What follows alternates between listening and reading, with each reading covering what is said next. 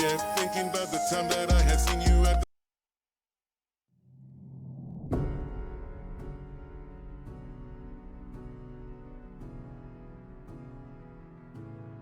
Hello? Hello, and welcome to yet another stream featuring none other than me. And you, if you're here. If you can hear this, then it also features you. If you cannot hear this, it most likely does not feature you. I don't have much to say. Someone yesterday found a sound. So 14 not found left. And then the last thing I have to say is that I need to charge my phone. The real last thing I have to say is that we have a list of... No. That is for you to collect. That is for you to make, not for me.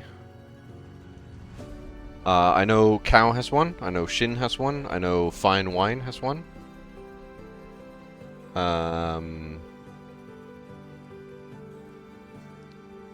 So maybe it's time for you to also make one, Harmu. So that you can join in on the fun of collecting sounds. Thank you, Woke. Allow me to add your images.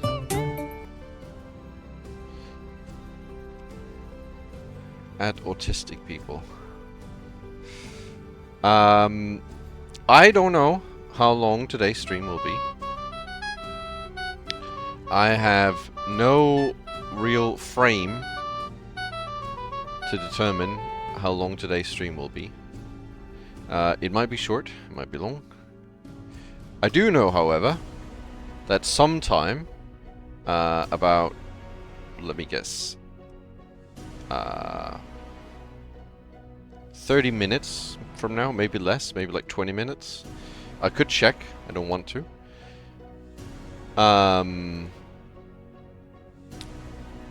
I will be needing to leave for a bit, but I will keep streaming afterwards.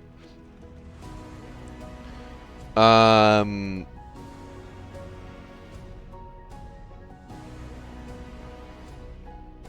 let me say welcome to everyone. Welcome Cow, welcome Reddy, welcome Harmu, welcome Wote, welcome Alcor, welcome Jedi. We're playing Sekimeiya. You're continuing. We are getting more information about the lore of this game, about the story that entails the so-called existence of the Sekimeiya, the spun glass, as they say.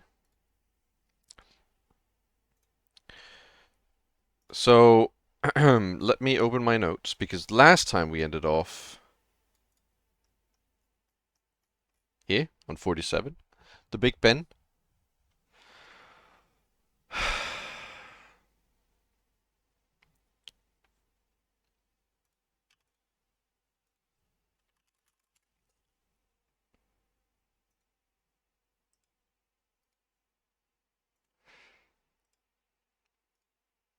How big is this? It's not that big.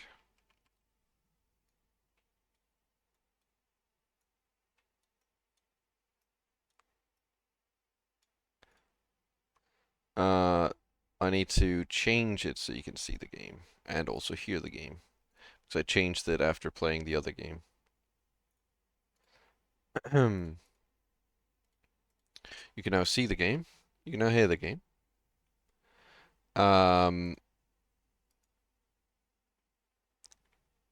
We ended off on 47. Most likely, I believe, we ended off right at the end of it. And we know that we went down. We were in the storeroom. We went down. And as we were walking down from the storeroom, someone swung a knife at us again, but this time, we saw who it was, and it was none other than Sai. So we run, and we are left with a choice. We are left with, should we take the stairs or should we take the elevator? I chose not to take the elevator, and the reason why I chose not to take the elevator was specifically for a narrative that I'd put in my head that the elevator was currently on in the attic and not on the third floor where we thought the elevator would be. So I ended up. Mike, is the number really six digits? Um, was that can opening you? That was me. It is. It has 6 numbers.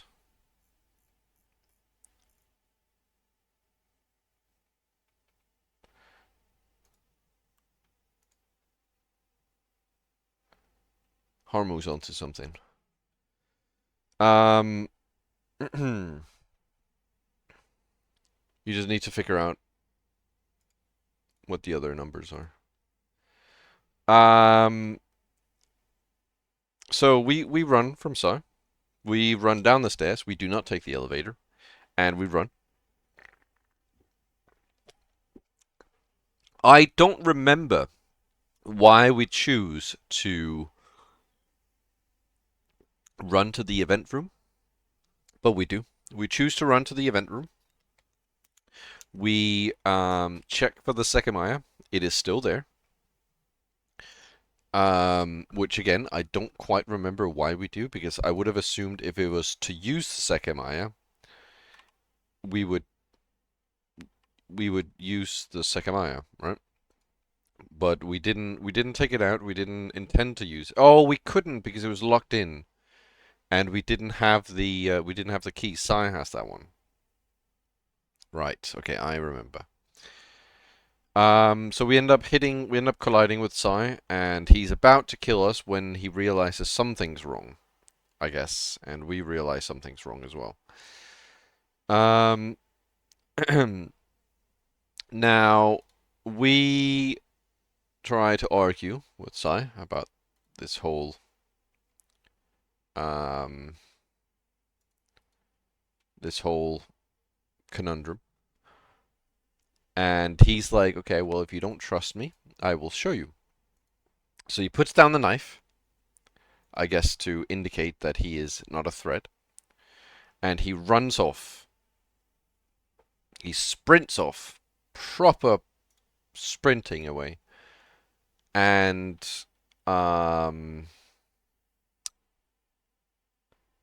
we start looking for him. And just as we look around and look everywhere, and we search in such a methodical way that it is not possible for him to hide anywhere. But just as we go back to the event room, he appears in the event room. Not out of nowhere, he walks through the door and goes to the Sekimeiya. And then he's about to touch. He picks up the Sekimeiya and he's about to touch it, or he sort of like makes a gesture that he's about to touch it, and we can't stop him. But our plan is that if we run within range of the Sekimeiya as he's about to touch it, we can teleport with him. Now, this is how we're positioned, but it turns out that only Shiroya teleports and I don't. So I'm left alone, and I'm sort of just walking around mindlessly. There's not a whole lot I can do. I try to do a few different things. I find a bug on one of the coats in the locker room. Not the insect bug, but like a recording bug. Someone is bugging. Someone is listening in something. Um, and then I end up touching the Sekimeiya, which then teleports me back in time, and I see myself So about 20 minutes. I was sort of hoping for longer to find Shiroya and Sai, but also I was sort of hoping to learn more about the Sekimeiya by using it, and I didn't. So we we have gained nothing basically from this, right? But as I sit down in the staff room, sort of defeated, not a whole lot to do, sort of giving up because I'm alone in this whole fucking tower now, and um, you know, I find a note next to me, which is this one that it says here, and that note has a story on it, which I wrote, apparently. Um, and that's where we left off. We heard the story, which was a story about two kids that gets kidnapped by a UFO and put in a room for 100 years, and that's about it. Let's continue. So I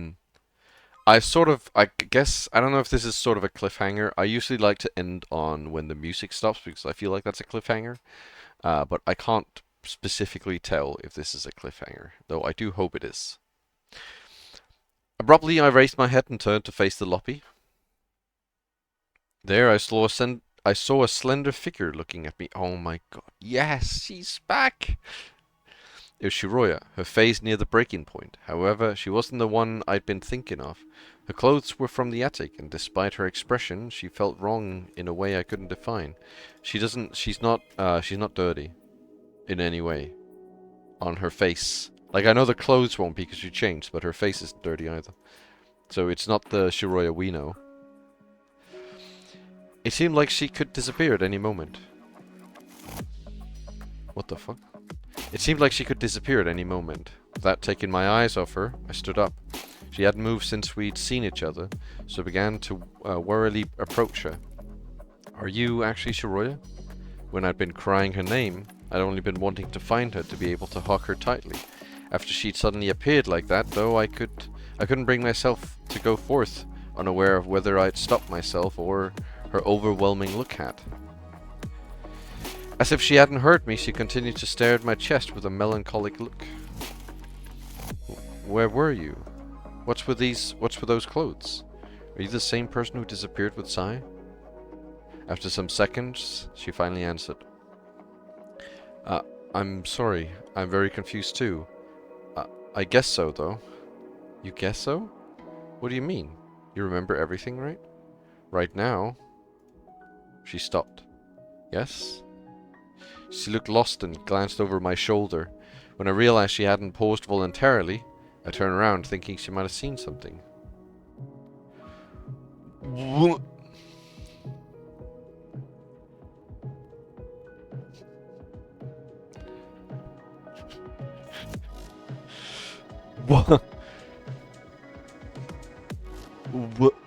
What is going on?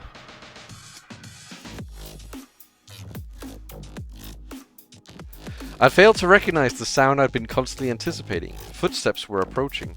However, a person came with them. I could hardly believe my eyes until I understood that what I was seeing had already occurred before.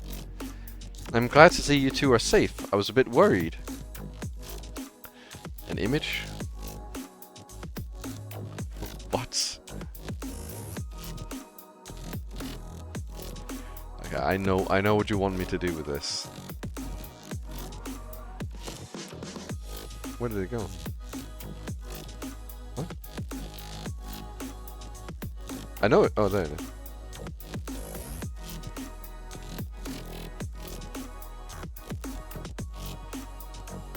Stop. Stop. There you go. I think that works.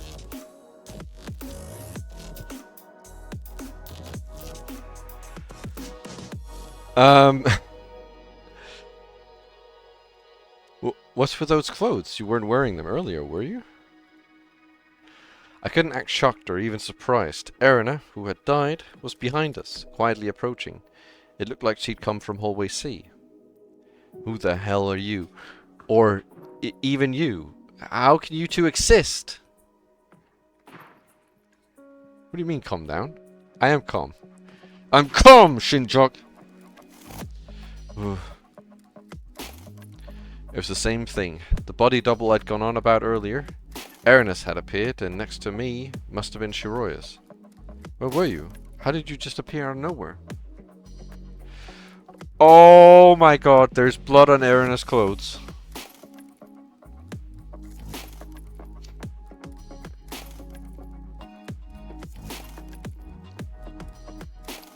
Who has she killed? She killed Katai? She fucking murdered Katai.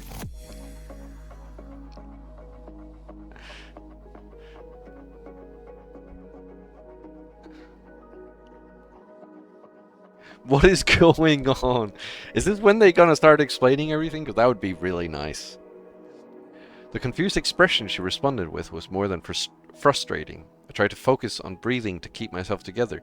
Just by looking at her, I'd noticed two glaring details. Just two glaring details. She looked almost as if she was sedated, and only partially conscious. Her voice and body movements gave off the same feeling, so it's clear she wasn't in the best state either physically or mentally. But the major point was her clothes. Her chest was covered by the same bloodstain I'd seen before. And so were her legs and her upper part of her face. I spotted the same scratches that indicated the fight, meaning that her body was identical to the one I'd seen. What? Is there a necromancer in the fucking midst of this fucking group? What do you not understand? Did you just pop into existence at some point? No? Why do you think that? Have you looked at that room? Your body is there. What? That one? It can't be. She staggered and took a while to complete her sentence, trying to overcome what her condition was. She walked to it. The door was already partially open, so she just had to push it the rest of the way. I knew you were lying. I can't be there. Of course not. I didn't have to move. Through the door, I could see that Erina's body had disappeared. Next to Naomi was Erina's curtain, but it had been left on the floor with no trace of the corpse I'd attempted to dignify.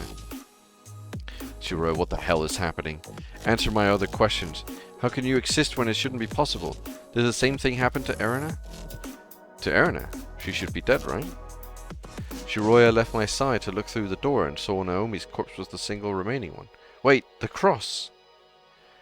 She was ahead of me, so I had the chance to look at the collar of her shirt, where I'd drawn the black cross. It's not there. I'm sure that's the spot where I marked it. About Erina, I think what happened isn't what you think. That's probably right. I can't think of anything anymore. Under those stained clothes, there's no wound, right? Huh? Erina looked at her own chest and was taken aback by all the blood she saw on herself. There never was one. The body you think disappeared is her. Do you mean that she never died? She nodded.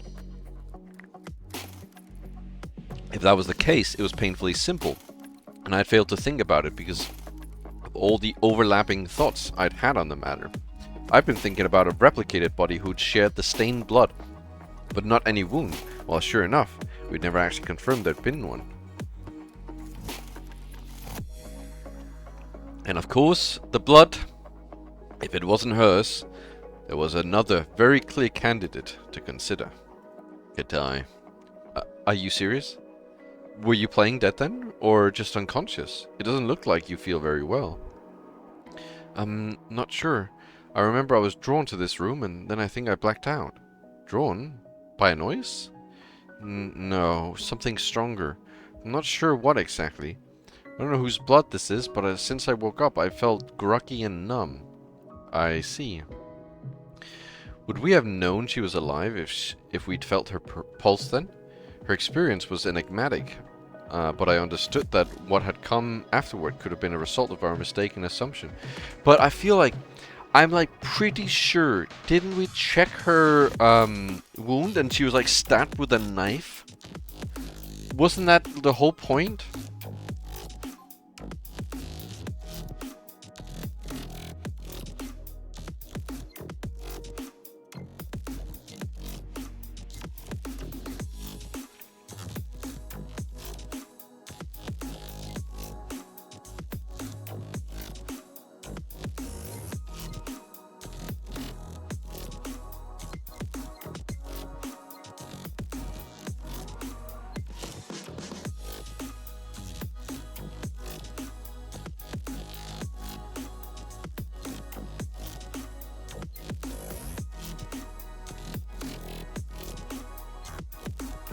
I swear.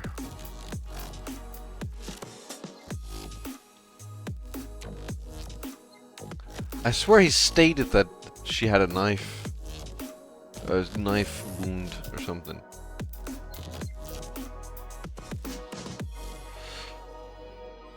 I don't know about wound.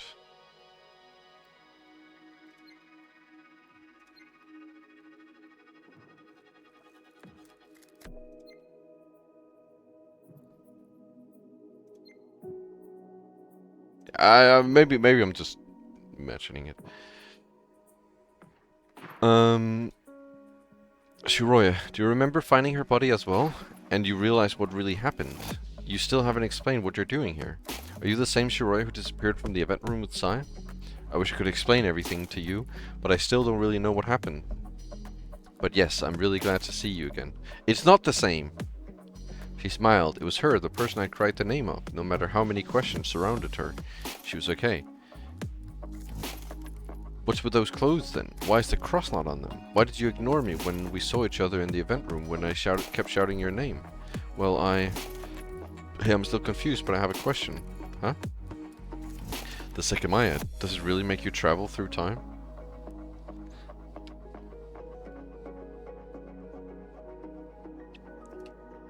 How does it work? What? If I understand it, touching it with your skin activates it, right? And you can go far into the past if it's out of the cabinet for a while. That's what I've been working under, yes.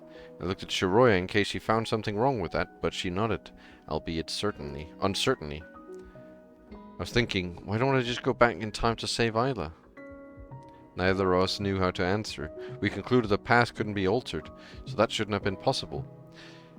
In the bedroom, despite managing to act semi-composed, Erina had always looked sorrowful. She tried to hope that her daughter had somehow survived. However, the woman in front of us was different. I don't know why I didn't think of it earlier. Someone killed her a few hours ago, so I just have to go to that time and prevent it. But I couldn't find the Sekimeiya. I kept looking at Isla's face for a very long time, and she told me that she could be saved. Then I saw a girl, and after that I heard you shouting. A girl? You saw Shiroya? I guess it couldn't have been anyone else. It must have been Shiroya. I also saw what happened to Katai. It looked horrible. Did someone do that?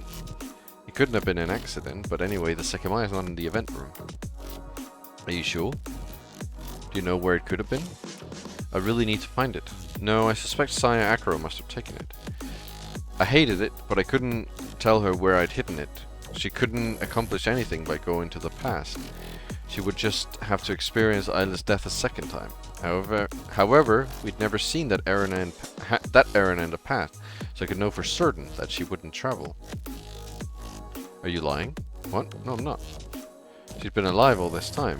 Could she have been seen me bringing the Sekimeiya to the staff room? The way you two reacted. You don't want me to save Isla, do you? That's not it at all. Remember that Sai and Akro took the cabinet key? They probably have the Sekimeiya. Shiroya was backing me up. I didn't know why something about her still felt off, but I was starting to accept that it was actually her.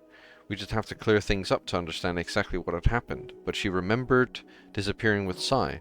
That meant she already knew I'd taken the Sekimeiya myself. But Erina didn't give in. It's clear that she didn't trust us after all. Despite what we talked about in the attic, she went in the event room, so we quietly walked behind. Alright, I need to take a quick break, like I said earlier. I apologize, but I will be taking a quick break. While I leave you with a club beat. and the angry me. Be right back.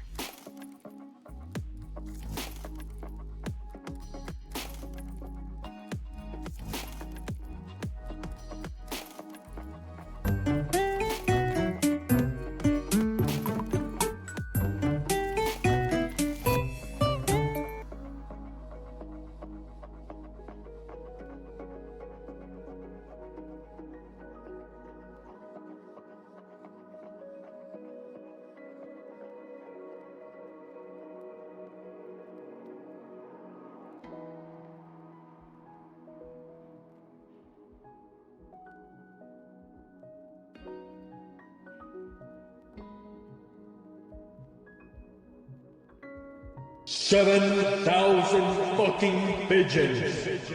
Eat this man.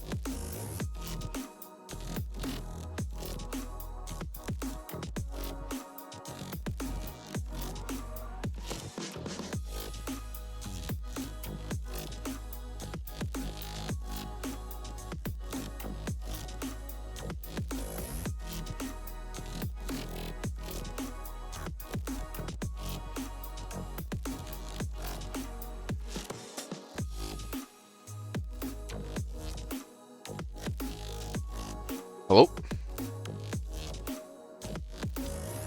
That took a while, but now we're back. Why so serious? Thanks, Jedi. What a wonderful welcome. I retrieve.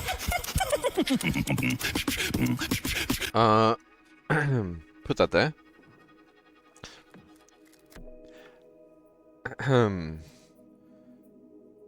Clear my throat.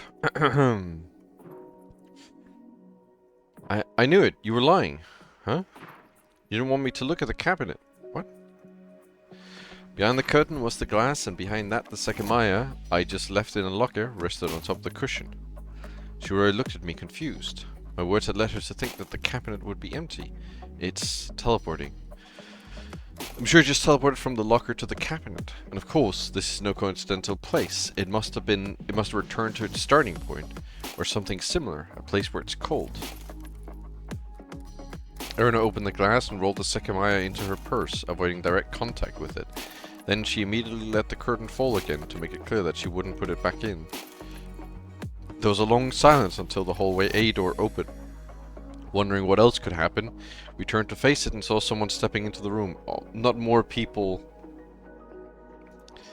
Not more people. Okay. I wanted to yell at him as soon as I saw his face, but I was too fed up to do so. I looked around me and laughed internally, having gone so quickly from thinking that I was alone to sharing a room with 3 people. Received with silence, Saya approached the cabinet. What's up? What the fuck are you even doing here? Did you succeed with that plan of yours? Oh, not quite, unfortunately. I thought Erina was dead. What's she doing with the Sekimeiya? You thought that too? No, I'm going to the past to save Isla. Huh? I doubt that. The past can't be changed. That's nonsense. I'm going to go to the past so I'll prevent Isla from dying. You used the Sekimeiya before, right? How long do I need to wait to go enough hours back? It should be about 15 minutes, but I still find it unlikely you'll change anything. So where the fuck did you go? Were you in the attic? Do you know where Shuroi went? I saw her disappear with you. Isn't she next to you? What's with those clothes anyway? Aren't they from her? Aren't they from there? They are. I see, they're definitely an improvement for you.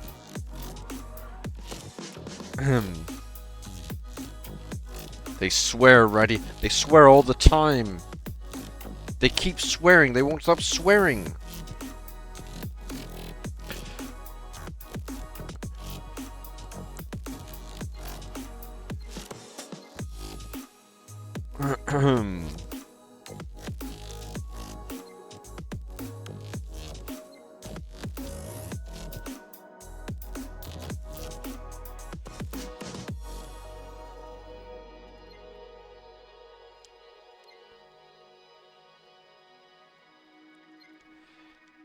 Didn't we agree with her that if she wore those clothes, it was to give us a sign? Didn't we agree with her? I'm trying to remember.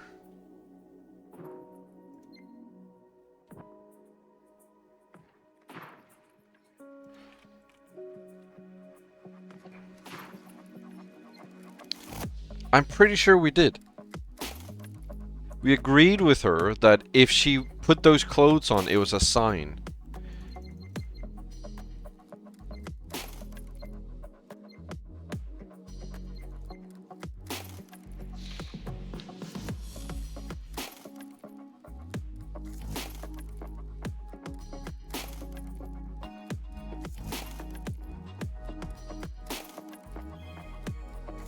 Yeah, that's a fair point.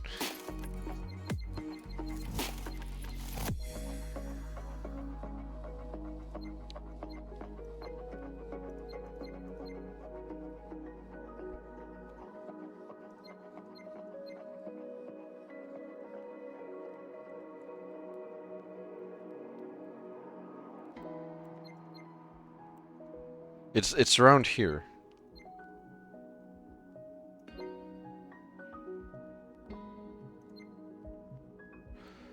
If we ever see that version and you're wearing these clothes, I'll check this spot.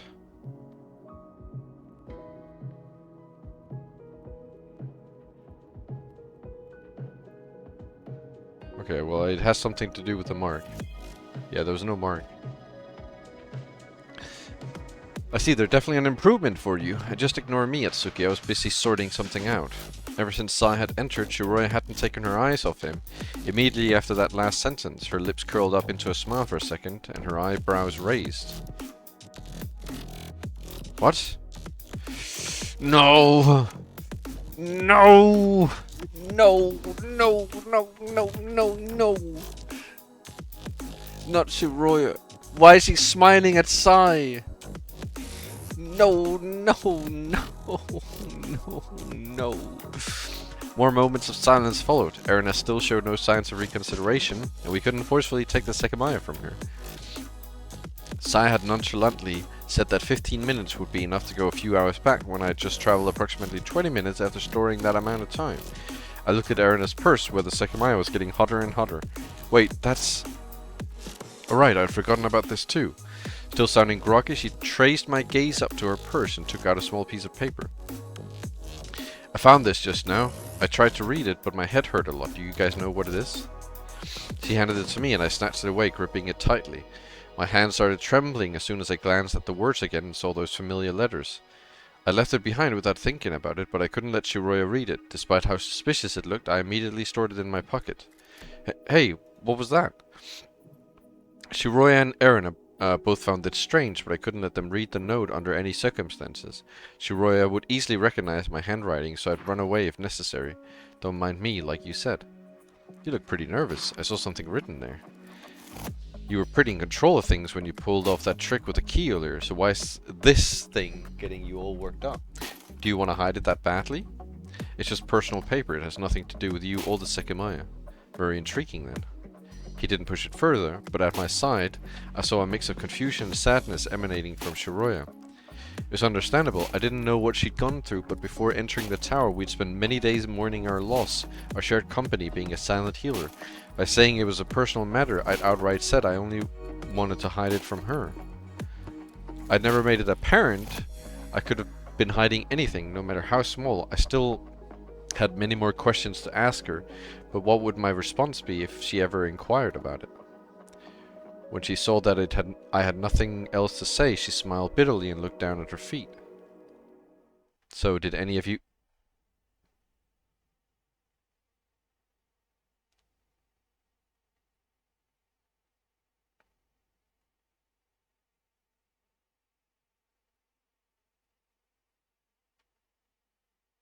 What?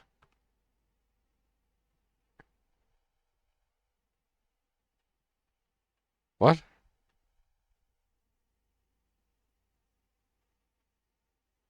Huh? So did any of you see Mia? What?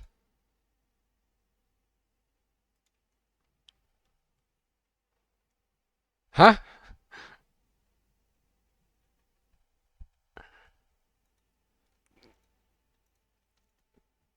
Wh- Who?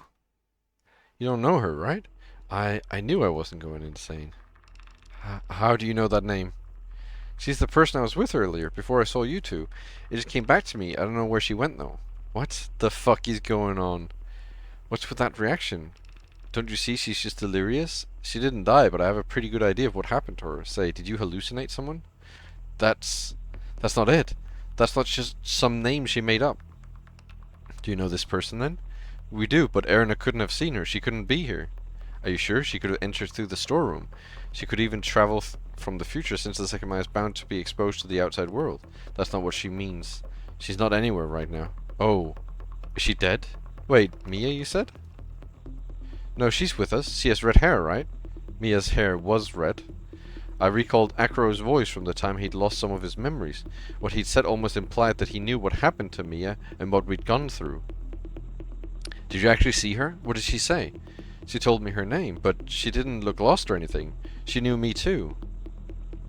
She just suddenly ran away, and I haven't seen her again. I definitely thought I hadn't seen her before, but I thought I wasn't sure. What? Is Mia here? Is she alive? Are we going to succeed and save her somehow?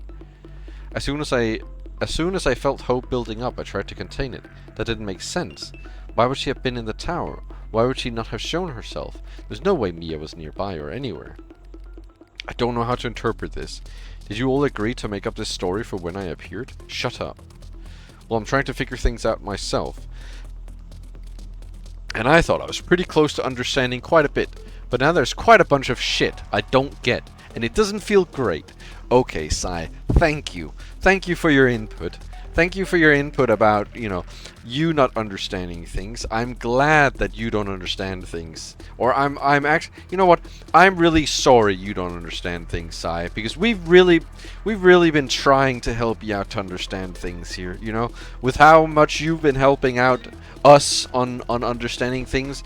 We really want to return that favor to you.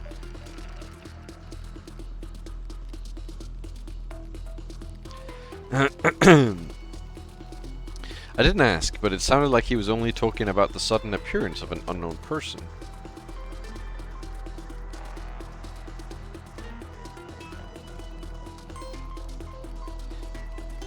You did mean she died, right? Is saving her with the Sekimeiya not an option? So shut the fuck up. If it was, I promise... Welcome, Ember. I promise you that we would have done it.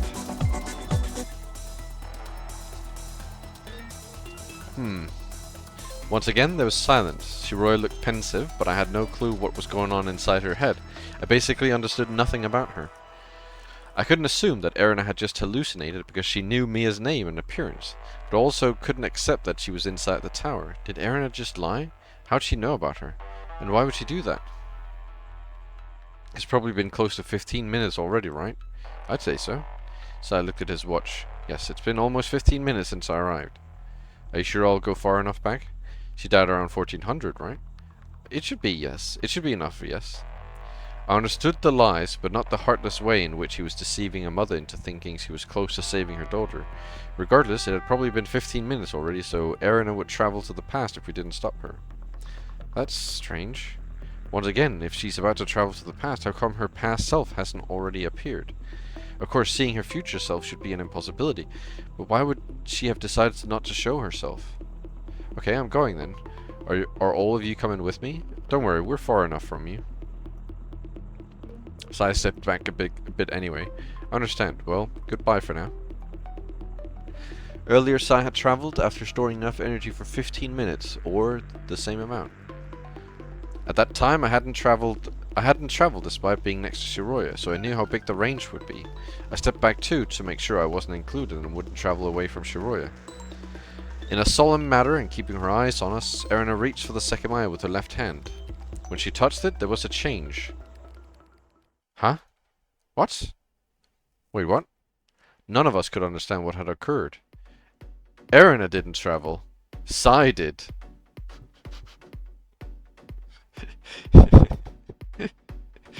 What the hell is going on? Why didn't it work? Did Sai disappear? Was everything that he said a lie? I couldn't fathom it. What had happened defied everything we'd learned. Shiroya and I had been pretty close to Erina, but going off Sai's previous travel, the range shouldn't have been large enough to pick us up. We'd been farther back than Sai, but why had he been the only one to travel?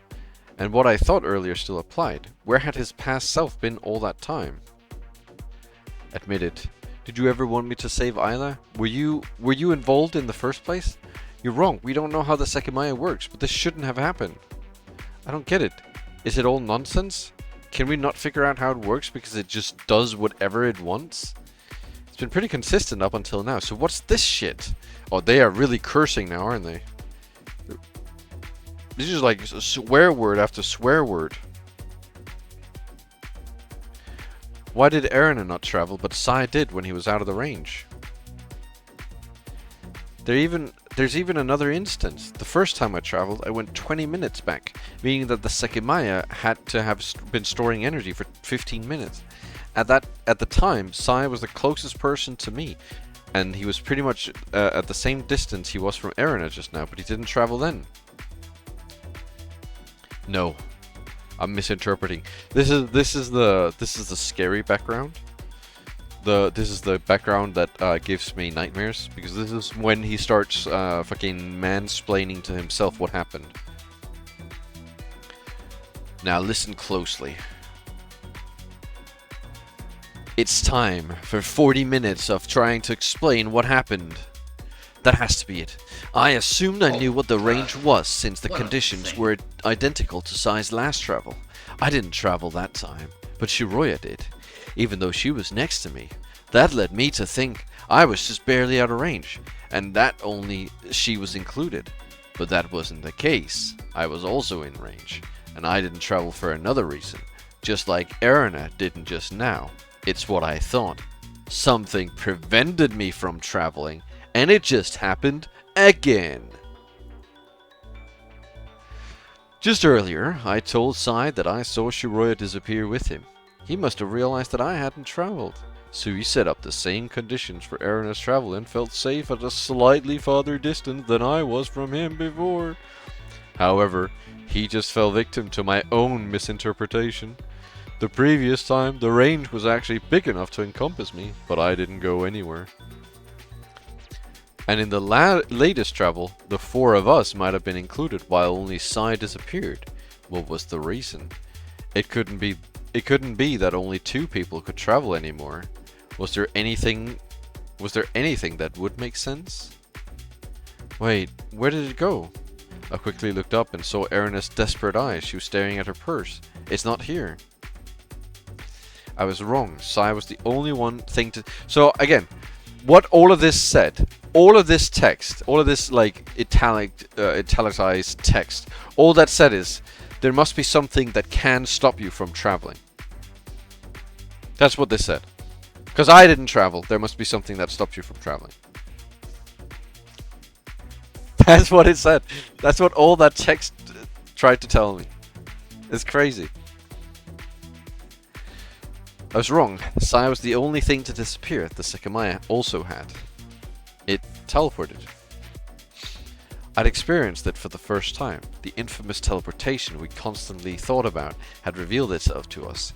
Erina's travel activated it, taking Sai away in the process.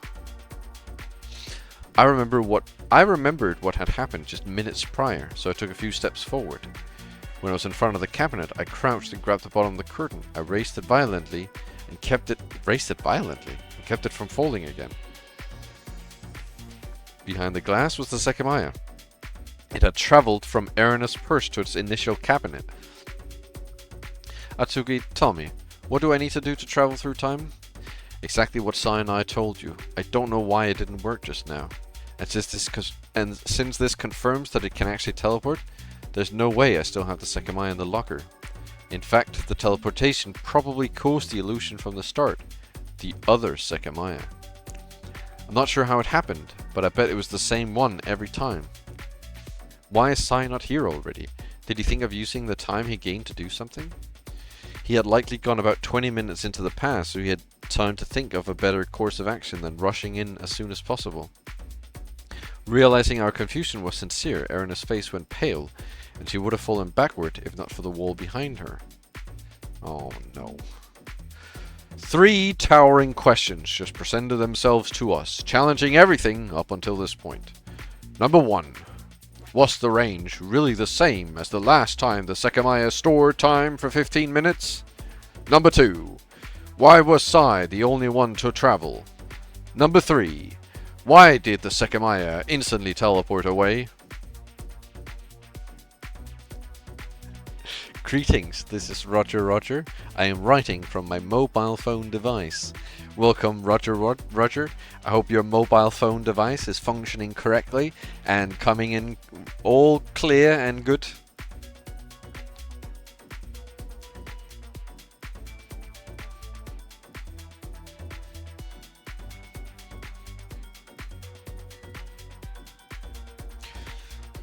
Clear and good. Regarding the range, we don't know how it actually functions. I've assumed it only starts to expand when the time begins to be stored. But what if that's not the case? Could it also increase while the Sekimeiya is in the cabinet? Or what if the range from the previous travels persists, for example? The second is the most confusing one. Erina, Shiroya, and I haven't traveled. There's no way we weren't included in the range, is there? At least not Erina, who touched the Sekimeiya. But it only worked for Sai. There has to be a reason why we were excluded.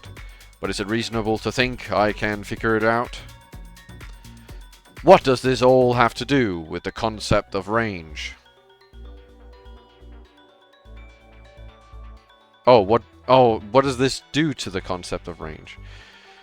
Now, how can we be sure that it exists? Perhaps there's no range at all, and something else entirely determines who's included in the travel. And finally, why did the Sekimeiya disappear from Erina's pose? It's impossible. That happens every time it's activated. It didn't disappear when Sai and Shiroya traveled. Without a doubt, this is the strangest travel so far.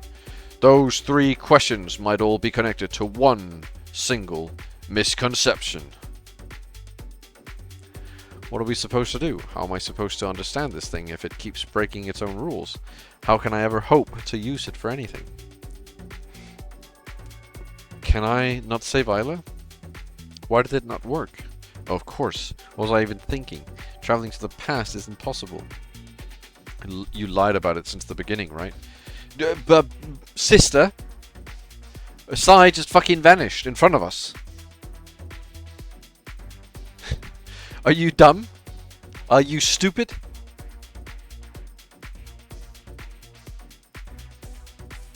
Are you dumb and stupid?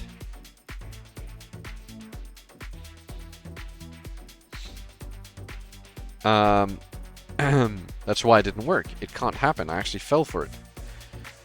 I was too lost to answer. Something had happened to Erina, that was for sure. She just witnessed Sai's disappearance, but was accusing us of lying. It seemed that trying to explain ourselves wouldn't be of much help. Just wait here. I'll be back in a second. Before she could react, I moved to hallway B. I needed to check the staff room.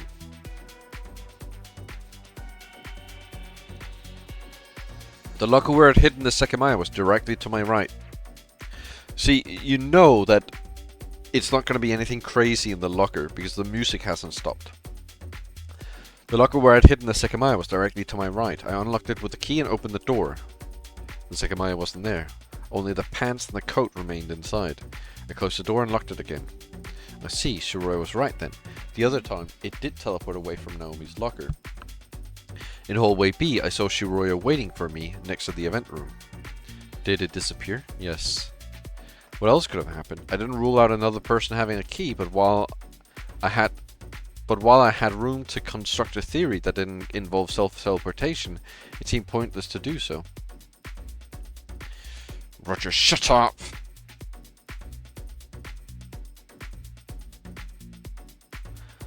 Had someone put another Sekimeiya in the cabinet after entering from hallway A and taken mine out of the staff room while we were in the event room? There's no way. Nobody else had been involved. What did you want to do? I'm just wondering about Sai's whereabouts because an extra version of him has existed somewhere in the past. Did we never see him in so many hours? So many hours, right. She thinks Sai went back to before Isla died. In reality, he went about 20 minutes. He went back about 20 minutes, if that's consistent. Although she just went from saying time travel isn't possible to thinking it is again. She's more unstable than I thought. I'm not sure, but he has to be somewhere. I was a little frustrated by Shiroya's continued silence. She was definitely thinking about what had happened, but she might have had information I wasn't aware about, and nothing she had revealed yet. The three of us were going over our thoughts when suddenly the door to the lobby opened. There you are. What were you doing? Huh? Something was strange and immediately became apparent. Sai had shown up from the lobby, so I was relieved to know that he wouldn't be unaccounted for. He, on the other hand, looked completely different. Does he? Am I thinking he doesn't look completely different at all? I know I can click and then see what they're talking about. But is this like he looks completely different? Only the MC can see that he looks completely different? Or is this like... Because I mean, he looks the same to me. Sai molested version? Like, I know I can click and it's going to explain to me how he looks completely different. But I would have hoped that if it says he looks completely different, that I'm going to look at him and he's like, going to be like, oh, wow, he does look completely different. Whoa, what the fuck? I'd never seen him so confused. He tried to have the upper hand in every situation, but his face told the truth. He couldn't comprehend what he was seeing. From his point of view, something was very wrong. Huh? Who the fuck are you? How are you here? From the event room, a door opened. After every... That's Katai. That's Katai, isn't it? Katai is about to walk out. After everything that had just happened, when I saw who came out, I barely reacted. No? Okay, Akro. Whoa, what's this girl doing here? Those were his first words I'd heard from Akro in hours. Recognizing the person who shared his bewilderment, he stood next to Sai while the three of us looked at each other in case someone understood what was occurring. Atsuki, now you have to answer. Who is she? Are you actually acting as if you don't recognize me? Of course we don't. Well, no, of course we do. Aren't you dead? Again, Shiroya's fate is death. I need to say it, I've always wanted to, and I can't believe I never will. I love you. Nightmarish memories split my brain in half. It seemed like the world was abandoning all sense, warping into something completely repulsive. Me? Why would I be dead? And you too, Aaron. I thought you had died. Huh? Isn't that what you said earlier? Earlier? What the hell are you talking about? Before the conversation could escalate further, I had to ask a very important question which had been repeating throughout our imprisonment. Sai, what time is it? It's 1843. 1843. It's about 20 minutes behind the real time I estimated. That meant Sai's replicated location after traveling had been 20 minutes prior and his watch hadn't stopped working. Why? Did you time travel? No, I didn't. He's right though. Are you a future version of Aaron or something? What? Well, you're not dead after all, but we felt your pulse. In any case, I figured you would have come from the future. What even happened to you? I can't remember much. I think someone hit my head and I felt unconscious. I don't know what happened before that. Yeah, that's about what we knew too. Sorry, we can't be of more use. I was losing it. I was about to explode. What the fuck was happening? Was it all a joke deliberately constructed to destroy me? I don't get it either, but I'm glad you're safe. This means you're not guaranteed to end up dead. But you? What even is your name? How did you get here? I've been here since the start. That's not true. Oh, they're gonna know a person called Mia, aren't they? They're gonna... Are they from like some dimension where Shiroya died instead of Mia and I brought in Mia at the beginning? Or something like that? What is going on? Yeah, but... Oh, I guess you're right. Aaron, I didn't know Shiroya.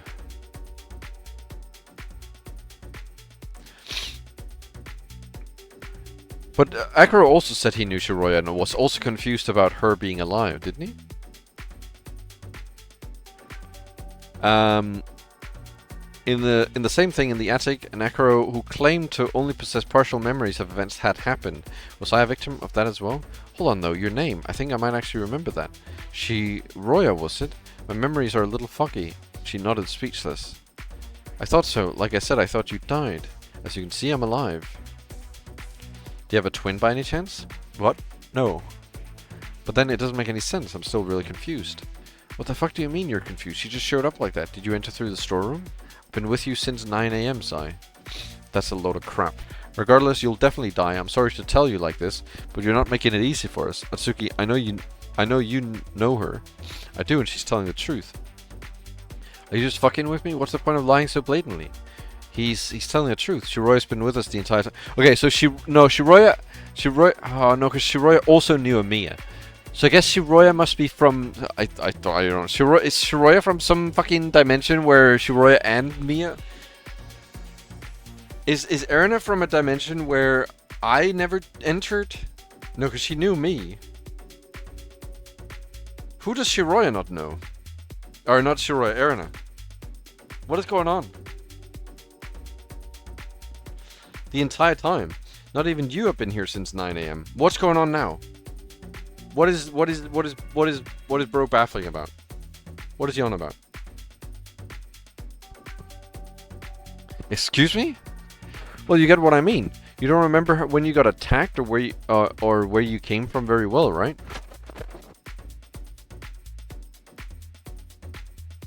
Of course, Erina and I have been here the whole time, but not you. It was settled. They had either gone completely insane, or their plan was to make us go insane.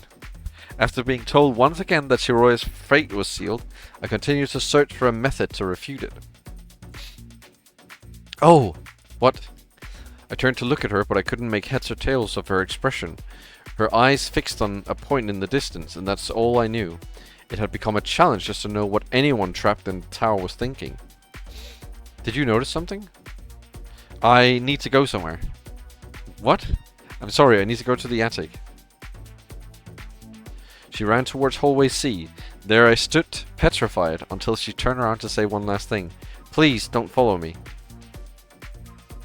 Trampoline? I could only stare at her eyes in search of any compassion.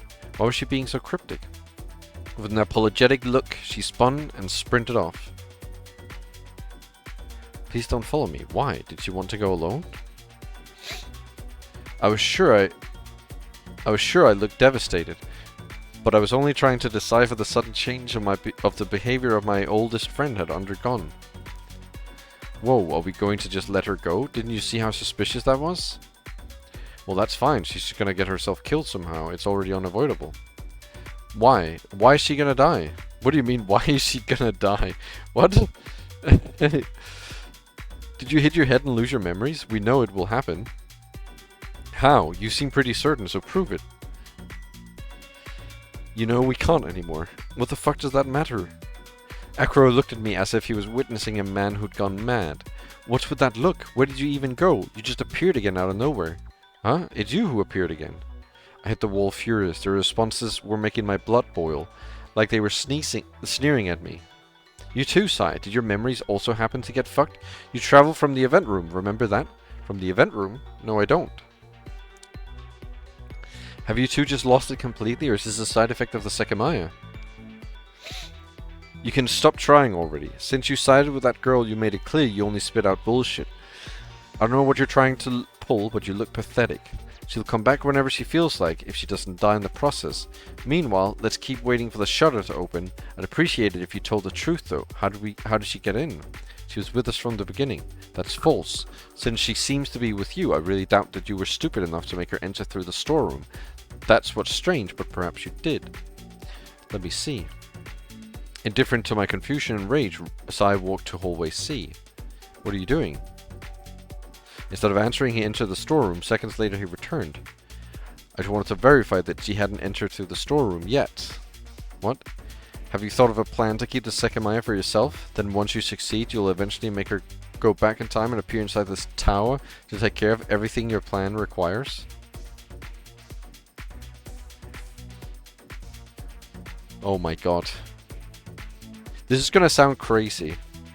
But hear me out, hear me out. Maybe we never knew Shiroya. Maybe our memories are all fake. And Shiroya never, like, existed or something. Mia was our original friend, who was Shiroya. But then Shiroya has somehow implanted memories into us that she was that friend. And she was part of the friend group. And she was never here from the beginning. Mia was. But Mia was killed. And then to fix that, Shiroya implanted memories in us that made it seem like she was here from the beginning. Wouldn't that be insane if that was the story?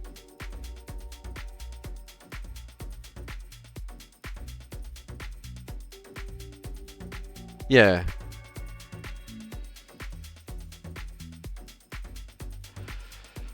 Then once you succeed, you'll eventually make it go back in time to appear inside the town and take care of whatever your plan requires. What are you even talking about? Maybe you two weren't enough, I don't know. Maybe, although if that's what you did, you had to know you were sending her to die, even if she was already supposed to be dead. I don't get exactly what your idea is or how it all came to happen. It's a damn mess. Yeah.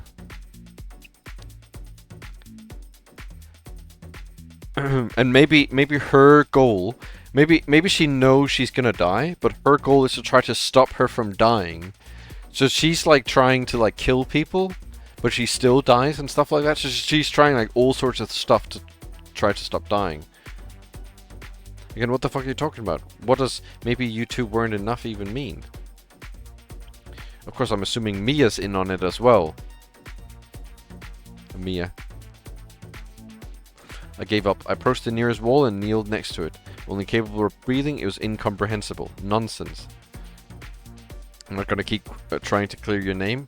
I suppose it'd be futile with how obvious it is that this is your doing. Okay, I'll ask. How do you know about Mia? What? She's been here? What? She's been here? That's it. Ignore him from now on. He can't get out of the corner he backed himself into. I covered my eyes with my arm, applying as much pressure against my face as I could. Who had decided to make me go through hell, and why had Shiroya left me behind? Letting out a casual laugh, Sai sat next to me. Aren't you going to follow her? It seems really obvious that you gave her some kind of cue to leave, you know? She just got this blank look and suddenly had to go. Was that all you could come up with? I gave you a little bit of credit earlier, but honestly, what happened to Eric could definitely have been all of you.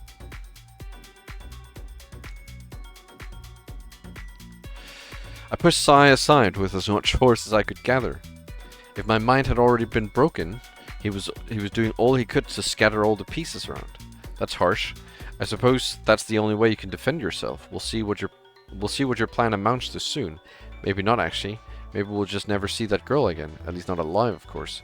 Sai, I swear, if you open your mouth again, I'm going to fucking break it. I get it. Let's wait as much as you want. My vision was dark, partly covered by my arm. Standing up were Akaro and Erina, whose expressions I couldn't see. Beyond the meaning behind Sai's words and Akaro's appearance, I couldn't get my thoughts off Shiroya. Why had she left like that? She hadn't even promised me she'd return. I tried not to let Sai's voice loop in my head, but there was no stopping it. Was she going to die? Would I write that note? No, neither of those would happen. She wouldn't just leave like that. She thought there was a chance she would die. There had to be a good reason behind her actions. Don't kill me, but hasn't it been a long time since she left? What do you think she's doing? Be quiet. Listen, she looked at me as well when she said not to follow her, so I'm being considerate staying behind. I was just wondering if you had any idea. Sai was the least of my concerns. I barely put any thought into punching him, but before I did, I saw a conspicuous smile all over his face. It only faded momentarily, returning right after the blow. He didn't say anything, but he positioned himself back at my side. While I couldn't see him, his mere presence felt disgusting. Not a single part left of me felt able to continue reasoning out what was happening. All I knew was that the last travel had been different and somehow led to Sai's behavior, with him being the only affected person. But even though I felt stuck, I couldn't stop time from ticking. Every second I spent sheltering myself from reality was another one I spent thinking that Shiroya might never come back. Yeah, he punched him. Yeah. Oh!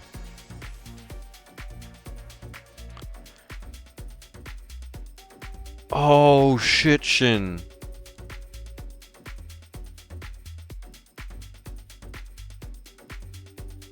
And that's why he wanted to kill me. And that's why he didn't kill me, because I didn't know why he had the blood.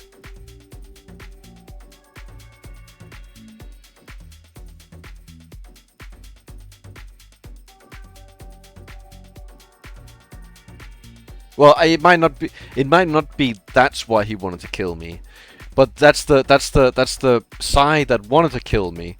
Is this one? This is some. Okay, so I'm guessing the story is starting to devolve into alternate dimensions, huh? Eventually, my attempts at calming down bore some fruit. Up until then, she and I had been making our way through the day together. The version of her that had just gone upstairs had experienced things that I wasn't aware of, so she'd known that following along would be a bad idea. However, what could she have gone to do, and why did she not explain it even vaguely? She simply left. She'd gone up to the attic. The Sekimeiya was in the event room.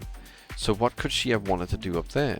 Do you remember anything else, Erina? I don't think so. I think I might have an idea about who attacked you now, huh? I wouldn't want to get killed, though. Atsuki, sorry to bother you, but do you think you know who it was? I don't know. Not even the slightest idea? What are you going to say with Shiroya? I would never say that. However, she's the most likely suspect, isn't she? She isn't. Why the fuck is she saying that? Because she could have traveled to the past and done it? That's bullshit. How's she more suspicious than anyone else? I know it could have been anyone, but it'd be a bit strange if it wasn't her. Although I only assumed you weren't guilty because I thought you wouldn't be so stupid. Does that make sense? I don't think she could have attacked her. I do. After all, are you basing that on what Atsuki said? Wait, you're right. Atsuki, tell me the truth. Was that what you did? Shut the fuck up, I didn't do anything. Erina, I have a question. Did you kill Shiroya? That would explain almost everything. No, of course not. Right, I wonder, could this have worked? Every time I heard him, I repeated a mantra. Listening to him was pointless. Not a single thing he was saying made any sense or had any value. Earlier he tried to kill us, but refused to tell us why. After undergoing a sudden change, he was acting aggressive toward me again. Was it only because he'd seen Shiroya, who he didn't remember, or thought couldn't be alive? What about Akuro, who hadn't been anywhere for hours? What were they talking about regarding Erina? And how in the hell did they know about Mia? Had the Sekimeiya just created an absurd clash of events and memories? I wanted to know what had happened to Shiroya and everyone in the tower. Sai's behavior toward me was light years different from how he treated me in the beginning, but he'd always operated logically. I wanted to know what had caused the immense change, but arguing with him was impossible. There were too many things I needed to understand. Questions had barraged me since 9 AM, and each one was more complex than the last.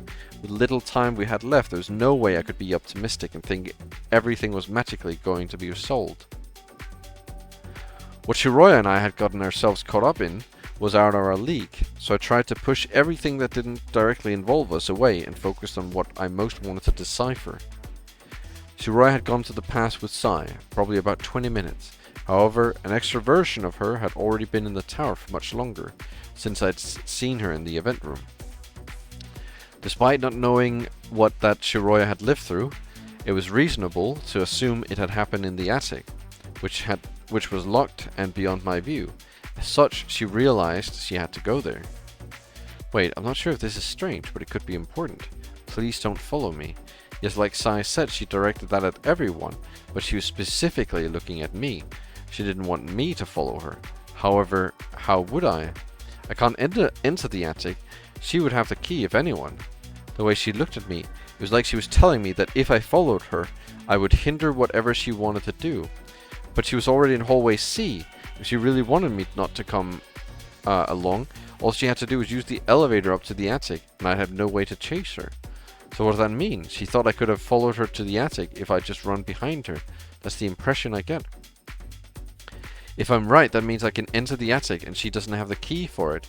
And somehow she knew it was unlocked, when I know it wasn't just minutes ago.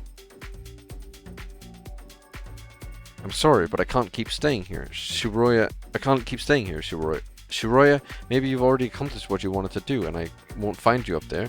But I need to find out what happened. What time is it? This is all you need to give her? Let me see. It's 1908.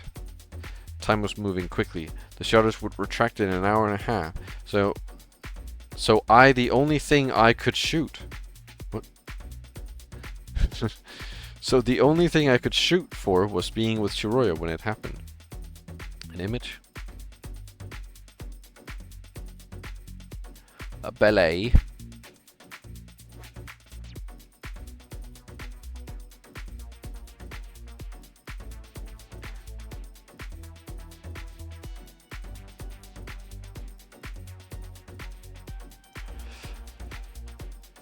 If you plan to go to the attic, don't think we'll let you go alone. I stood up, ignoring him. He didn't hesitate to stand too. And it seemed Akro and Erina were getting closer. Should we take the elevator? Do you have the attic key? What? Of course I don't. Just go to the 6th floor and enter it. The elevator arrived soon after I'd called it, revealing that it had still been on a higher floor. When I opened the door, the other three took a step forward to get in. So you're out of your mind if you think you're getting in the same elevator as me. Back off. Going to make me walk all the way up? Awfully rude of you. My glare extended to Akro, who I also refused to be close to. I knew he could overpower me if he wanted to, but he'd reiterated the claim that Shiroya would die, so I'd fight him even if it was pointless. He shrugged and moved aside.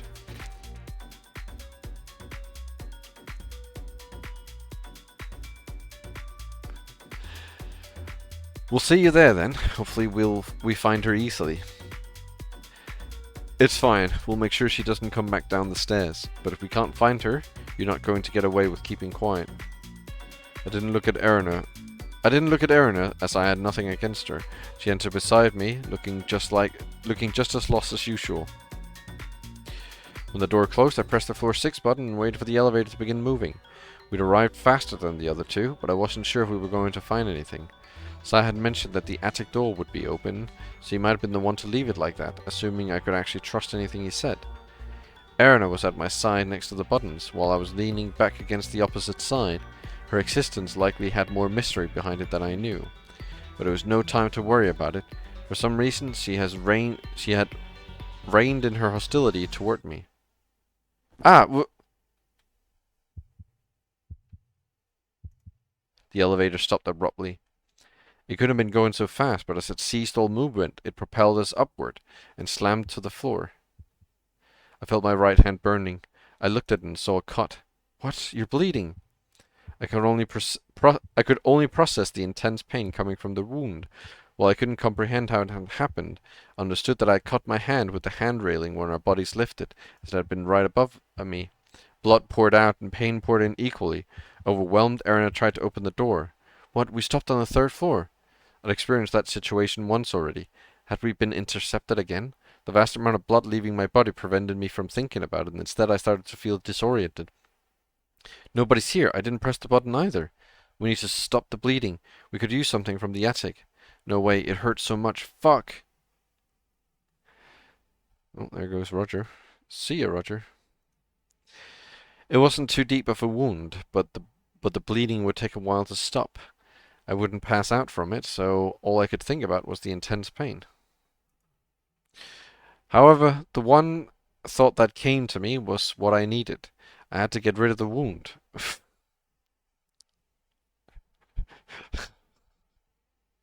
Okay. It hurt way too much to spend the entire remaining time without medical assistance, and I needed to have a clear mind. I could accomplish that. I only had to travel back in time. Perhaps the pain blinded me, but without a second thought, I yanked the door inward and pressed the button to go back to the 1st floor. What are you? Her voice cut off, and I began to descend. It was fine. I'd only take a detour. After I got rid of the ridiculous pain that wouldn't let me think properly for a long time to come, I'd go up and find Shiroya. I could even go earlier. The single requirement was the Sekimeiya. I had to activate it and replicate an earlier position of myself without the wound. Retrieving all of my lost blood in the process. I had to do it quickly so that there wouldn't be so many possible locations to replicate after the wound. The doors opened, so I dashed out of the elevator as fast as I could, forcing my eyes shut to suppress the pain. I ran to the event room, a fair amount of blood dripping from my hand. I knew I'd have to wait a few minutes to activate it, but that was necessary. However, since I clearly didn't know much about how the replicated location operated, I could only hope that it would actually work. I felt the room was a bit colder than before. I uncovered the curtain. Why? It wasn't there. Behind the glass there was only a crimson cushion, and the glass wasn't fully shut, which cooled my face while I stared in denial. Fuck, do I have to search for it? Sai, Akro, even Shiroya, they could have all taken it. It was alright. I tried to tell myself I would have had to wait a few minutes before activating the Sekimeiya anyway.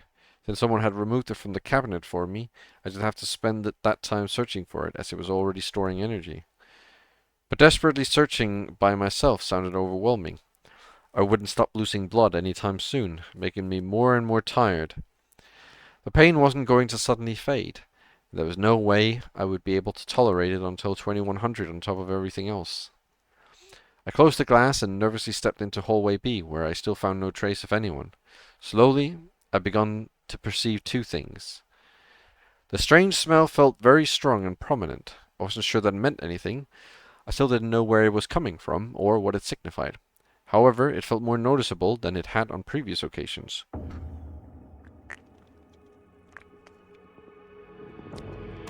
The second thing was a thought. I knew I looked just like Erina had previously, so I found myself suddenly coming back to something she'd recently said. That's nonsense. I'm going to go to the past. I'll prevent Isla from dying. She completely refused Sai's claim that the past couldn't be changed. My mind had been clouded, but I started to doubt my past conclusions, feeling that Erina's word could hold some weight. I wanted to go to the past, so what if I changed it? Would the universe really not allow it? I'd been working under that assumption, but that concept had begun to feel nonsensical to me. If I actively wanted to change the past, there was no way I couldn't do it, and I didn't particularly mind trying it. I entered the cleaning room and scanned it with my eyes. How the universe stopped me from changing what had been decided, I wanted to find out. Yeah. Also, something I'm starting to wonder. Have we ever seen the Sekimeiya on any floor other than the crystal floor? There was talk about it being in the attic for several reasons, but we've never seen it in the attic, right? We have never actually seen it in the attic.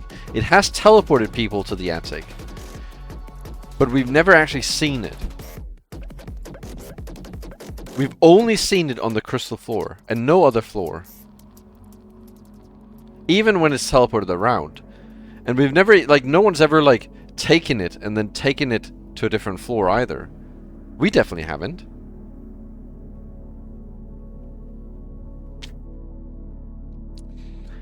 Many things around me pointed at the fact that Shiroya would die at one point. Well, I think everyone dies at one point.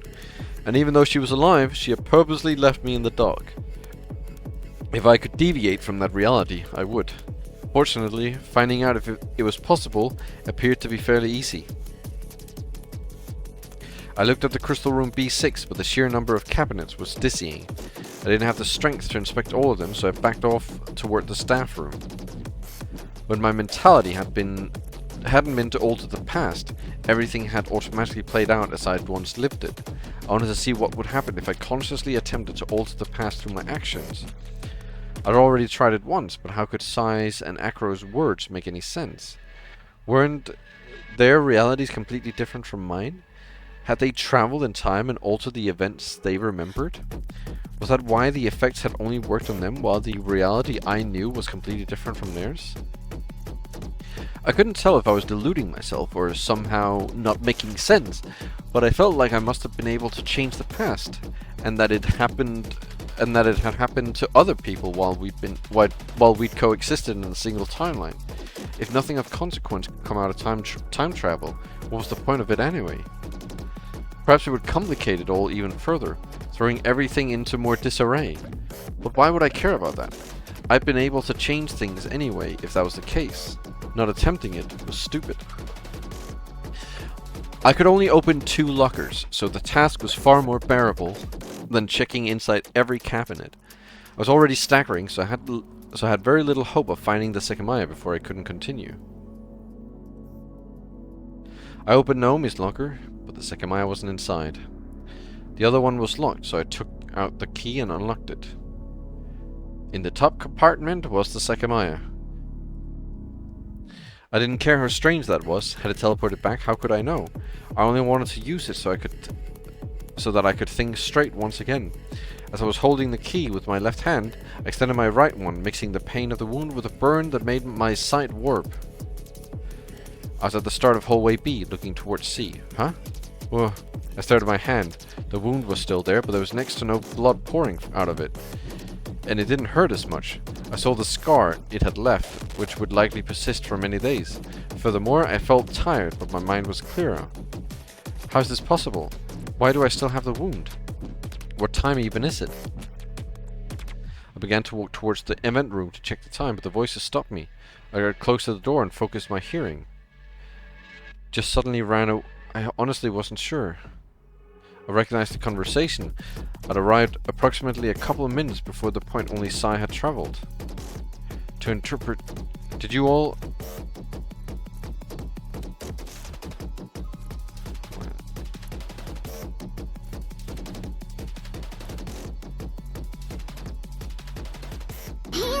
Oh.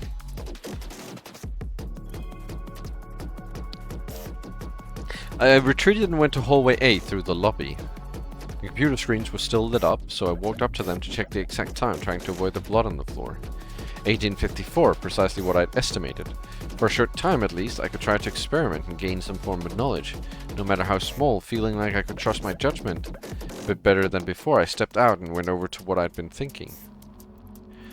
What if I open the door to the event room? It's completely in reach, and if I do it, I'll be changing the past. I was intrigued. I had to accept that nothing made sense to me. Given what I deduced, I shouldn't have kept the wound. I knew I was operating under numerous misconceptions. If I tried to change the past, the result had untold potential to point me in a more accurate direction. That's because someone died in there. I'm not even kidding. That's literally because Kitai is dead in there. That's why there's blood vision. But it was scary. Did paradox exist? Did the world crumble if I changed what I had already experienced? Maybe the universe was pressuring me into accepting what had been decided. But I didn't feel like the pressure was strong enough. I couldn't make any change, and the only thing in my way was myself. However, I didn't want to go too many steps up. Perhaps I could change the past if I really wanted to. But if I altered my own past actions, I'd never end up traveling, so I think that my existence could be immediately overwritten wasn't an unfounded fear. How could I attempt to change the past while making sure that I could still end up traveling in the same way? In a few minutes, Sai will appear in hallway B from the lobby, while Acro will suddenly show up from hallway A through the event room. Preventing their arrivals could still be too big of a change that might deny my travel from occurring. The more I thought about it, the more I realized that I had nothing else to alter, that I could be sure I had definitely changed. It's extremely reckless, but I wanted to try it nonetheless. I wanted to understand what had happened to Shiroi and the rest of us, and although it sounded dangerous in theory, I felt no risk in play. The thought of one of my harmless actions freezing or eradicating the universe simply didn't seem right. So I had an idea, a sound. To start off, I could produce a loud sound I knew I hadn't heard. If I managed to make that happen, the past could be changed. I walked up to the storeroom so that I'd be able to flee. I still didn't want my past self to see me, as the chances of a paradox occurring could suddenly increase if it happened, and the single thing I wanted to know was whether reality could be reshaped. I twisted a knob in the door and pushed it open. It was fully within my reach. I could slam the door and generate a considerably loud sound that hadn't previously existed. Was the universe about to black out? I'd shortly find out, as I really intended to do it. I was using my left hand since the right one was still hurt. Perhaps the impact wouldn't be as strong, but there was no way it couldn't be hurt throughout the entire floor. I remember Sai's words in the event room. The past can't be changed. He'd gotten to the same conclusion I had earlier, but had he tried it himself? There's no way he was certain without attempting it. Am I making too big a deal of this? I'm just going to make a sound. I was hesitating. Was it the universe prediction that no sound would be heard? Feeling controlled, I moved my arm without thinking. There it is, the new noise, one that we didn't hear. Had to run away. The world hadn't frozen. I was still alive. However, all that meant was that my existence was not a paradox. Letting my past self see me was an inherent problem. He'd know he'd end up traveling and doing what he'd seen, cancelling out the freedom of my own actions. However, that wasn't necessarily the case anymore. As the past version that could see me wouldn't be the same me anymore. He would be the one who heard a sound I'd never experienced, so he might not end up traveling like I had. I ran towards the stairs and quickly disappeared from view. Hadn't edited my memories at all. I still remembered the reality in which no sound had played. It's a potentially massive problem. I could have created a reality in which two versions of myself existed permanently. If I'd separated myself from my past version, who was on the crystal floor, he wouldn't ever travel and leave this place for me to occupy like what had been happening so far.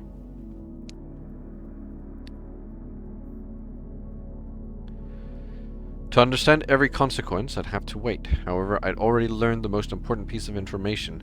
The past could be changed if I wanted it to. On the other hand, nothing would differ unless I intended it to. Yeah, I think you're right, Shin.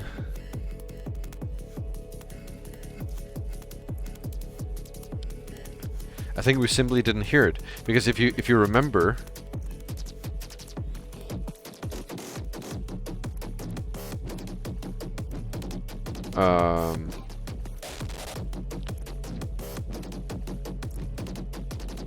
if you remember, this is how we were standing, approximately, right?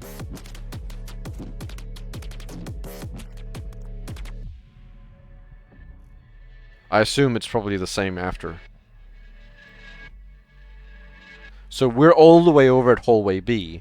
So maybe it was just far enough away that we couldn't hear it. But then Aaron should probably have heard it as well. I don't know. But I think you're right. I think you're very right. I felt a piercing pain and looked at my hand. Running around with clenched fists had slightly reopened the wound, and a small amount of blood was dripping out. If I had left some behind, it would create a trail to find my whereabouts. I looked at the staircase and saw very little blood. The stronger pain was coming back, so I had to cover the wound. I couldn't go back down and use a curtain, and I didn't necessarily want to dirty the clothes in the attic. Instead, I entered the bathroom at my side, figuring a few strips of toilet paper would be enough. Toilet paper was far from appropriate or hygienic to cover wounds, but I had to use what I had at my disposal. I kept adding layers until no more blood could be seen. It took a while, but I managed to make it work. I should probably stay here. I don't know if the sound I made was enough to cause a search on the crystal floor, but if it was, they'll find me no matter where I go. Hopefully it didn't trigger one. However, it's possible Shiroya will still suddenly go up. So if I pay attention, I'll hear her whether she uses the elevator or goes on foot. I'm not sure if I want to stop her, but I want to know what she went to do. I waited after sitting down and slightly opening the door. It wasn't open enough to see outside, but I hoped I would hear footsteps through the gap.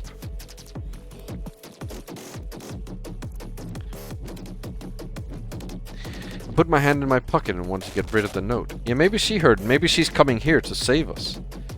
Because we're bleeding. Strangely, I couldn't find it. It wasn't there, but I hadn't gotten rid of it.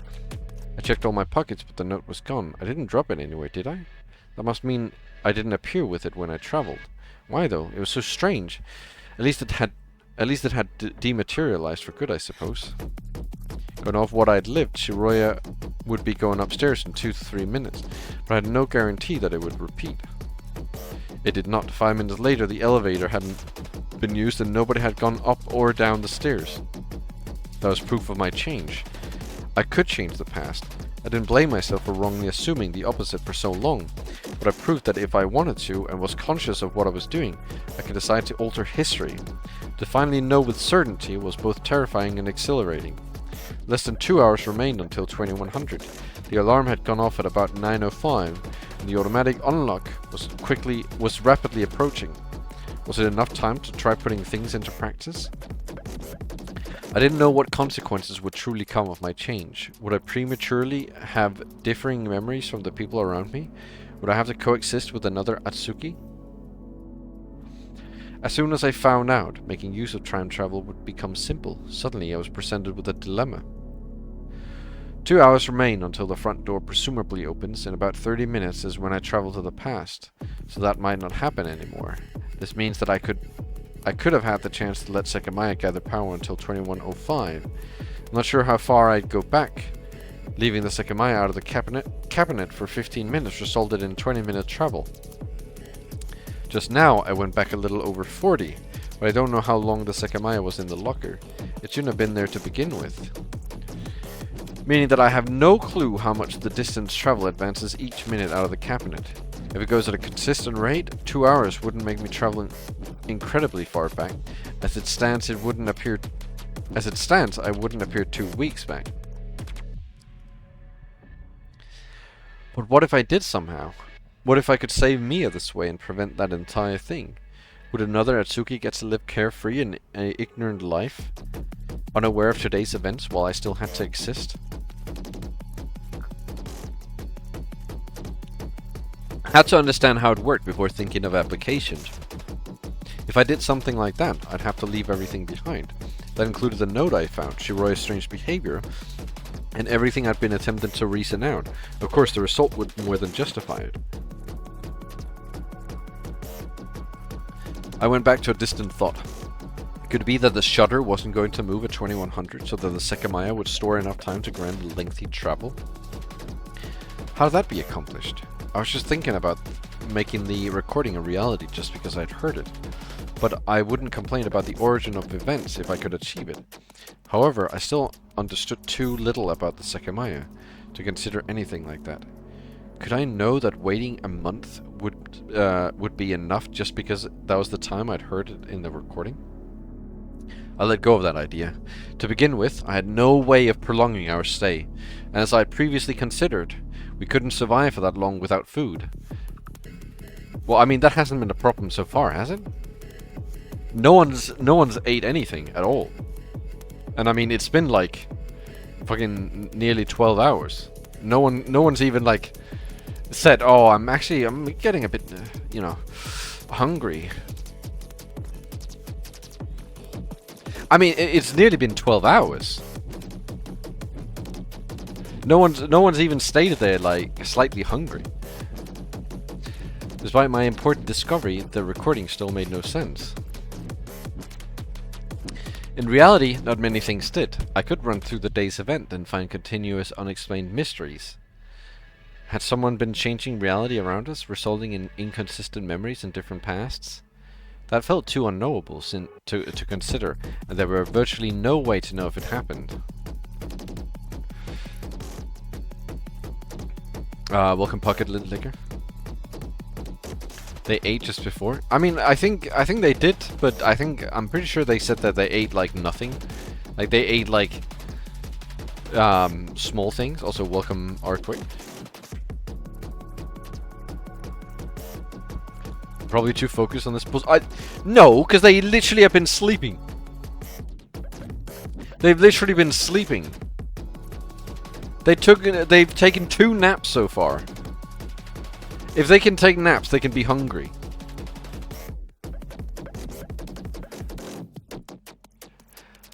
The replicated location, the self-teleportation of the Sekimeiya, there were many unknown factors needed to construct a sound plan that involved changing the past. I kept waiting as I wanted to surpass the point I traveled from. Minutes later, I thought that going up was probably a good idea. Someone had to have intercepted our elevator trip on the 3rd floor, and it was very possible my change downstairs hadn't influenced their action at all. If I went up, maybe I would see them. Blood had stopped coming out of my wound, so I removed the toilet paper and flushed it. The sensation was uncomfortable, but it no longer hurt much. I still wasn't sure how I'd managed to injure myself like that, but if I didn't make abrupt motions with my arm, I could tolerate it easily. 4 pizzas, please. I walked up to the 3rd floor. There was nobody in sight, so it was best to hide. It's possible they would flee if they saw me. I needed to approach them when I knew they were close to the elevator.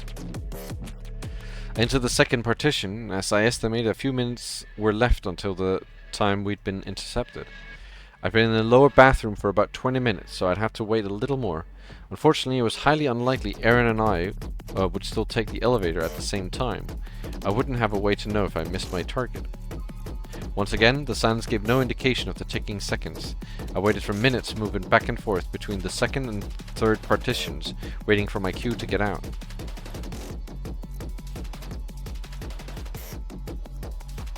It wasn't coming. Would I hear their movements if someone was nearby?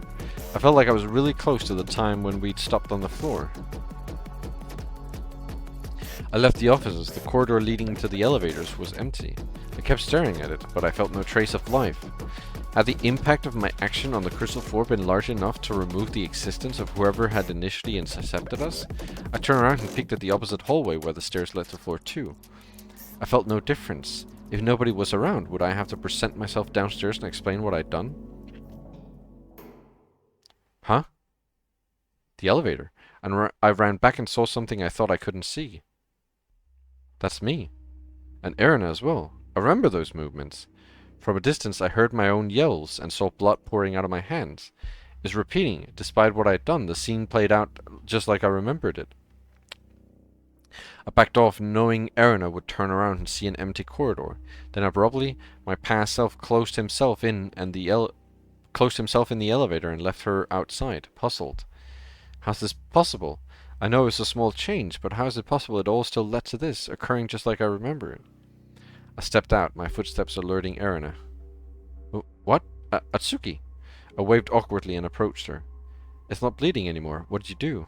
I used the Sekimeiya to travel to the past, and this time, it worked. I wanted to get rid of the wound, but it simply stopped the bleeding, even though I'm not sure why. Wait, what? There's no way. No way what exactly? Did I travel through time? Yes, how did you do it? By touching the Sekimeiya. What's wrong? Nothing, I'm just a bit confused. Ignore me, I'm happy the wound got better. I was a bit taken aback by her words. Was she the exact same Erina I remembered? Do you understand now why we stopped on this floor? Sorry, I don't. Are you sure you didn't hit the button accidentally? Yes. Should we keep going up? Hang on, what do you remember? Earlier, did you hear a loud sound of the door being slammed in hallway A? When exactly? About 35 minutes ago. I don't know. My head's still a bit foggy, but I don't remember that. Why are you asking, though? Did we hear it? I'm not sure. We must have. It's bizarre. Why had we used the elevator to follow Shiroya when she never went up? Did Erina not remember the sound because... Why? Ask her! Erina, why did we take the elevator up?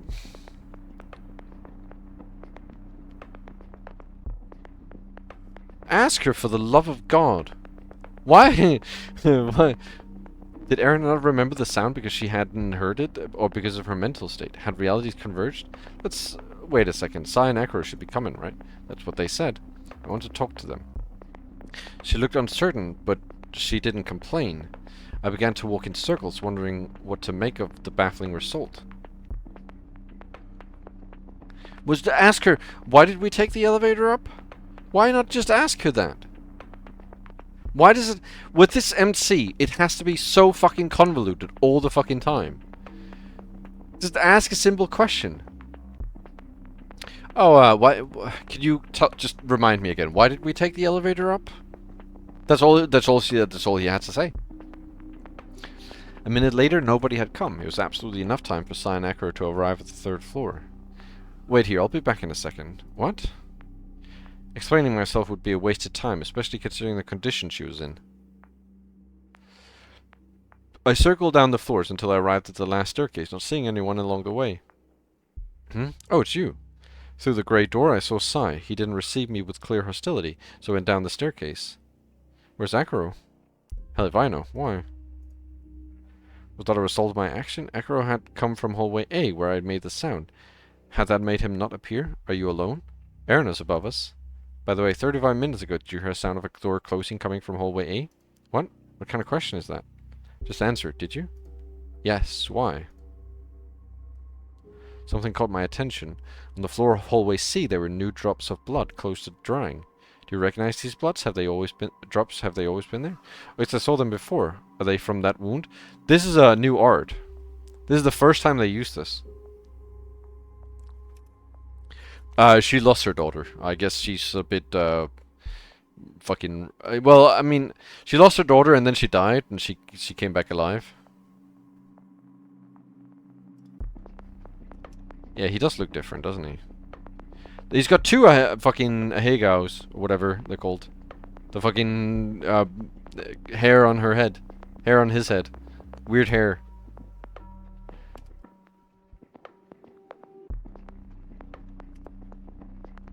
A Hego? A Hoge? Earbuds? What? Earbuds? When Aaron and I had taken the elevator, those drops hadn't existed. There were too many of them to think I hadn't seen them. Can you circle it with your pointer? These things. Up here. See, before he only had this fella. And now he also has this fella. Cowlicks? You're a fucking cowlick. Sai was definitely living in the reality I'd changed, but I wasn't sure it was the same set for Erina. I knew that was my blood, that I'd left it behind when I'd run away after slamming the door. As soon as I psyched myself up to alter the past, all my actions had surely been allowed to differ from what I'd experienced, including conscious ones such as leaving blood behind.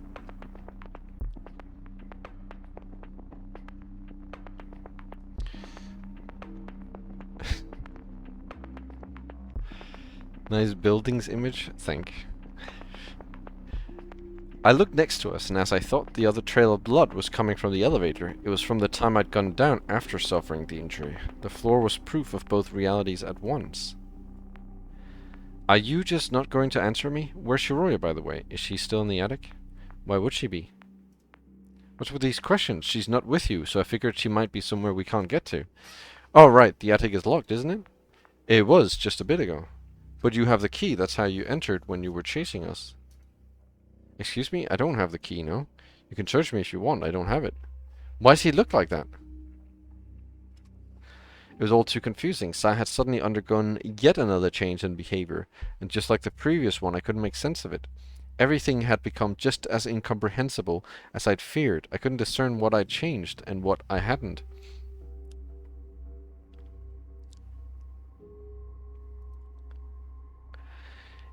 Is there nobody else on the crystal floor? There shouldn't be. Let's go up then. Shiroya might actually be in the attic.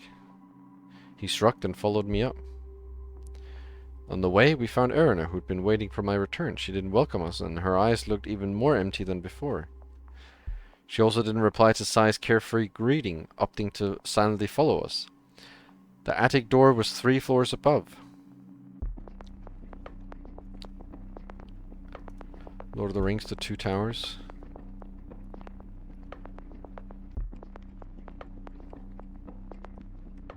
Sure. Oh, fucking hell, this is massive.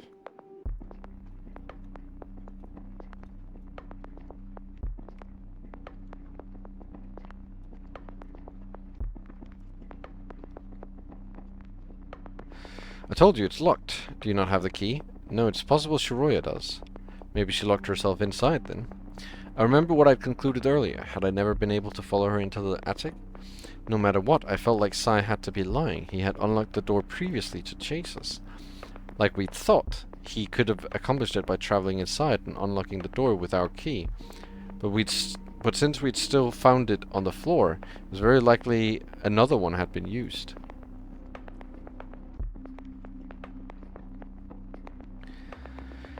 If he was telling the truth, I thought that perhaps someone else had entered the attic while Sai had waited downstairs to ambush us. Hey, Shiroya, are you inside?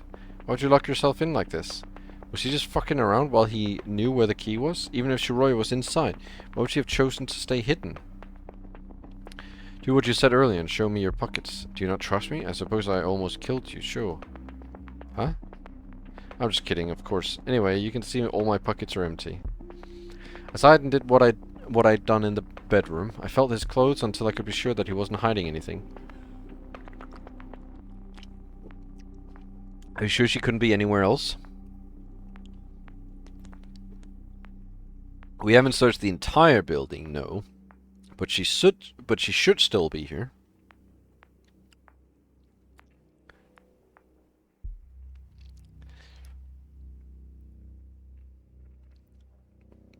I have no idea what's going on. This is a different sigh. Then she must be hiding intentionally. There's nothing we can do about that. Maybe she'll come out eventually. Let's go back down for now. An image. The Two Towers, J.R.R. Tolkien.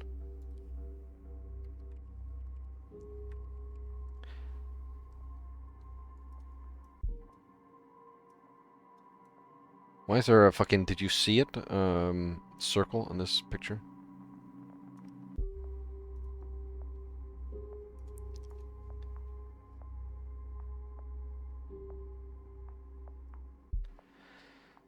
Agree, she must not like you very much and prefers to be alone. What the fuck? Wait, no, you're definitely lying. Me? I don't ever lie. Oh, yes. You don't ever lie, do you? You don't have any keys on you. That proves you hid them, because you should have the cabinet key. The Sekimeiya cabinets. Why would I? I saw it in your hand before you and Shiroya traveled. Strangely, though, I don't have it. Check your sight, too, when you go check your hearing. Before I could reply, the three of us were looking at the door. The lock clicked and the doorknob turned, and it began to open. If this is Mia, it's gonna... So, I don't think it's gonna be Shiroya. I think it's gonna be Mia, Naomi, or Katai. Or Isla, maybe, even. It's gonna be someone we don't expect. I think the obvious assumption would be that it's Shiroya.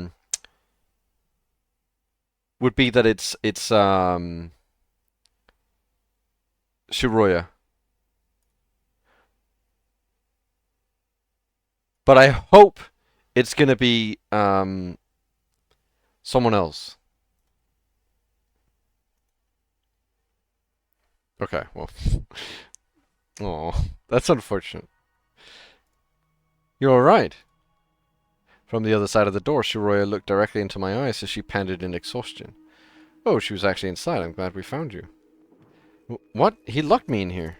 What? Me? That's funny. I locked you in, but the key's in the keyhole, right? It was her, not the Shiroya who'd mysteriously chosen to leave by herself, but the one who I'd been with the entire time. She had her normal clothes very slightly stained with the smoke and still looked at me, glad to see me again.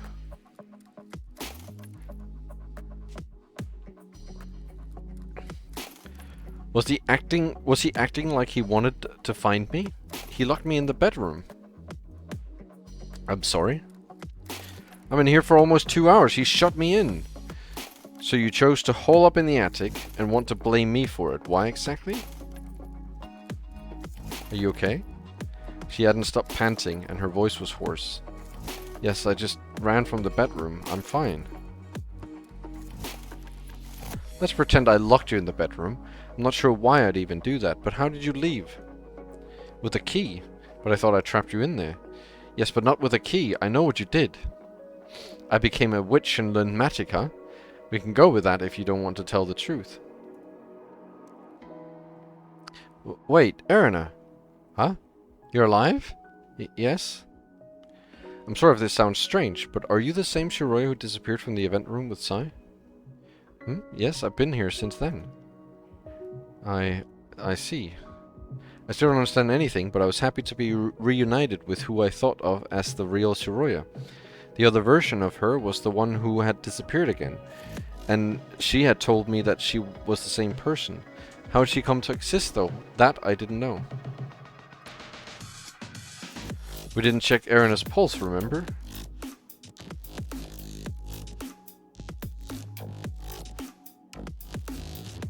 Um, um, um, um, Why did Acro say that?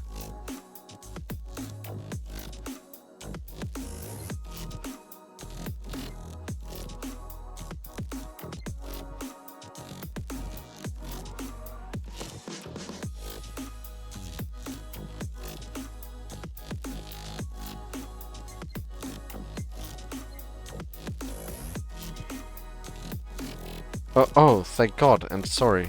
What's with the blood, though? I don't know, I got hit in the head, so my memories are a little fussy. Oh, what time is it? It's 1940. It's so late. What happened while I was here? And your watch is working again? Huh? Yes, of course. I almost felt at peace. I changed reality in some way, but Shiroya had been unaffected up in the attic. She remembered all we'd done, and we'd be able to reach the end of the countdown together. Wait, what's with your clothes? You're wearing different ones. Right. When we went to the past, we lost track of that Shiroya, but she still has to be around. I'm confused, though. Where did she come from? What? When we went to the past? I see. He was the only one to travel, but he thinks we all did.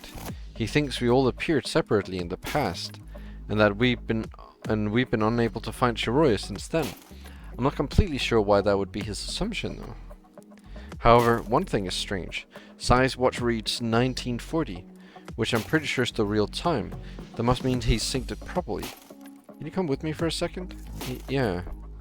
Can't we just talk openly here? I ignored him and brought Shiroya down the floor.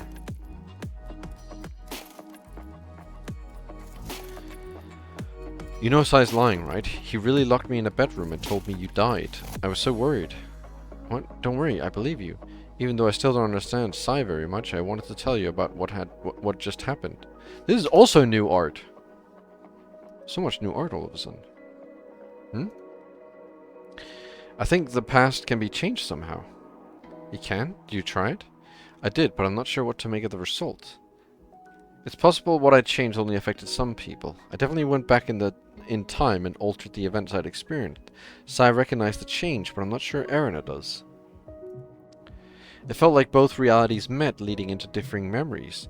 That could be what happened to Akuro when his version of events contradicted ours. Maybe someone made the change that didn't affect us, or maybe it didn't affect Akuro. That sounds way too complicated. I'm not sure I follow what you mean. If we go to the past, I'm pretty sure we could drastically change the way things played out. It's possible some people would still remember this reality, but the change should persist. It's possible two realities just converged, but the real one comes from my change. It overlapped the last one, despite some people potentially still remembering it. Or was that really the case? I hesitated when I remembered the floor of hallway C. The two trails of blood, one from before the change and the one from after it, signified that we were living in a mix of both realities. The things I was saying sounded complicated, but in practice, all they meant was that the past could be changed if we consciously wanted it to. Lingering memories might have been an issue for unaffected people, making them think that they were in the wrong reality, but that was a minor issue given what we could accomplish.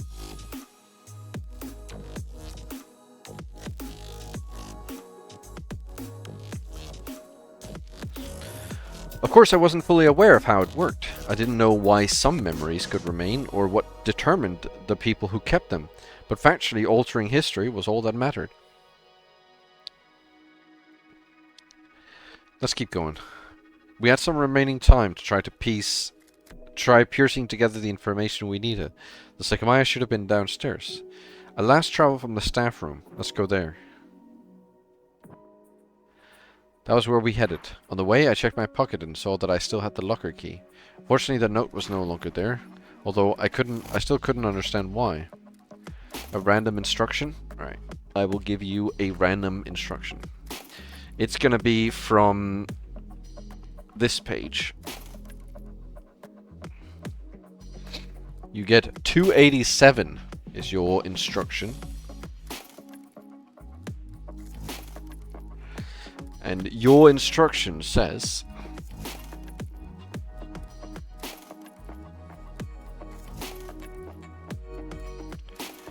fucking book is so fucking piece of shit. Good try, Jedi.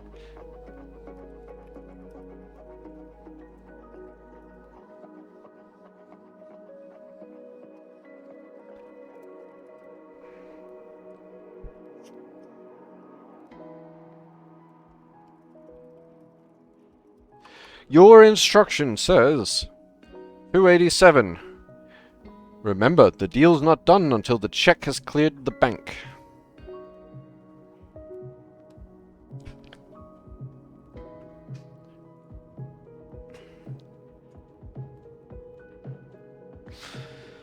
The note, the several mentions of Mia and Shiroya's death, those occur despite the factual reality, which is that Mia is dead and Shiroya is alive.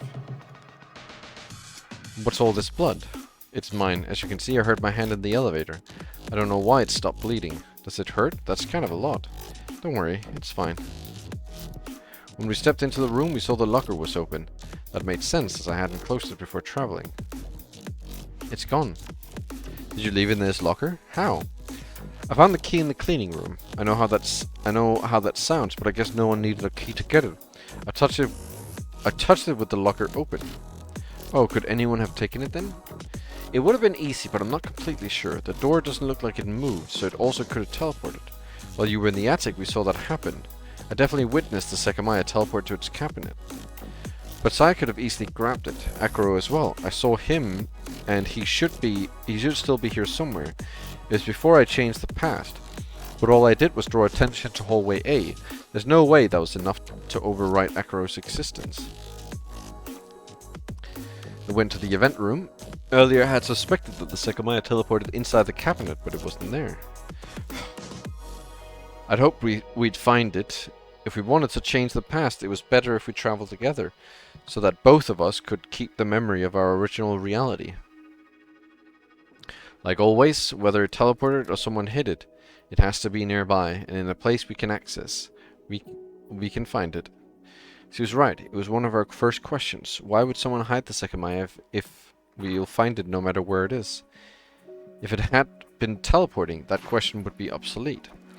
However, with the inclusion of the storeroom's hidden door, it was always possible a successful plan had already stolen it, and there were a few unreachable places such as the remaining lockers.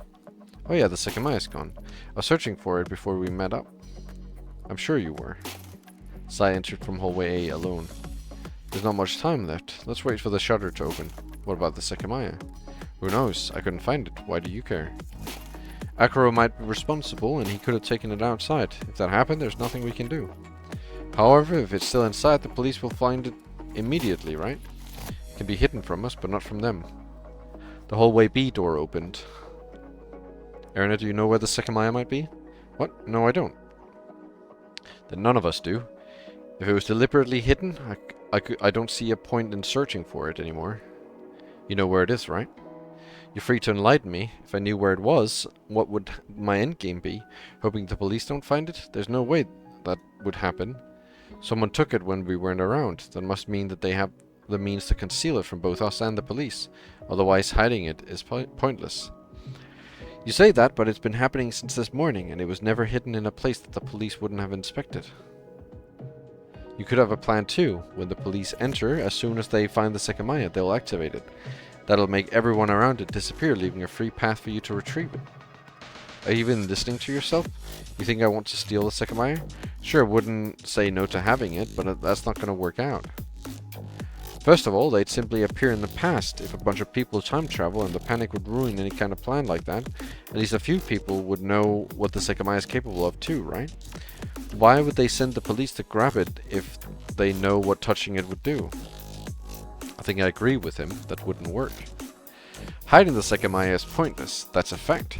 Incidentally, there's no place the police would ignore. What that means is that if the Sekimeiya is here, there's no reason to search for it. What I find most likely is that it's already outside, though. Alright, I agree. So let's just wait. Shiroya gave me a dubious look, but I had to ignore it. Perfect. We've had enough headaches, so let's go to the lobby. I didn't actually agree at all, but more than an hour remained. If Sai was up to something, it was too early to try preventing it. Shiroya's look told me she was thinking the same. Closer to the deadline, we'd push for a building search. That way, if we found the Sekimeiya, Sai wouldn't have time to arrange anything else. Because in the beginning, there was like a smoke bomb attack thing. And we all got dust or whatever, ash thing.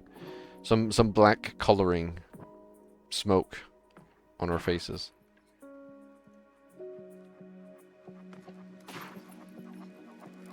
Yeah, no one's bothered cleaning up for some reason. Except for Shiroya, who cleaned up once. She's the only one who's cleaned up. I couldn't forget that Sai had tried to kill us. Under special circumstances, he was willing to go that far. Part of me had to seriously consider that he was a Sin plant. He had surmised early on that it was possible one of us was trapped inside could be from Sin, and Sai had sown chaos the entire time he'd been in the building. Even if Katai was clearly suspicious anyway, it almost felt too obvious given how completely unconcerned he was with the safety of others, and brandishing a knife at us really didn't earn him any points either. I had deeply wanted to find out whatever I could and expose anyone responsible for the attack, but that had rapidly become quite difficult given the way things had gone. Even if all the information I had, I couldn't definitely conclude that he was responsible. I simply didn't know enough. What was for sure that he was that he was exactly the type of person to try to take the Sekimeiya for his own purposes, and I couldn't allow that. He'd been pissing me off the entire day, and after he'd almost killed me, there's no way I'd let him carry out any sort of plan if I could obstruct it. Additionally, I still wanted to find the Sekimeiya, and while I was out the cabinet, restoring the power we needed. If the video from all the cameras was salvageable, there'd be no problem nailing the actual culprit, but I couldn't let something happen in the meantime. I whispered to Shiroya, "Did you lose the knife?" Surprisingly, she shook her head and showed me the inside of her purse. What? She still has it? When she disappeared from the event room, she had it, but every possible replicated location of hers that held it was placed in the event room too, and that's obviously not where she appeared. Did you get it from Sai after you two appeared somewhere? No, I still don't understand it either. Both of us appeared in the attic, and I already had it. I'd forgotten to mention it, but yeah, that doesn't make any sense with how we thought the Sekimeiya worked. There's multiple bathrooms. There's 2 on each floor. There's 2 on each floor, and there are 7 floors. So 14 bathrooms.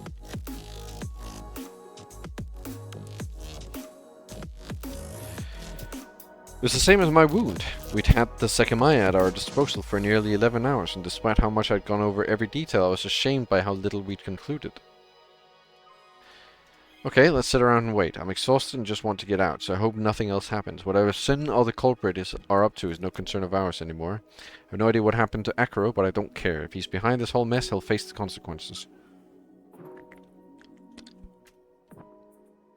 This is fantastic fucking art.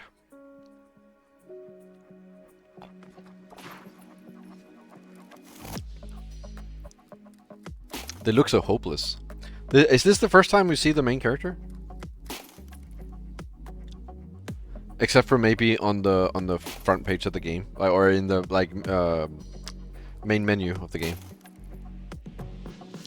Shut the fuck up, Jedi. Her nose is wonderful.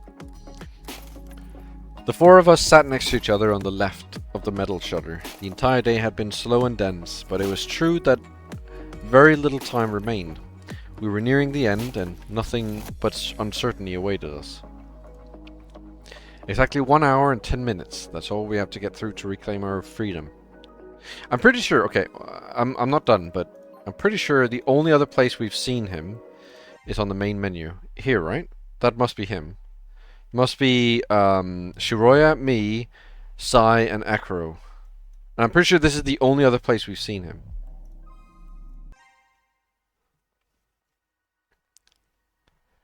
Those 2 places. 1 hour and 10 minutes. Was there any guarantee that was even correct? I lost my sense of time many hours earlier, and while I knew the computer in the security room probably confirmed size time, it was unreasonable to blindly believe it. Nonetheless, if the time was truly 1950, the end of the lengthy tunnel was near. Would freedom really be found at the exit, or would a new stretch of confinement begin? We were approaching the time where the truth behind the supposed month-away recording would be settled. I'm going to assume the second chapter begins when we hit 2100.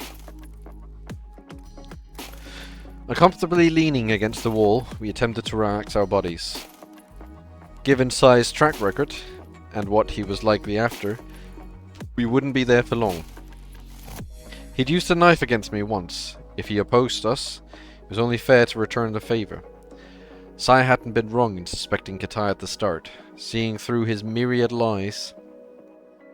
However, he was insane if he thought he'd done a good job of hiding his own. The overconfidence he'd sheltered himself behind would prove useless if it was seen through. But for the time being, we waited. If everything went smoothly until the search, it would be ideal.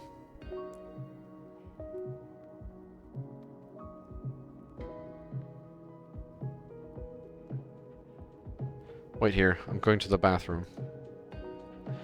About half an hour later, Shiroya stood up. It confused me at first, but I soon realized there was not yet the move we'd silently scheduled for later, as another 40 minutes still remained. Oh, alright. Can't you wait? No, don't worry, though I won't go anywhere else. She went off to hallway B.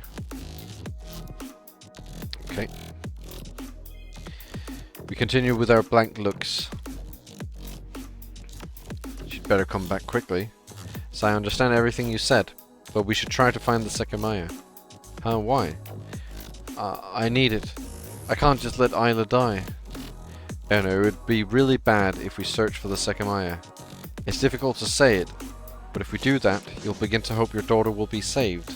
I know it's harsh to hear, but it won't end well. We won't find it. Didn't you lie earlier too, regarding how it worked? Welcome, Frosty. That wasn't a lie. I don't understand how the Sekimeiya works myself very well. I know I said you go far enough back, but something must have gone wrong. Also said I wouldn't travel, remember? That was something else I was wrong about. You didn't see it, but the travel encompassed me as well. What? No, we did see it. You were the only one to travel. What? You had to have traveled as well, right? She didn't. Only you did. I hadn't wanted to tell him, as keeping him in the dark felt smarter.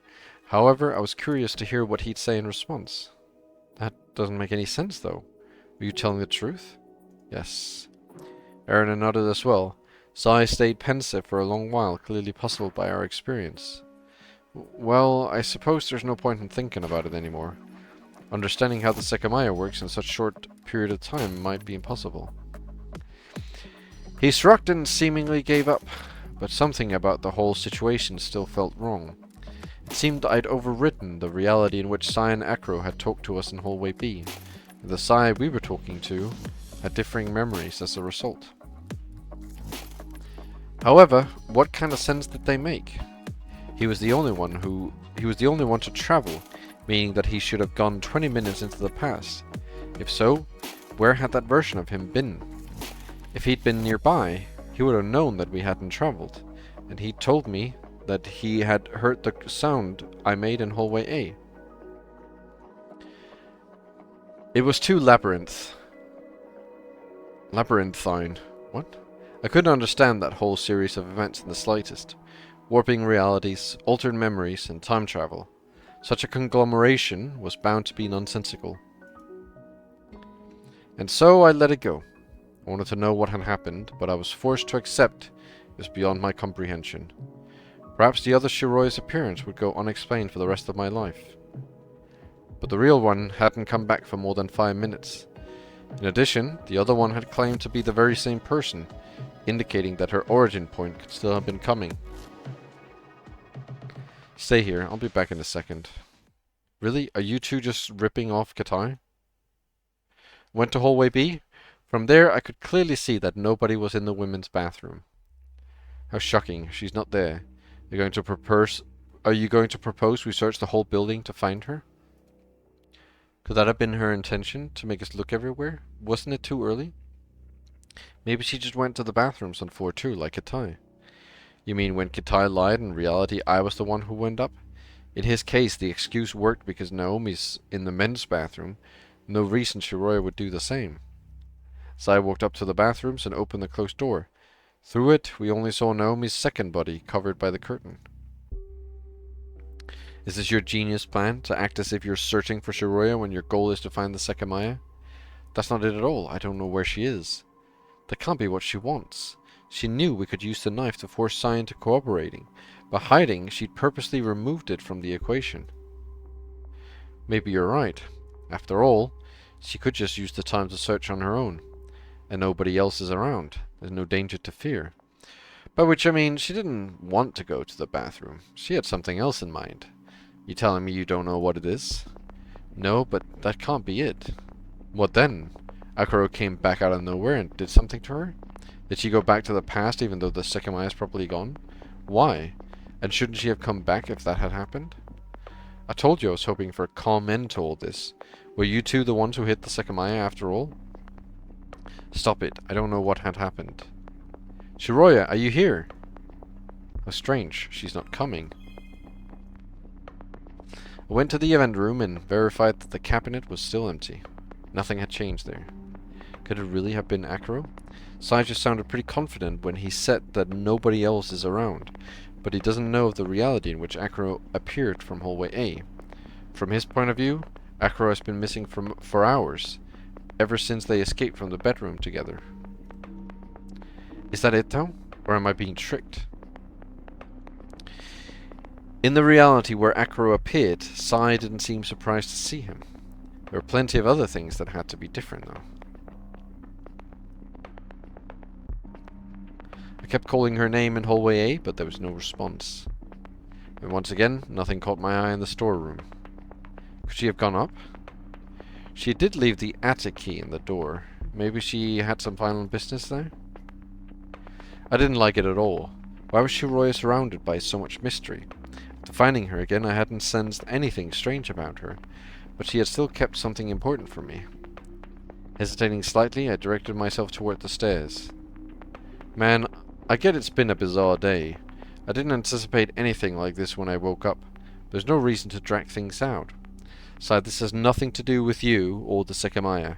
We need to find Shiroya. Yes, you're just too stubborn. There's no reason to take the elevator, so we walked up. On the second floor, I continued yelling her name, but we didn't so much as see her shadow. We continued until we were in front of the attic. So I was right, the key was still inserted. I know it sounds like she and I are up to something, but we need to actually search for her thoroughly.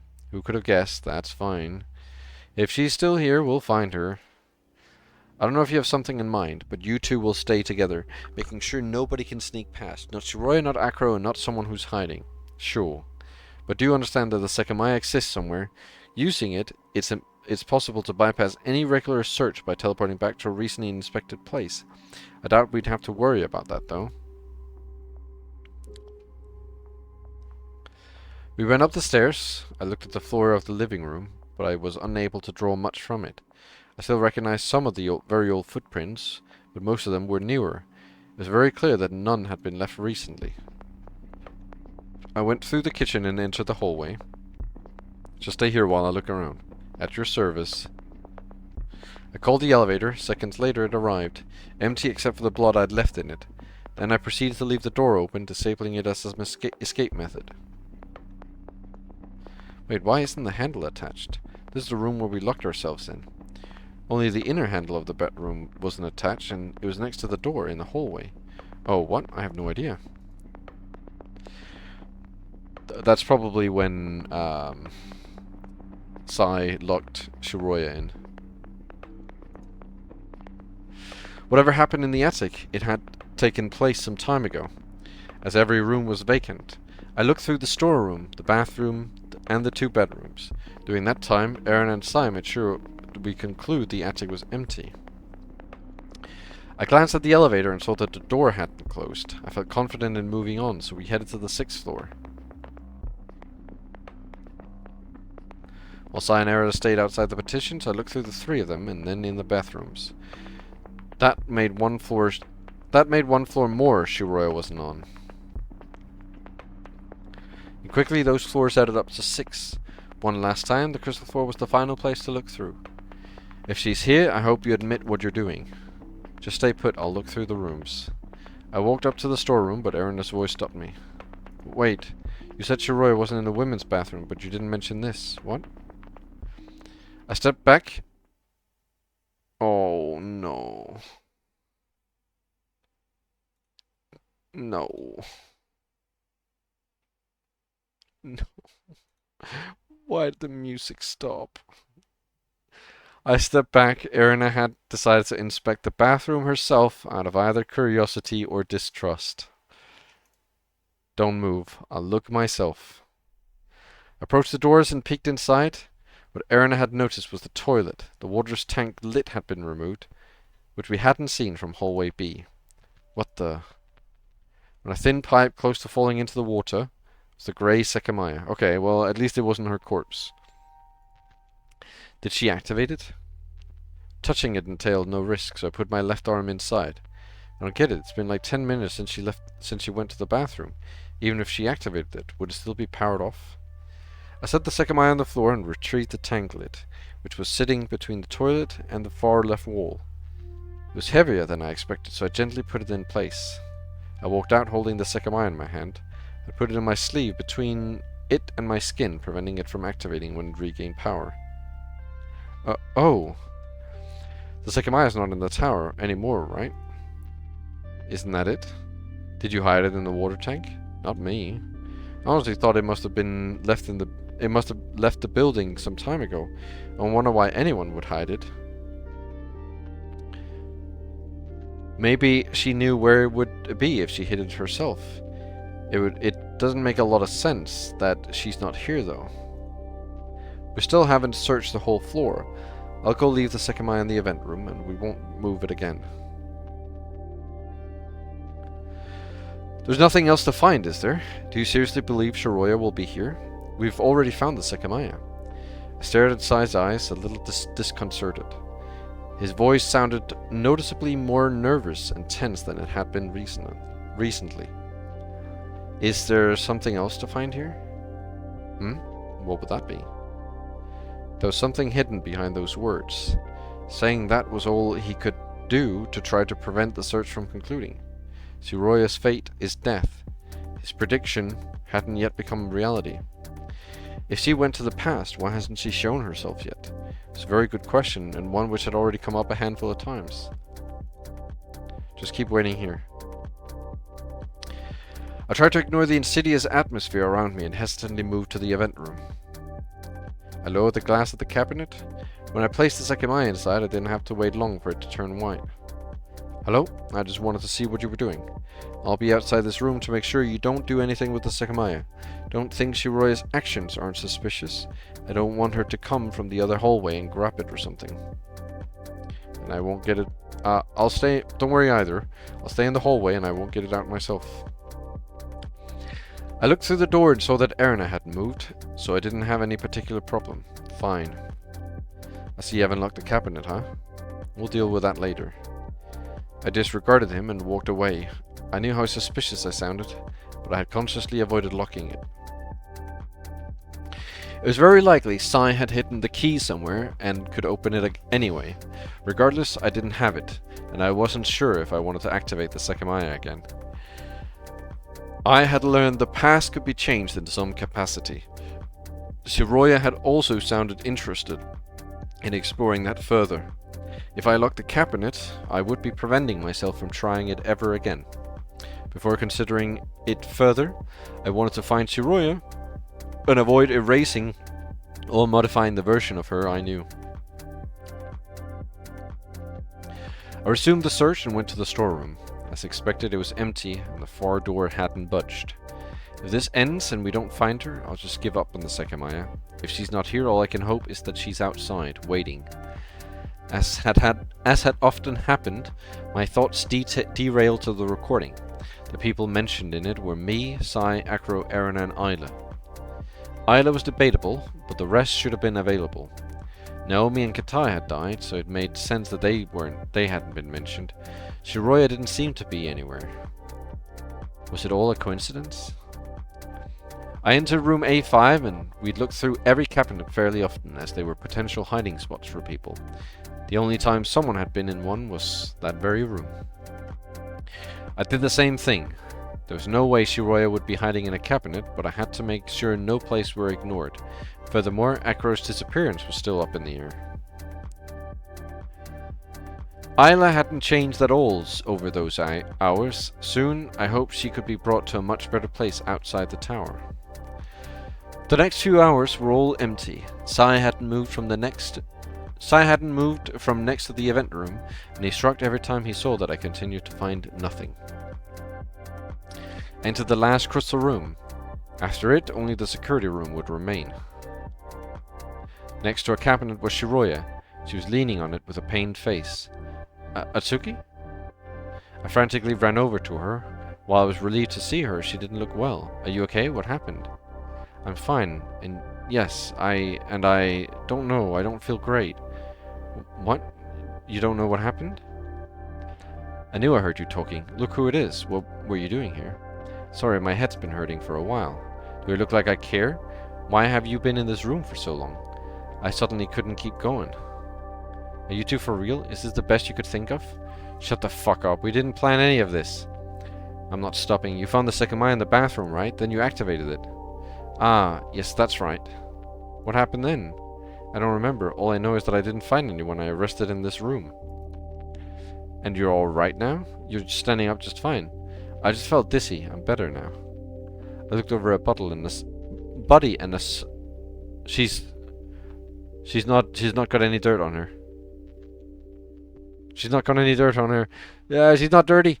She's not got any dirt on her. Ah!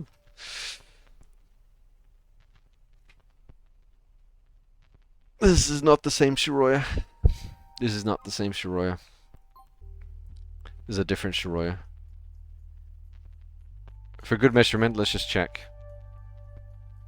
I am 99% sure the other Shiroya had dirt on her. Yeah. Right there. And there. And there. 3 places.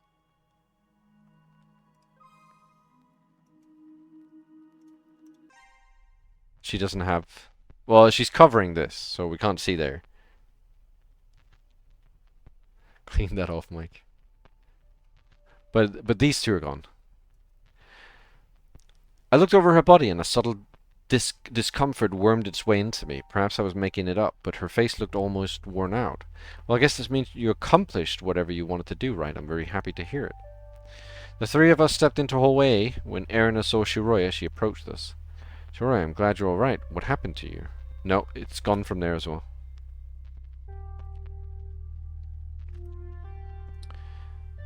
She chose the, oh, I'm so disoriented I can barely remember anything excuse, just like you did earlier. Don't even bother. Huh? Do you only not remember what happened after you touched the Sekimeiya? I think so. Before that, we were all waiting in the lobby until I had to go to the bathroom. I see. Do you not know where the dizziness came from? I don't know. I had no clue what to think. She looked sad. That was all I could perceive. Maybe she'd been attacked or had an accident. Perhaps it was an effect of the Sekimeiya. Then the sadness faded away, and in this place came a gentle smile. Don't worry, I'm okay. There's not a lot of time left, right? It's 2037. See, it's almost time. Can you come here for a second? Yes. What, going to rub your hands together now that your plan has succeeded? What plan, Sai? Do you think we did this to find the Sekimeiya you didn't want us to find out? You understand that doesn't make any sense, right? She found it in the bathroom. What's the point of forcing a search to find it if we already identified where it was? Why is she faking it then? I'm not. My head really doesn't feel good. Right. I was ecstatic that we'd been able to stop dealing with Sai relatively soon. I sighed and walked back to bringing Shiroya to hallway C. Do you remember what we talked about before waiting in the lobby? Oh Oh, she doesn't remember anything. This is like a completely different Shiroya. This is literally a different Shiroya.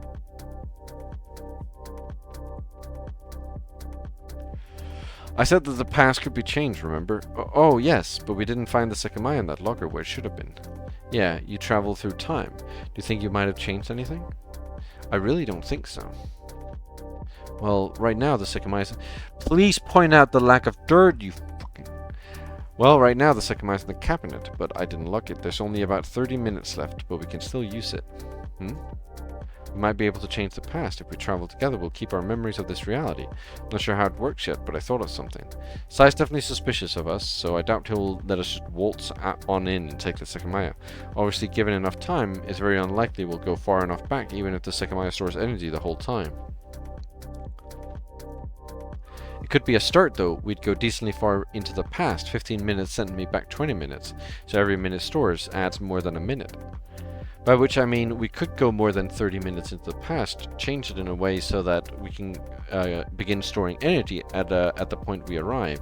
If we repeat this, we'll go back even farther and we'll be able to store a lot more time. I'm not sure it'd work, but even though we can currently only store 30 minutes, we can keep doing this to maybe keep going back more and more. How do we store 30 minutes without Sai noticing? I feel like this is feasible. Remember how the cabinet works? We could unplug the cord, which would stop the temperature regulation. Then, even though it'll look normal, it'll actually be storing power. We can hide it in plain sight like that and activate it at the last second. No, let's not. You don't want to try it? I don't. Everything is fine as it is right now. But we'll regret it if we don't try it. The time will come when we'll hate not having tried it. No, that won't happen. Why? That's not how you reacted the first time I proposed changing the past. I know, I just thought about it more. Let's wait until the time is up. We can end everything now. We've been here for too long. I just want to get out. Believe me, there's no need to do anything else. I really didn't get it. I couldn't blame her for saying that, but every word felt distant. We just have to accept that Mia died. Let's do what we said and try to be strong despite it. I know that Mia died, but we can prevent it. No, let's stop, please. Tell me at least, why did you change your mind? To tell you the truth, I'm not sure I'd want to do it even if we could. What does that mean? Most importantly, I just want to leave this place. We have to keep going with what we've got, and I'm sure I'll be fine. This isn't a world where Mia survives, so let's just keep living the best we can. What the hell was up with that change of philosophy? I was too lost to know if I agreed at all. However, I knew one thing. I also wanted to get out, and Shiroya was safe. Saving Mia had been something of a dream rather than an actual goal. The main thing was definitely an achievable thing. Was leaving with Shiroya, and it seemed finally within reach. Are you sure? I know it sounds like a stretch, but I still think my idea is worth considering. I am, yes. What about the Sekimeiya? Do you not want to try using it again? I definitely don't. I have no idea what will happen with it, but let's forget it exists if we can.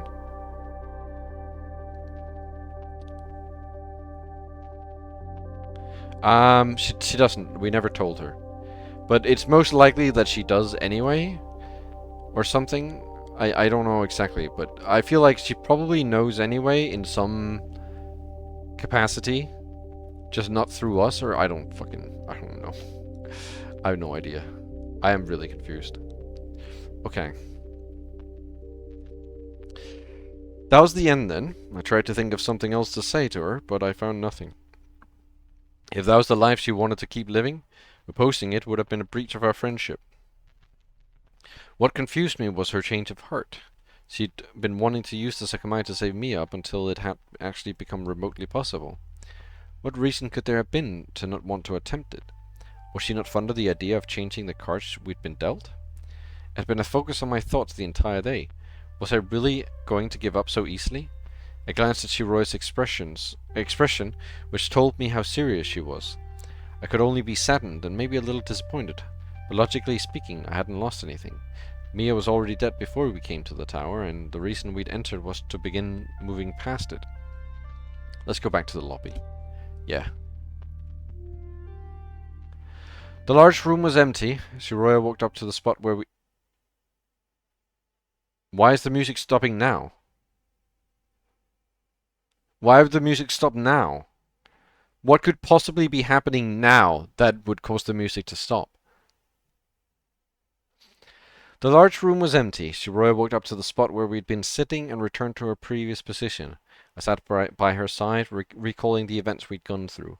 All my own recent experiences felt surreal, but I knew they had truly happened. I wonder where Aaron and Sai went. Even if they're up to something, we just have to wait here. Right. However, Aaron soon arrived from hallway B. Here you are. I lost track of Sai at some point. Have you seen him? No. I don't know where he is then. I saw her staring at the mechanical room. When I did, I also felt like something about it had changed. It hadn't been fully closed before, had it? She looked away and came to sit by our side. There's not much time left, right? Less than half an hour.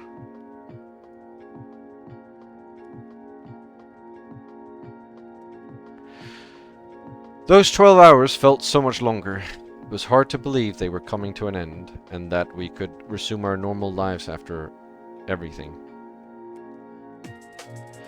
There was nothing more to be said, not from someone as tired as me. I tried not to think about Sai and focused instead on keeping my mind blank. We won't actually get out, right? What? We'll stay here for more than a month, won't we? There's no way. The exit will definitely open soon. How can that be? In a month, Isla will be alive here, and I haven't saved her yet. If the shutter opens, that'll become impossible.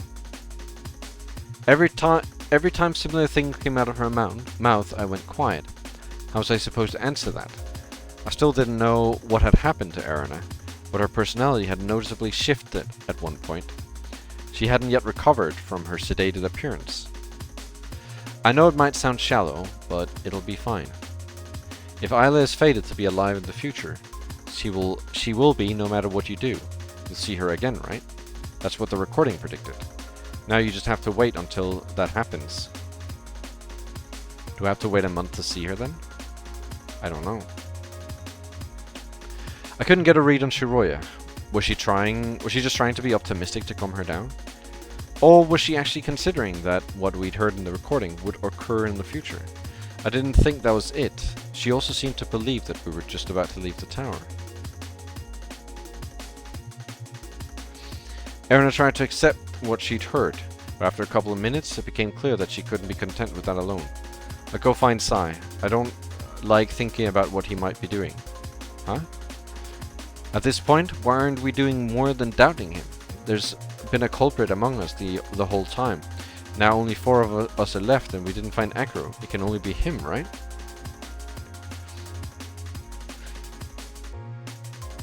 Of us, he's the only one missing. I think he disappeared on purpose. I need to find him. She walked back to hallway B without giving us time to answer. Shiroya and I looked at each other, hesitant to react. We'd agreed to wait until 21:05, so Erina's abrupt departure wasn't enough to disrupt that.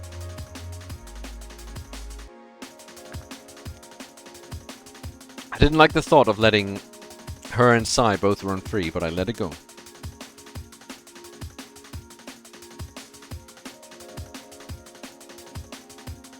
We were alone and time kept passing. 3 or 4 minutes later, Shiroya spoke.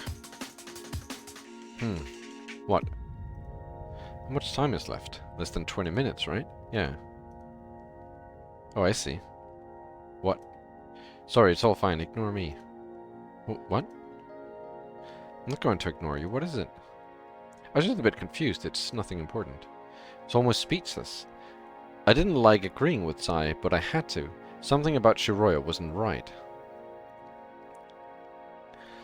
The convenient loss of memory, the sudden appearance in that room. She'd also changed completely when I mentioned using the Sekimeiya again and contradicted her own past self. Oh, you're still here? Yeah, did you find Sai? No. Sorry to ask like this, but what time is it? I'm sorry? It should be 2050 soon. Really? Okay. This is starting to get ridiculous. What's up with you two? I don't understand. Maybe you were right, Shiroya. We'll wait. What is going on? Welcome, Godot. Erina had made her way to where she'd been sitting, but there was only so much I could ignore. What the hell did you just do? What time is it? You might as well have said, I just used the Sekimeiya. How far did I go back? Right to my face. She'd come from hallway B, so that was where I went. Shiroya and Erina followed me without saying anything. And the Sekimeiya is not here. You didn't even put it back? You're wrong. I didn't do this. Why did you ask me for the time then? To know how much time there was left. Of course. I'm telling the truth. I went to search for Sai, but I couldn't find him. I only meant to ask how much time I'd been gone. I closed the glass. Erina had been gone for about 5 minutes. If she had actually travelled, a version of her was still to touch the Sekimeiya existed somewhere. Was everyone just a liar? She could have travelled, but Sai could have easily hidden it himself. I hadn't locked the cabinet, so I didn't know what had happened. I felt disconnected, frustrated, and even wary of Shiroya, who might have been hiding something from me. I noticed a brief instant in which Erina's expression showed surprised. She was in the hallway B, staring at her left. Did you see something? Huh? I walked up to her, but I found nothing that stood out in the hallway. I didn't see anything. I was getting mad. I wanted to get out with Shiroya more than anything, so what was up with her continued silence?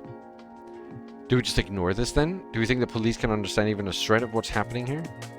Or do we use these last minutes to find this sign the Sekimeiya? If he took it, we must have something in mind. And as much as I want to get out, I'm not fond of letting him do as he pleases. Yes, maybe we should search for him. Search complete. You all did an amazing job this time. Ah.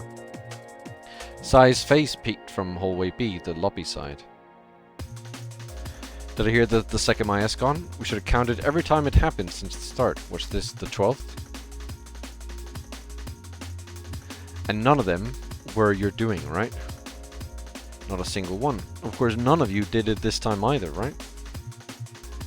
This sneaky Sekimeiya must keep teleporting away, making us doubt each other when in reality none of us would do something so dishonest as lying or taking it ourselves.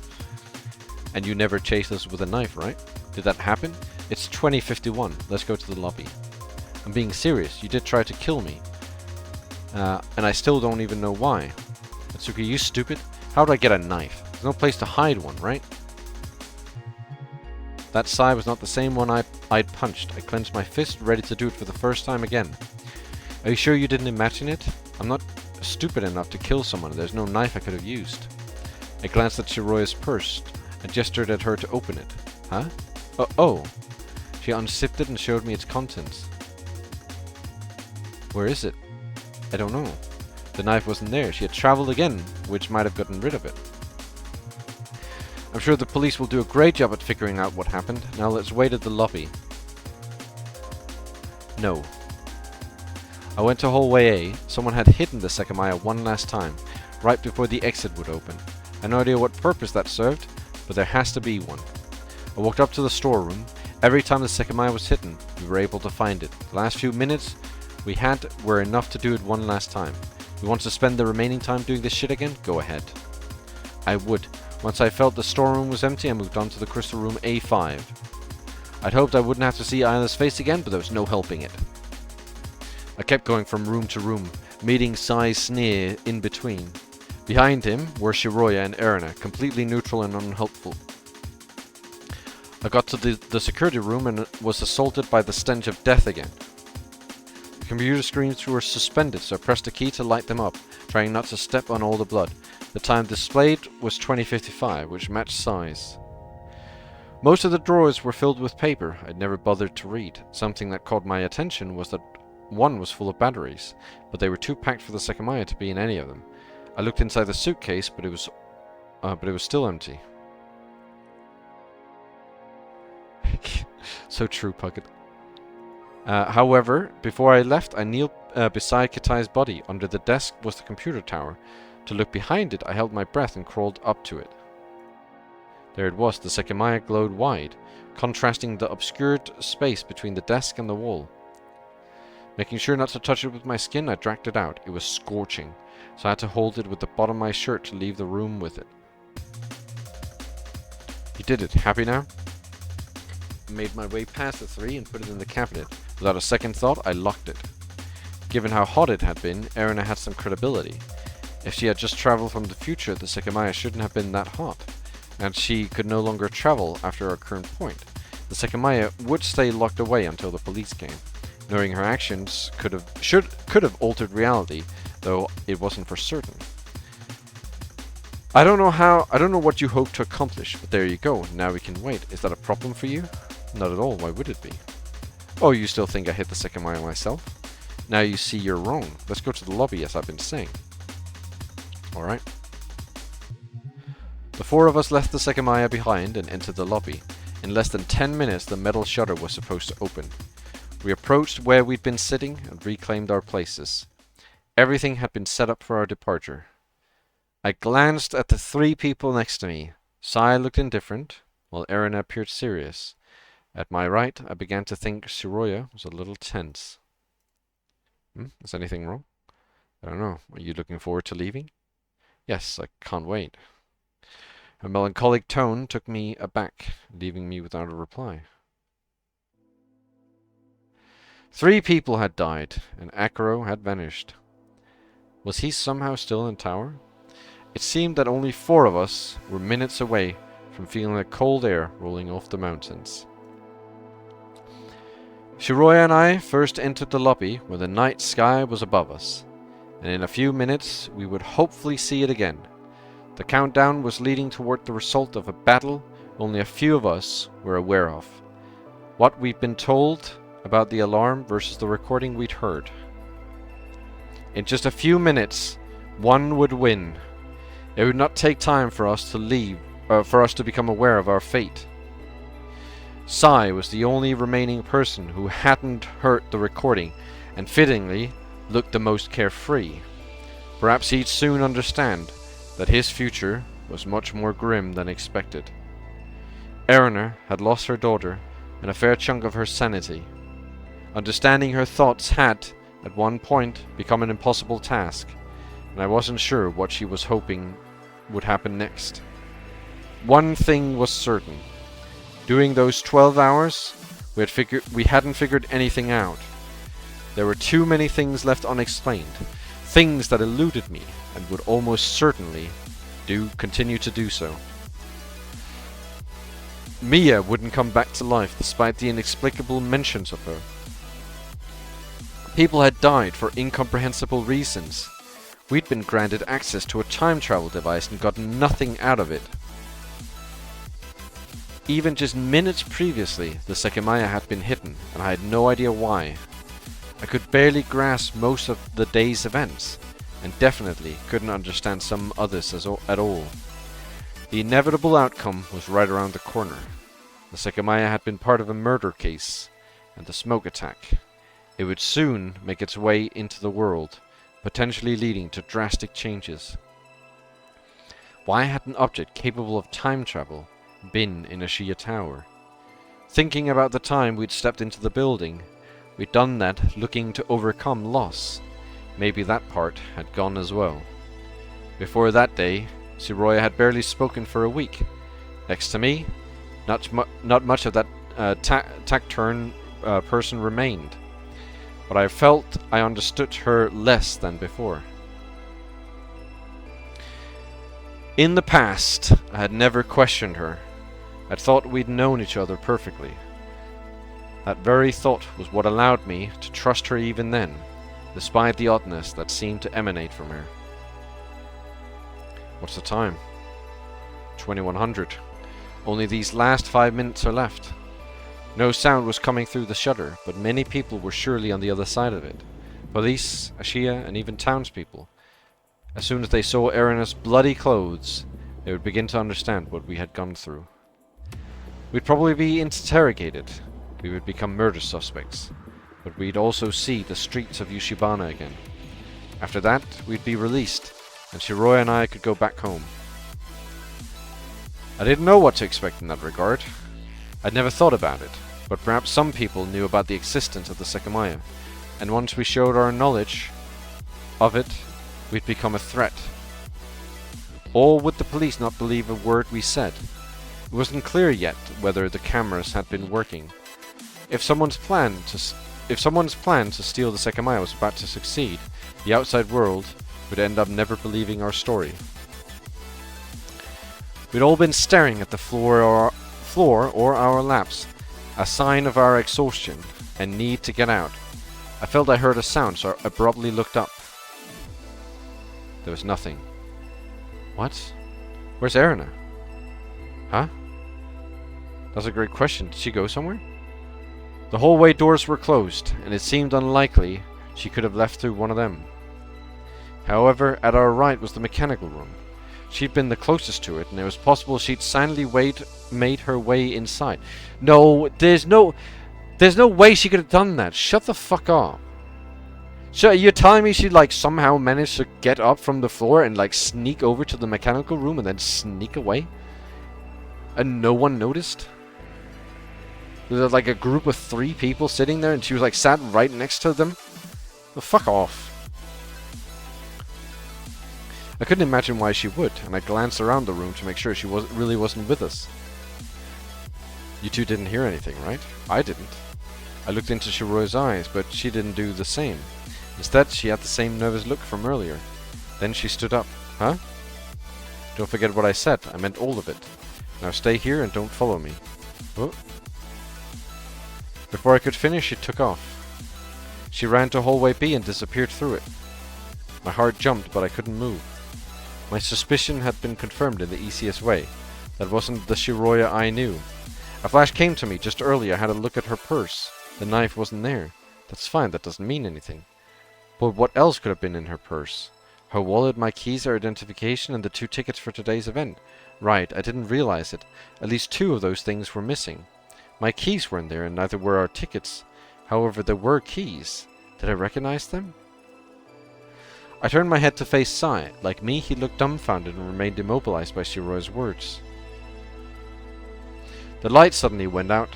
Sai's face disappeared from sight as everything became dark. Sai? Yes? He was still there. We stood up, letting out heavy breaths. What the fuck happened? You're asking the wrong person. What time is it? His watch gave a faint blue light. 21:03. Only 2 minutes left? Why did the lights go off? Did you not notice that? Notice what? Ah! Erina's voice came from the right, sounding desperate and in pain. Hey, what's going on? I think my finger's bleeding. Why are the lights off? Where were you? I'm serious. Did you not see a flashing light? What? Yes, I saw it too. For an instant, I saw a flashing light. I don't know what it was. Me too. After that, the lights went off. What the fuck are you two talking about? I didn't see that. And then my finger started hurting. It's seriously bleeding. What happened? No idea, but before the lights went off, Shiroya suddenly ran to hallway B. Huh? Then did she do this? How would she, and why the hell did she just leave?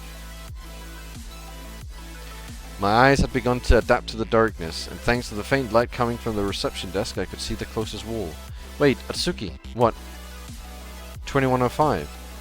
Why is the shutter still there then? It could be just about to open. We don't know exactly what time the alarm went off. Maybe it was at 9:06. We stared at it. It could open at any second. Lost in the darkness, we stood, hoping our rescue was seconds away. I could very faintly see the metal surface of the shutter. It's still there, looking like the same imposing blockade it always had. 21:07. No way. I'm pretty sure it should have opened already. It's been more than 12 hours. I knew it. What did you know? Answer me. Erina kept silent, but we could hear her breathing. Letting our hearts hammer our chest, we kept facing the sealed entrance. Our promised freedom slipping away. 21:08. What the fuck? Why is it still closed? There it was. We had a winner. That was the recording's prediction. The tower wasn't going to open then, and it wouldn't for a very long time.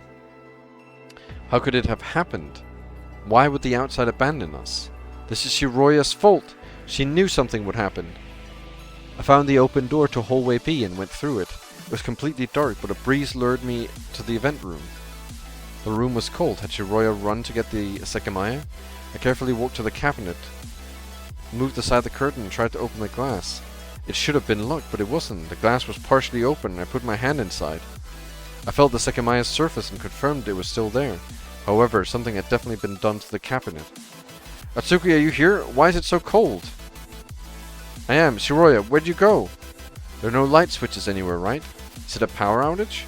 It couldn't be. The temperature function of the cabinet was still working. The security room. The doors hadn't opened, but the other functions might have come back, such as the internet connection. I really like that if you the text is like indicates where we are in the story. So if you like, you can look at the map and it shows you as it progresses. It helps when it's fucking completely dark everywhere. I dashed through the hallway and slammed my body into the door of the security room. Huh? What? I continued trying to push it open, but it wouldn't budge. Don't tell me. Is the security room locked?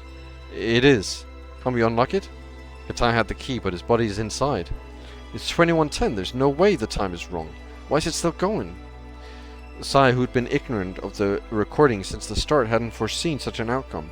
I used the last amount of my strength. I had to pathetically walk back to the lobby. The metal shutter was still there, proving something other than time wouldn't be needed to get rid of it. My body crumpled down. I couldn't keep going. A month? What kind of joke was that? I couldn't bear one more second. Shiroya's words played back in my head. Don't forget what I said. I meant all of it. I laughed alone. I didn't know where I was, what anything had become. None of it. Nothing we'd done had any meaning. We'd made it to the end of the impossibly long day for nothing. The words Shiroya had abandoned me with, were they supposed to be reassuring?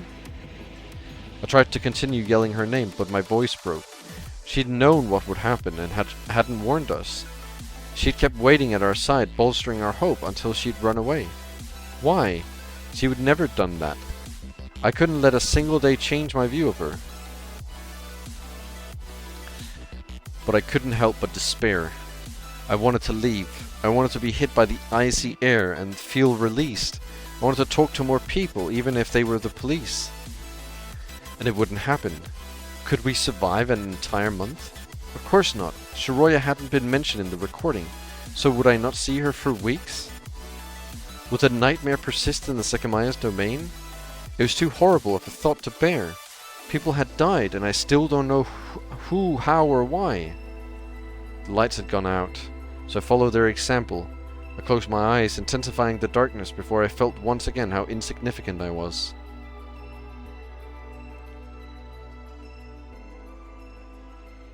Okay, music stopping.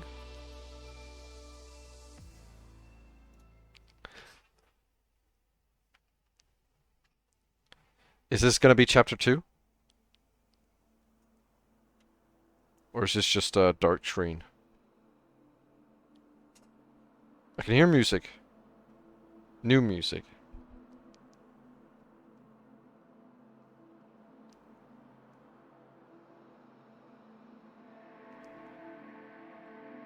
As they feared, their time in Ashia Tower wouldn't end yet.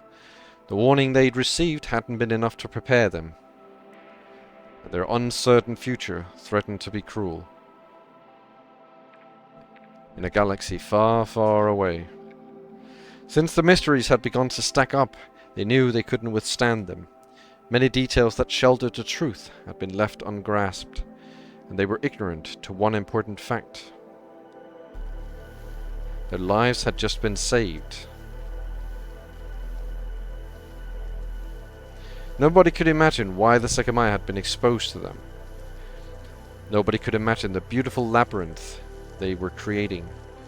A transparent labyrinth that engulfed its own creators. A labyrinth that didn't hide the truth anywhere, and whose walls could be broken. Every riddle, no matter how small, was accompanied by an answer. However, some of those answers weren't helped by anyone. Not by anyone inside the tower, that is. What about you? Inevitably, every riddle will be unfolded, every detail will be strengthened, and meaning will arise. When the time comes, I wish you will be prepared. The peak was within reach, but it felt unattainable. Was the reason the path taken? To climb to the top, others were essential. Only then will the puzzle be laid out and every spot contain its proper piece. Inside the Dark Tower, there was only one thing that could be taken for granted. The path to comprehension extended far past the one to freedom.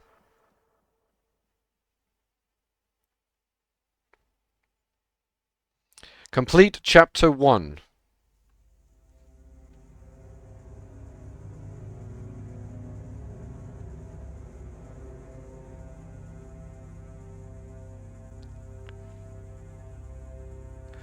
Amidst the vast internet. Amidst the vast internet. Amidst the World Wide Web was a specific forum thread.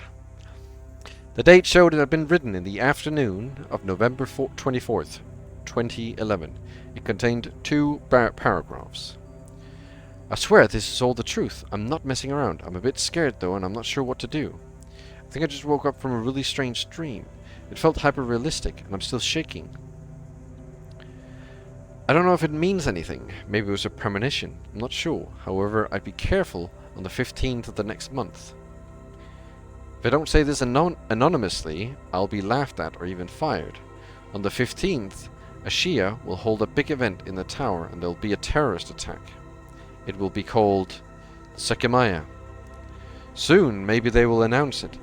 I don't think I'm a prophet or anything, but I'm still trying to calm down. This time it felt too real to let it pass. That's what I dreamed. It's so bizarre. I still think it might have really happened. That's why I feel the need to post it, in case it actually means something. Do not go to that event if it happens. Some people even got trapped inside, but I don't know what happened to them. I think something might be wrong with me. I don't know why, but I'm not home. I can hardly believe it's still the 24th. I don't know what I'm doing at my parents' house. Sorry to rant about this, but I need to let it out somewhere. I've been suffering from a few mental issues, but nothing that's as bad as this. But living alone for 2 years while my condition has been getting worse and worse. I feel I can't continue on my own, and letting people around me know it might be a horrible idea. Anyway, maybe some of you have some advice. I know posting here isn't the most effective thing, but it's very hard for me to talk about this out loud. Thank you for reading. The thread gathered very few views and only a handful of replies. It had been posted on a nearly desolate subcategory dedicated to Yoshibana events. 2 days later came the last reply before the thread was locked. The foolish warning wasn't enough to prevent the incident, foreseen 3 weeks prior. When November came to an end, the thread had gathered 33 views. However, just 1 month later, it had grown to the thousands. The identity behind the poster was never released, but some figured it out. And the account wasn't used again, leaving many people wondering by themselves what had happened during the days leading to the 15th, and on the fated final one.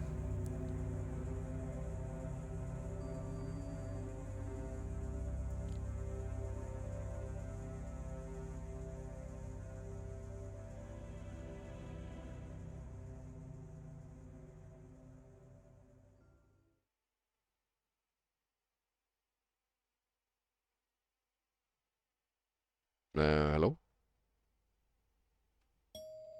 Oh. Come in. Maxie was startled as Atsuki and Shiroya looked at each other. The sound they had just brought with it a semblance of normalcy that they craved. Standing up from the sofa, Atsuki walked up to the front door of his house and did what he'd been waiting to do all day. Upon turning the handle and opening the door, he saw a figure he'd not seen in a long time. The same person he'd always known.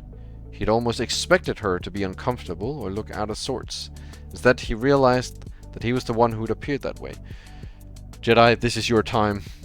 It's gonna be Mia. Hey! After a long few seconds, Mia put on a smile and made her way in. There she saw Shiroya walking toward the door, nearly in disbelief at seeing her after so long. Mia, I'm glad to see you. It's been a while. Me too. She glanced at her surroundings, remembering the many times she'd been there in the past. On the floor, after recognizing Mia, Maxie looked happy to see her too. I'm curious what's going on like with all of this now. So what chapter are we on now? Okay, so now it's red. This indicates chapter 2, I assume. So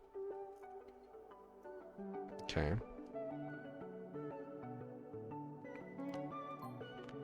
And the map is the same. Okay. It really has been a while since we got together like this, yeah? Yeah. What the fuck? That is so strange. Why is mine like that? Why couldn't I be a normal A? It feels like it's been way longer. It's so strange to see people here. Mia bent down and scratched behind Maxi's ears, an action she'd picked up from Atsuki. Both he and Shiroya watched her wordlessly, unsure what they could say. Well, what have you two been up to? Not much, honestly. I haven't really talked to anyone from school in a while. Same for me, no one's been around. Mia could easily recognize that they were both acting awkwardly, and the last thing she wanted after reaching out to Atsuki was for him to distance himself again. Shame there aren't any good movies to see, we could catch up that way. Ah, well, it's not like the theater here is that great anyway. I regret going every time. We're Maxi, we're the dog. Obviously. Planning on moving to the big city so you can go to the fancy theaters. I bet you want central heating too. I don't know. I'd rather not think about going. I'd rather not thinking about that, you know? Not like living here is all bad or anything, but sometimes you just want more. Oh, us bumpkins aren't good enough? I see how it is. I feel you though. The last time I watched a movie there was almost a year ago. It was horrible. Better catalog would be great. Wait, is that the one you recommended to us? The one you said not to look up or read the premise of? We never ended up going, but I still had it on my mind. Oh, did I? Very possible. It was one of a kind. I wouldn't even mind watching it again with you two, but I'll be shocked if it hasn't been discontinued. Hey, isn't it pretty cold in here? I'm pretty used to it outside, but I can never relax indoors if the temperature isn't just right. Yeah, sorry, I've gotten into the habit of turning the heat on and then back off once it gets warm again. Maybe we can win the lottery in spring for a house with a sauna. If more than one of us enters, it's a sure thing. I wish. Oh, you do? I didn't figure you were the polygamous type. What? She didn't mean it like that. Lighten up, both of you are so stiff. No, because you don't see the character. Well, at least in the past, you haven't seen the character that you are. So I think we're not any of these. I think we're like either like an omniscient character or with the dog. Sorry, it's just been a while. I'm not used to being around people. I actually passed by the lottery office just now and thought about giving it a shot, but I didn't want to be late. I was also really eager to see Maxi and Umi, you know? I've been really thinking about getting a few cats, and I see that Umi's been eyeing me from under that couch, so maybe she wants to come home with me. God, she's so cute. Also, it is a flashback because the weird O is there. So I think it's a flashback. I don't think so. I figured I'd just have to bribe my parents, but they've been more than stubborn than usual. Apparently, both of them are a bit allergic, but they won't let me have them just in my room. I've been trying to get a job, but I haven't had much luck yet. Where have you been looking anyway? Well, they had many things to talk about, and Mia's willingness to break the ice was much appreciated. Atsuki and Shiroya both viewed her as the missing link in their lives that had been finally restored. Hours went by thanks to all the things they wanted to let out. Their future decisions, what their past months had been like, and many more thoughts they'd been keeping to themselves. For Atsuki, talking about it was hard. He wanted to ignore some problems for a while instead of acknowledging them. Deep down, however, he knew he couldn't do that forever. Mia had given him an excuse to approach it. But as time went on, they realized they'd soon enough not have much to talk about or do together, and the mood began to sour. They weren't at school anymore, so talking about what their days had been like wasn't the same. Oh, I found this on the way here. Atsuki and Shiroya lifted their heads. Mia was holding a grey flyer with their wet stains from where the snow had fallen on it. It says November 29th. It was put up today. I found it on a street light close to here and thought it sounded interesting. Isn't that the Ashia logo? Oh yeah, I know you two don't like them very much, but read what it says. Intrigued, Shiroya took the paper from her and read it out loud. The Sekimeiya, on the Thursday of next month, will hold the largest event we have ever had the pleasure to put together in the Ashiya Tower. Make sure not to miss it, as we will show the rarest gemstones to have been found in recent years. Like every Thursday, the special visit will start at 9 AM. I thought that we could go before your birthdays.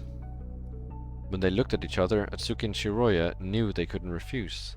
They'd never entered the Ashiya Tower, and their families usually would have prevented them, but neither of them were personally against going while their parents were overseas. Both of them also agreed that what they'd read sounded intriguing. Look, it says that if we want to attend, we should hurry up and buy the tickets from this website. Knowing what their answer would be, Mia walked over to the computer and input the URL. With Atsuki and Shiroya looking over her shoulders, the 3 pricey tickets were purchased. It was money neither Shiroya nor Atsuki had intended to spend, but to them it was worthwhile. The thought of going somewhere together had even made them smile. They bought the tickets using Atsuki's payment details, but they all paid for their own. After that, they printed them. There we go. I'm hoping they're not exaggerating. It said we'll go in groups of 3, so we should be able to enter together. Atsuki and Shiroya felt satisfied and appreciative of Mia.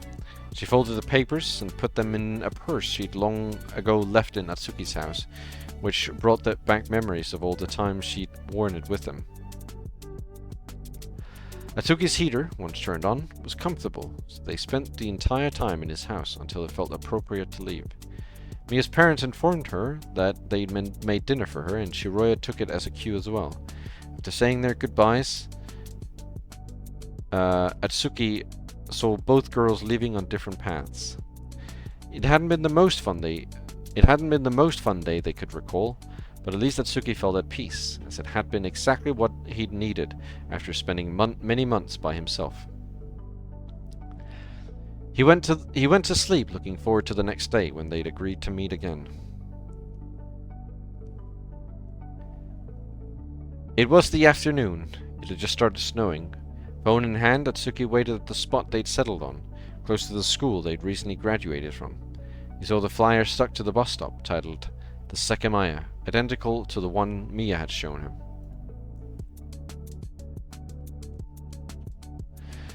He saw Mia approaching, and she sped up upon seeing him as well. Minutes later, Shiroya came from the same direction, and the 3 found themselves at a bus stop with a plastic roof, not having decided where to go next.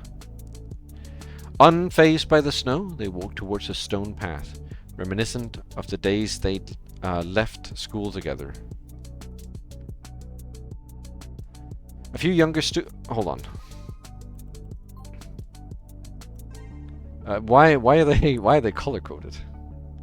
Blue, red, green? What is this? Why are they doing that? Why are they color coded like this? So weird. A few younger students could be seen in groups near benches, and some of their faces were recognizable, like everyone else around them. They sat on one of the benches, their coach protecting them from the icy surface that remained after wiping off the snow. What do you think of your coat? Yeah, it's wonderful. Oh, this is... Oh my god. Why did I take off my coat? What? It's snowing. I kind of missed this routine. It's definitely something you get used to. I can't believe years start going by so quickly. On the plus side, we don't have to deal with anything involving physics anymore. What a drag of a class. Please don't remind me. I can't believe how many times Miss Mayuko pulled someone out into the hallway. Why be a teacher if you're going to act like that?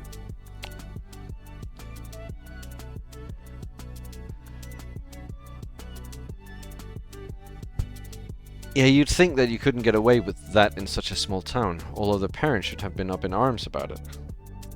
Isn't that normal? I almost expect small towns like this to have murder cults all the adults initiate the kids into. Well, not mine, unless they're part of a foreign chapter and making arrangements right now. Shiroya's parents and mine would definitely be in it together. Actually, they haven't tried to get you to move again, have they? Oh. It's not constant, but sometimes, yeah. I feel guilty, but a big part of me wants to be here. I don't like that my mom is being so pushy about it. At least she gets the message if I ignore the call or just outright tell her no, but after a couple of weeks she'll try again. My parents both keep doing the same thing. Is it too strange for you? It really is. My birthday's coming up and she hasn't even mentioned it. I bet the only thing she's going to do is ask for me to leave again, like it's a gift for me. Sorry, I shouldn't have brought it up. It's fine, I just wish she supported me living the way I want to, you know? It's not like I ever got bad grades or anything when we were in school. I proved I could take care of things. I think this is going to show how Mia died. I don't know why, but I think this is going to show how Mia died. I'm not so sure. You remember what was it, 5 years ago? You couldn't even look at a map and tell where you were on it. That was different.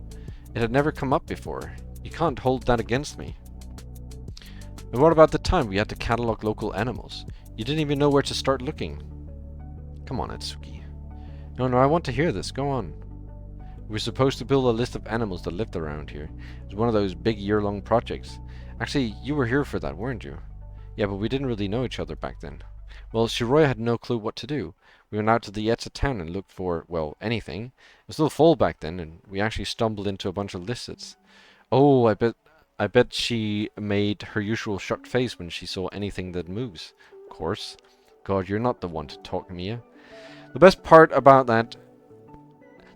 was that she panicked a bit and stepped on one of their tails. It popped right off and she screamed. I didn't know their tails came off and it grew back. It had never come up before. How can you not know that? I just didn't. You don't even see lizards once the cold hits. I honestly thought you saw a bear or something. No way. I'd have left you for dead. Ice cold. Although black bears aren't that aggressive. Usually. Yeah, I'd have been totally fine, and you would have regretted your betrayal. You told me way too many things that I could use against you. Ooh, like what? You can tell me. Anyway, turned out that we completely misunderstood and tried to catch one too. Really, all we had to do was tell what kind of animal it was, not the species, the genus. Yeah, I felt like an idiot. So you didn't catch a bear? Shame. Yeah, I agree, Shin. I've known Shiroya long enough that it wouldn't surprise me. She's good with animals, but she needs a bit of time to warm up to them. I'm sure a bear could grow a liking to her fast. You think so? I'd probably just play dead and hope to survive. Well, you're always very sweet with Umi. She seems to really like you. Honestly, I was a bit jealous of you in the past.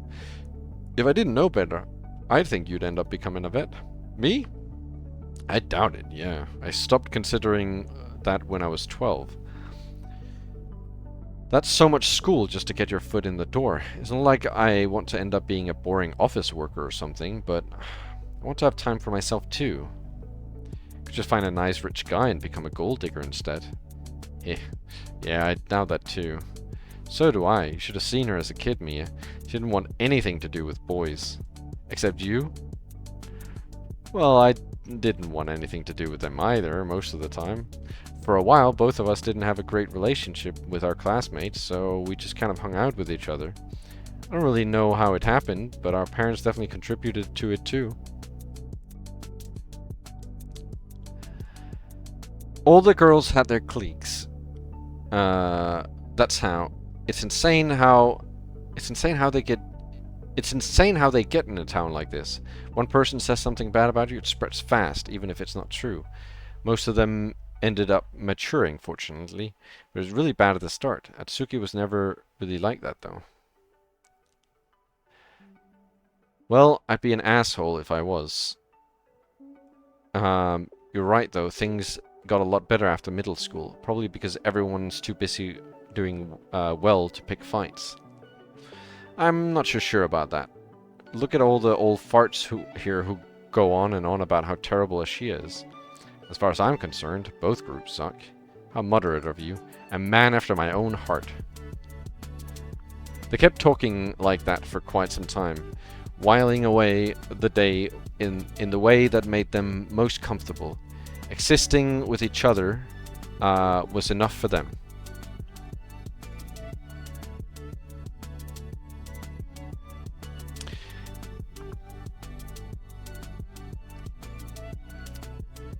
Eventually their coats were no longer able to protect them from the icy air. The short winter day came to an end as the sky began to darken. The short winter day came... colliding with her own misty breath, Mia stood up and asked whether they'd like to walk around to warm themselves up. From Ciudadela Park, they would usually head home. Instead, they headed in the opposite direction, toward the more rustic part of Yoshibana, which bordered the surrounding mountain range. They weren't unfamiliar with it, but it was rare they'd end up there. It barely had shops, and most buildings were residences. However, the narrow brick streets adorned by the dim snow made it particularly cozy. Quiet footsteps, the only audible sound. Shiroya took out her phone and looked at the time. 20:27. Aimlessly walking, they noticed the falling snow was getting lighter. People were entering their homes for the night, and some tire tracks had been recently carved into the snow. What's that? Mia had been living in Yoshibana for many years, but she was well aware that the other two knew the town had much better.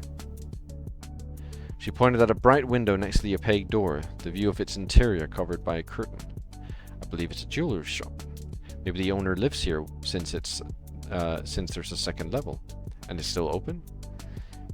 Every lit window on the path had been high up, so that one stood out. In recent years, a few amateur jewelers had been appearing throughout Yoshibana, selling the gemstones found in the nearby mountains. Timidly, Shiroya approached the door and tried to open it. Oh, hello, it's not usual I get a late visit. Are you searching for anything in particular? While the old man stepped out from behind the reception desk, Shiroya turned around to meet Atsuki's gaze. He simply shrugged. Noticing Mia's look of interest, the owner addressed her, slowly bringing her inside. Anything you see that can be put on a necklace, earrings, or even a ring? Are you three looking to buy matching necklaces? Kids usually ask for that. Not really, no.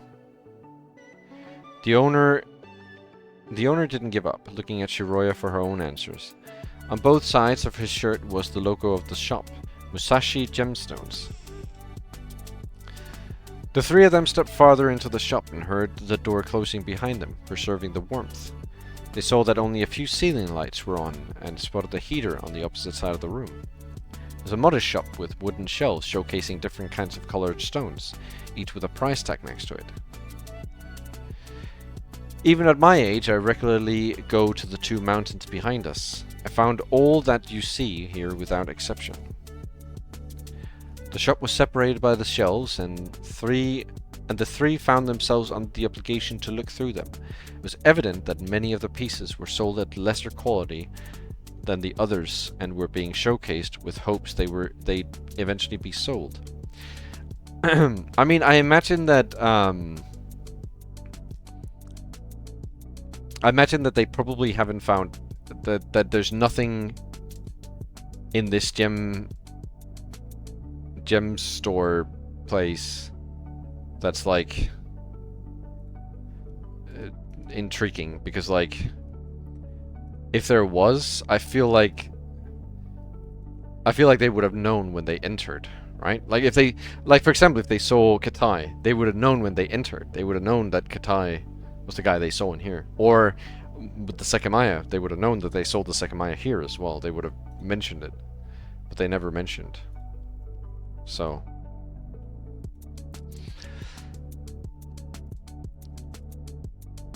being the most interested, Mia started going through them, knowing she had enough money to buy one if it grabbed her attention. She kept in mind the one she liked while she continued stepping farther into the shop. Shiroya had also seemed captivated by a couple of them, but Atsuki had quickly decided to wait near the entrance, doubting he'd have an interest in them. Don't you want to look at them? See here, I have put together a few wristbands of different colors. I believe I still have one, if I'm sure it would suit you very well. When Atsuki looked at the first shelf, he had a quick change of heart. He saw two similar triangular stones. Ah, this is why. It was her necklace, right? The necklace that Shiroya had. In shining dark blue, his favorite color. Do you like these? They're tanzanite, one of the most beautiful gems. Beyond the shelf, Atsuki could hear the two girls who had come back to his life. He truly hoped things would stay as they were. Can these be put on a pendant? Atsuki spoke in a quiet voice, with the idea to secretly buy matching pendants for them. Of course, come here. The owner took both gems and crouched behind the reception desk. In no time, he fitted the two of them in pendants. The price was affordable, so Atsuki paid it without saying a word. The two girls hadn't heard him. Shiroya had stopped in the middle of the shop and was staring at the specific display. After her was Mia, who'd seen almost everything on offer. She was close to a wooden door, which she believed must have led to a higher level, where the old man lived. Mia frowned. Upon entering, she'd barely noticed an odd smell, which had become a little unpleasant.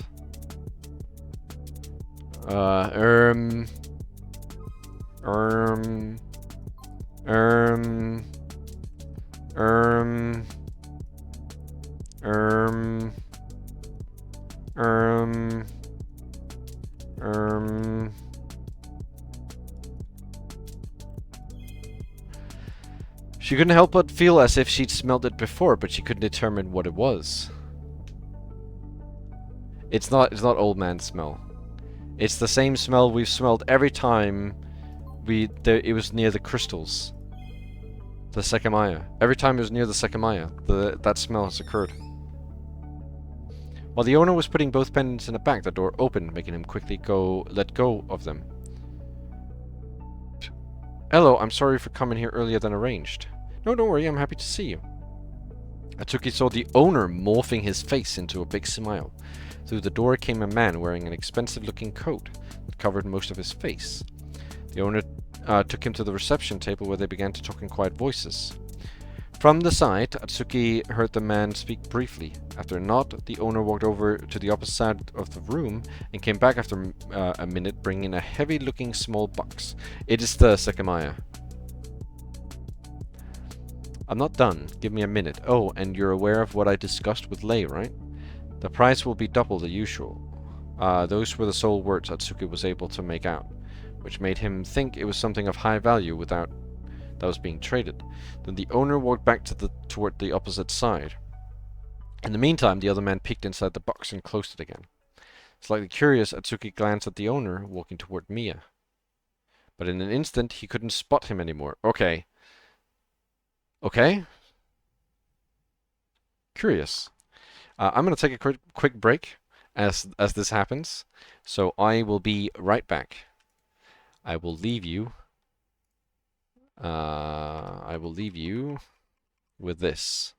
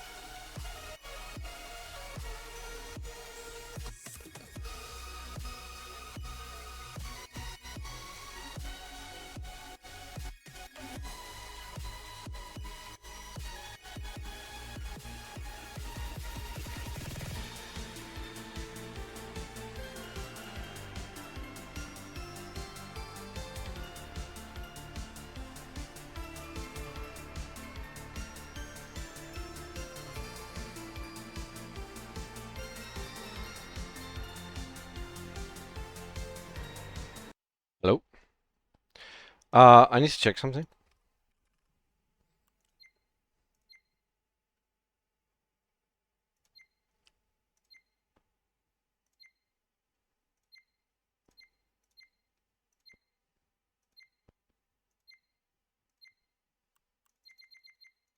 Remember when I last said the again thing?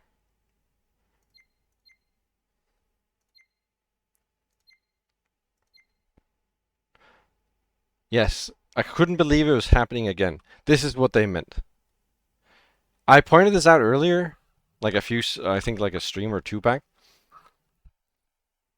I could see that the very dark smoke was filling my field of vision. I couldn't believe it was happening again. This is what they were talking about. This is what we're seeing now. This part. But in an instant he couldn't spot him anymore, as a dense dark smoke had invaded his field of vision. Behind him he heard the sound of a door closing. Before he could put two and two together, he collapsed, incapable of movement. The entire narrow shop had been inundated by the sudden smoke. The one thing I remembered.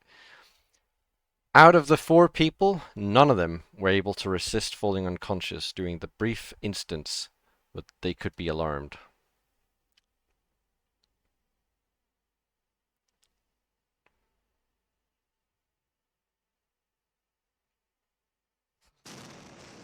Okay, oh, jeez. Is this how Mia died? Hey! Can you hear me? Asuka began to recognize a few words, and his eyes shut open.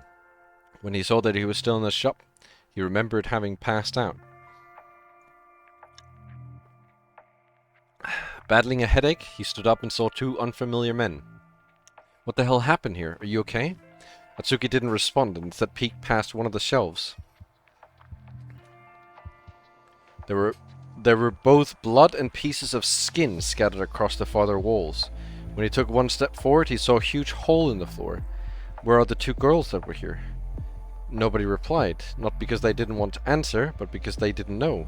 However, going off the blood, they felt they didn't have to respond regardless. Behind the 2 men, Atsuki spotted the owner. Looking down at his feet, there was a streak of blood running across his face. Hey, answer me. There was an explosion a few minutes ago. That's all we know.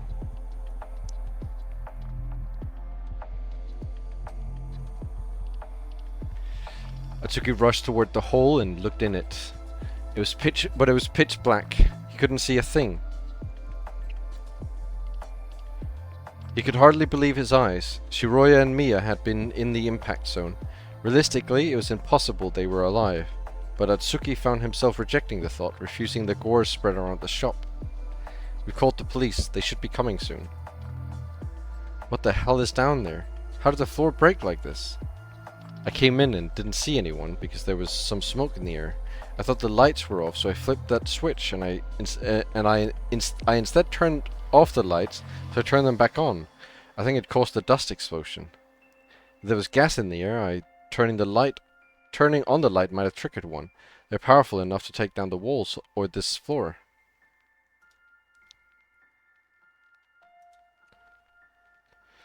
Atsuki denied what he was hearing as he kept staring at the blood surrounding the hole. The entire far side of the shop had basically disappeared. He stood stunned, recalling the powered-off heater that had been in the corner despite the warmth. Very soon the police appeared, followed by an ambulance. Atsuki explained what had happened, shaking every word out. He had to be brought to the hospital where his parents used to work in case he'd suffered any damage from either the smoke or the explosion. Hours later, after asking continuously, he was told that below the store was a drainage channel where they'd found an unconscious person. However, only traces had been found of the other girl. The description confirmed to Atsuki that Shiroya was alive, whose remnants those had been. Unresponsive, Atsuki lay back, eternally falling apart. Shiroya was brought to the hospital. She was in a coma from having fallen so far down. but a nearby shelf had prevented the explosion from hitting her directly. The next day, the police released the details of the events. An individual had released smoke that had put 4 people to sleep. A short time later, a gas explosion had occurred. It happened due to the shop's heater being of an older design, one which lacked a failsafe. The heater had burned through all the oxygen immediately surrounding it, which had extinguished its flame but allowed to continue releasing gas. Given the size of the explosion, that must have happened before the smoke had been released. Then, as everyone had fallen unconscious, nobody had been able to recognize the artificial smell of the gas and ventilate the area, causing it to build up. No, there's no fucking way! Okay, that's it. I'm uninstalling the game, guys. Thanks for playing. Alright, thanks guys. That's it. We're done today.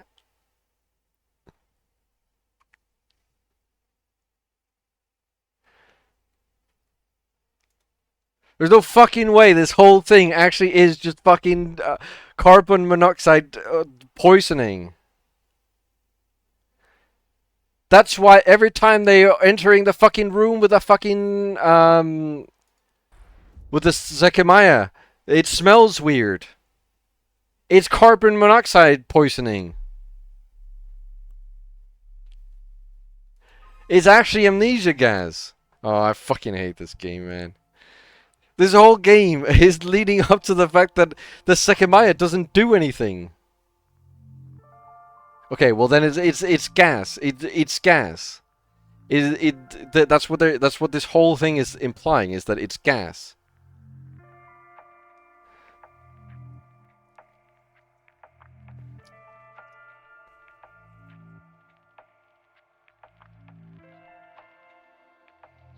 Oh my god.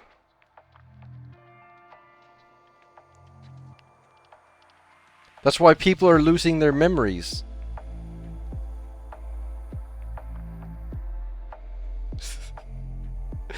I fucking hope it's not that.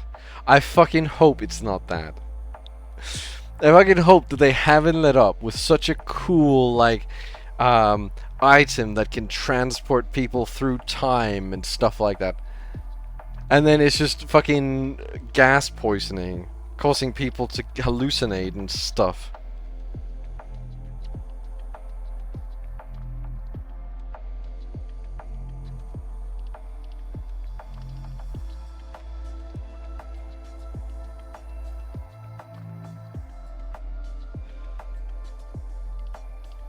Given the size of the explosion that must have happened... Oh, we already read that.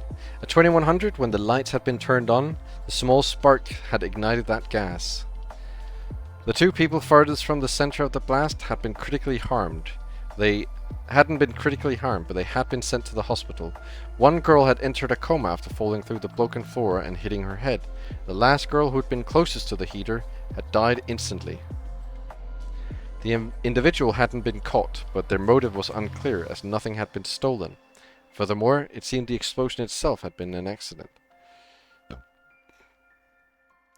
Atsuki had gone to visit Shiroya, whose parents hadn't shown up. Looking at her resting face, she was unbelievably relieved that nothing had happened to her, but she couldn't process the fact that he'd never see Mia again. Every time he remembered how happy she'd looked to be back with them, Atsuki's heart seemed to have shattered once more. Days later, Shiroya woke up without having suffered any lasting mental damage. The 2 of them were able to go live together, trying to support each other after what had happened. The day before the 15th, the purse where Mia had put the 3 tickets was still in view. They couldn't sleep and decided to walk to Ashia Tower very early. They looked at the night sky, knowing Mia wasn't under it anymore. However, as they turned their eyes back to each other, both of them wanted to believe that loss could be overcome. They were still alive. After a long wait, they approached the tower and were able to find shelter in it until the event began. The warmth inside, a small comfort.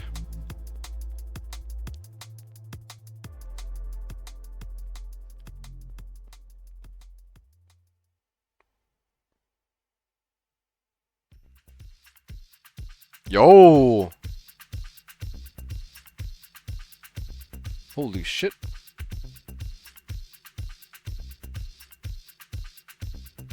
Yo, it's the Minecraft building!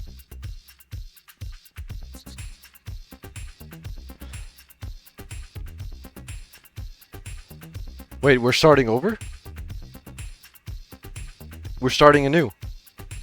It's day 1. It's all restarting.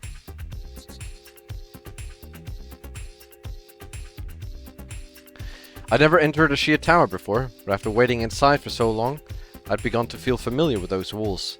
More and more people had continued entering through the main door, lengthening the queue behind us. Yawn. I glanced at my right and saw Atsuki's tired face. We'd been in silence for a long time, and I knew there wasn't much I could do to change that. How tired are you? A bit. I'll be fine, though. Mingled with the tiredness was misery. Instead of looking back at me, he continued to stare at the rightmost column. Slightly frustrated, I awkwardly averted my eyes, too.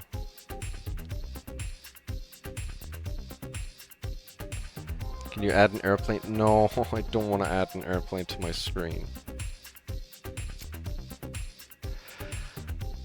I'd known him for a very long time, and he looked like a completely different person. It seemed the distance between... We're Shiroya. Yeah, we're Shiroya. You're right. I didn't think about that.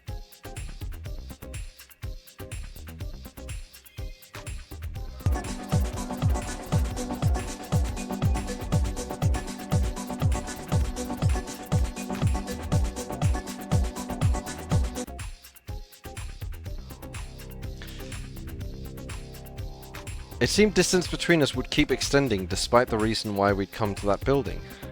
The premise had been to prevent what had happened from disrupting our relationship, but I felt that achieving that was far out of my reach. In addition, I'd had to constantly shape my attitude around it, which I hated. I knew how bad of an idea showing my discontent would be, so I kept it to myself and continued mirroring his face. Okay, so... we all need to help each other here. Because I feel like, now that we're Shiroya, there's a lot of things in the past that we need to keep an eye on with, like, how they connect. Like, how they overlap. No, I don't think we're Mia, because this is, well... No, I don't think we're Mia. Because this is just the start, right? This is just chapter 1, but now we see, what's his name? Atsuki. As like a character. It's too late, you've not been keeping... Shut the fuck up, Shinjo! Oh, go, Shinjo! Oh!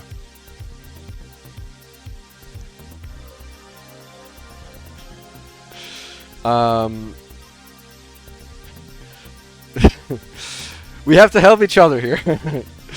No, it's not abuse!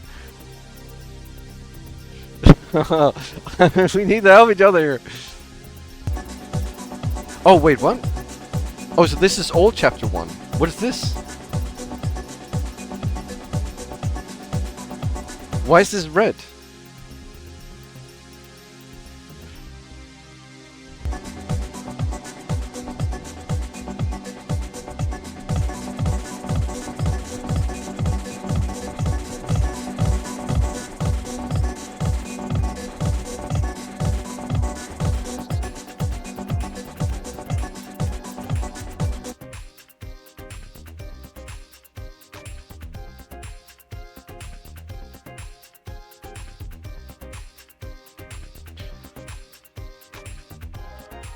It does. We've had 2 choices so far. Oh,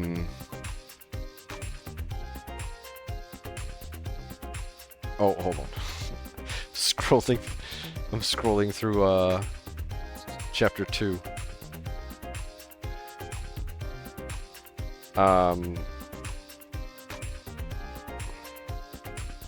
Okay, how has that been said like 4 million times? What's the choice? Here, I can see one right there. Here's a choice. Try to enter the elevator or continue running down. That's a choice. Welcome, Shu. Oh, there was a ghost here. A ghost. Yeah, look, I'll jump there. Ah! There's another choice as well.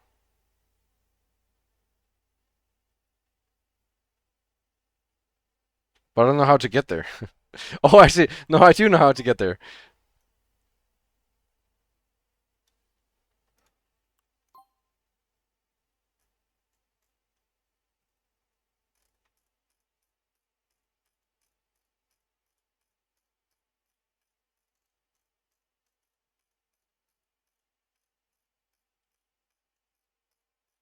Here, there's another one.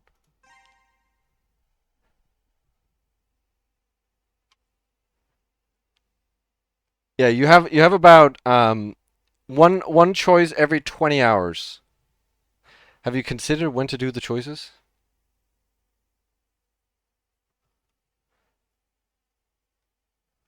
Uh, what? Like, what do you mean? When I do the choices? I've already done the choices. Oh, do the other options? Oh, no, I haven't considered that. Thank you, Shu.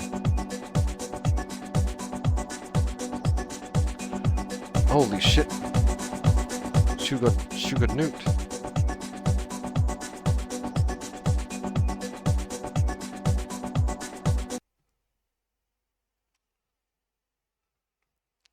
I couldn't believe that. I haven't considered when I do the other choices. No. Oh, actually, yes. Uh.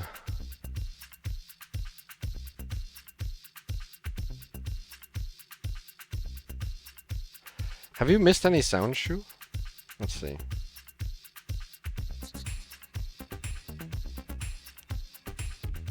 I feel like there's a sound that I feel like you would like. I don't remember why. Chicken jockey. Other than that one.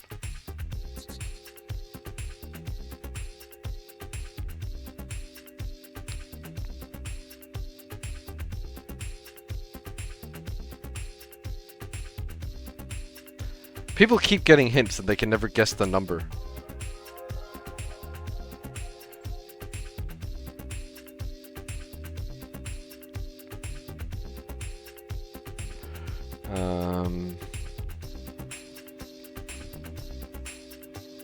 I was looking through all the sounds.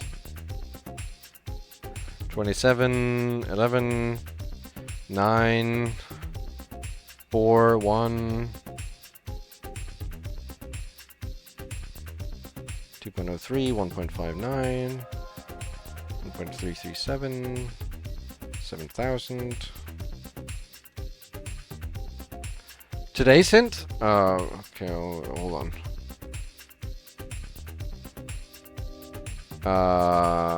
Let me find it again. Oh. Yeah, that's the one. Well, got it. I'm surprised.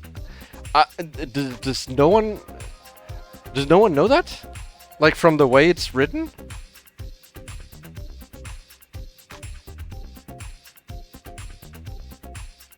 I feel like I wrote it in a very specific way that makes it really obvious.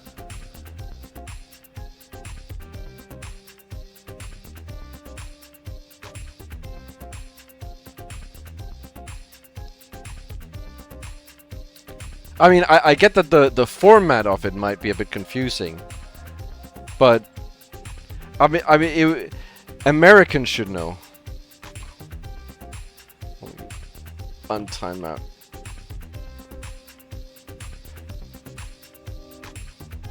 Yes, Shu knows. Shu knows.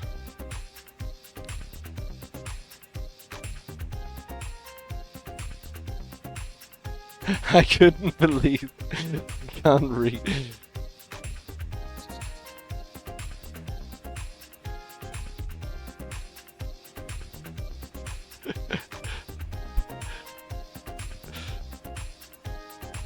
Maybe I should. Maybe I should do the. If you type exclamation mark curse, it shows you how you need to do it. It only shows you if you have a curse and how long it's there for. But maybe I should show how you do it as well.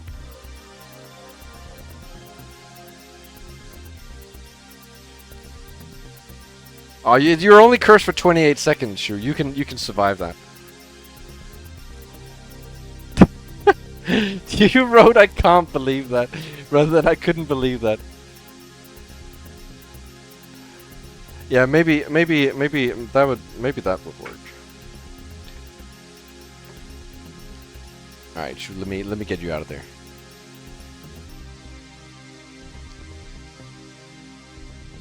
There you go. No longer curse, Shu. You're free. My brain cannot handle this curse. You gotta get the Shu curse. That's the only one your brain can handle. Because that's just you talking normally. That would just be normal day for you. Skedaddle? Okay. I'll add skedaddle.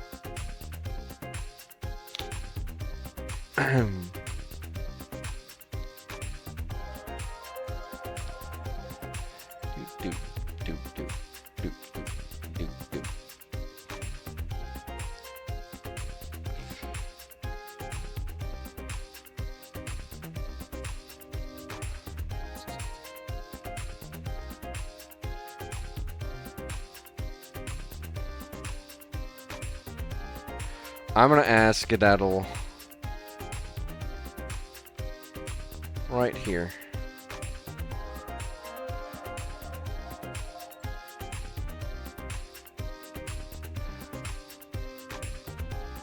Oh, Shu, you are close. You are very close, Shu. You are very close, Shu. All I want to say is that there is a dot somewhere, like a decimal. Your loved one was diagnosed with mesothelioma. There you go. You got it. That's very quiet. I need to turn that up. I'm gonna put the volume on that one higher. And also add it to found. Let me refresh it. So if you play a sound now, it's gonna stop. So I'm gonna refresh so it's louder. Okay, it should be louder now.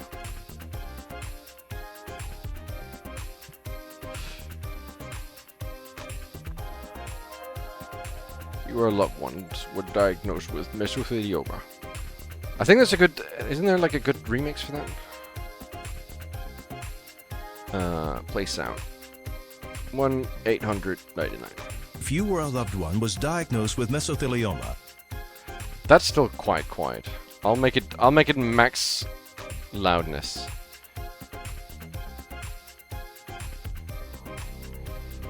No, not curse. Gotta make it bass boosted. If you or a loved one was diagnosed with mesothelioma. That's fine. That's better.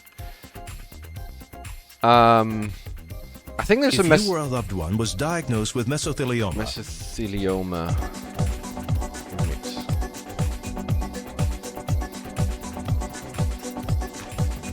Is it this one? This doesn't say anything. It's not that one. What the hell is this? Attention mesothelioma victims. If you or a loved one has mesothelioma and it's causing you terrible chest pain and difficulty breathing, we feel your pain. Fight back. Hold the big multi-million-dollar companies responsible for their actions. I'm attorney Bob Goldwater. Many Americans were given a death sentence when they were put to work with deadly asbestos. What the hell? Is it this one? Attention, if you or a loved one was diagnosed with mesothelioma. Attention, if you or a loved one was diagnosed with mesothelioma. Attention, if you or a loved one was diagnosed with mesothelioma. Attention, if you or a loved one was diagnosed with mesothelioma. Attention, if you or a loved one was diagnosed with mesothelioma. Attention, if you or a loved one was diagnosed with mesothelioma. This is such a weird thing. I think that was it. The thing I was thinking of. JG Wentworth. Is that the... What the hell is this? I have a structured settlement and Oh yeah, okay. This is the one where they're like out of the window, isn't it? Where they're like sticking out of the window and they're they're like shouting, and I need cash now. When I want my money, it's my money and I need it now. It's my money and I need it now. It's my money and I need it now!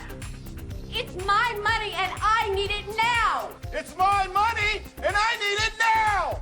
It's my money and I need it now! It's my money and I need it now. What's the other one? There's I don't think this is an advert, but I like this remix as well. Is it this one?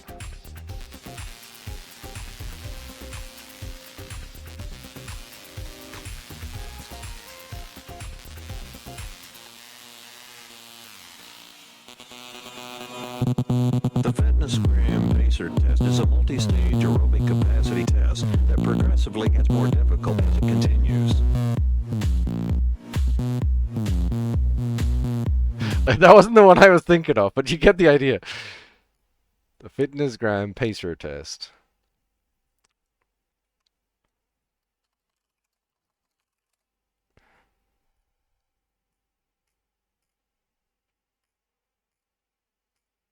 Okay, I can't find the one I was thinking of. I swear there was a Fitness Gram Pacer test remix. Unfortunate. Denny Bro Pacer test? Dubstep remix? I don't think that's it.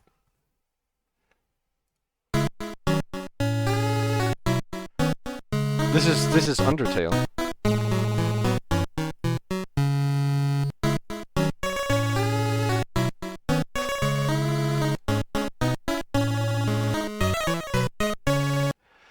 Where did the 27 emote come from? It's from 7TV. Driving in my car. What the hell? Driving in my car right after a beer. Hey, that What the hell? bomb is shaped like a deer. DUI, how about you die? I'll go 100 miles an hour. Little do you know, I filled up on gas. I'm a kid, you're about to make an ass. Pulverize this fog with my cooking truck. It seems you're out of luck. Woo! All right, let's let's continue. Jollibee is there a Jollibee? Driving in my car, driving in my What the hell? car right after a beer. Hey, that bomb is Oh, there is. Driving in my car to Jollibee. Hey, that dude looks just like a bee. Come on in, we're going to eat chicken joy with gravy. Little do you know, I'm ordering fries. Look up cake, spicy loaded fries. Finish it all off with this pickle pie. Means everything to me. Jollibee. The story? Well, I mean, it's from Yumaniki. I don't think there's much of a story other than that. It's from Yumaniki. The video game. Big fan. Me, big fan. I mean, I don't know what the number... Okay, I mean, I could try my best to explain. The characters from Yumaniki...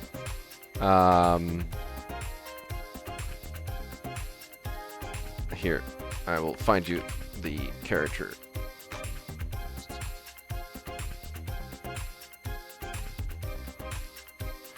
It's her.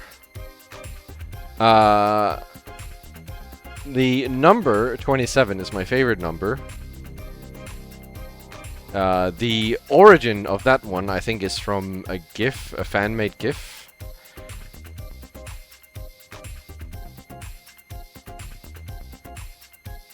I don't know for sure. I mean, she doesn't dance like that in the game, so I would assume it's a fan-made GIF. There's nothing else to say. I don't know what else to say. It's just the character that I like. What's the other 60 sound that isn't 69? What? The other 60 sound that isn't 69? Oh, 61?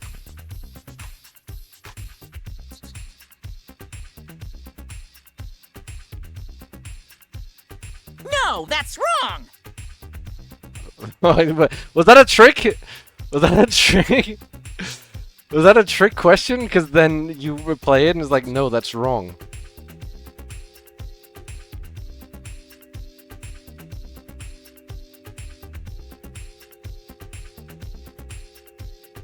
What? I'm so. Was that a trick question? I don't understand. I'm so confused. No one's saying anything. Please. No, I just had 6 star in my notes. Okay. Yes, 61. It's Monokuma's 61st voice line.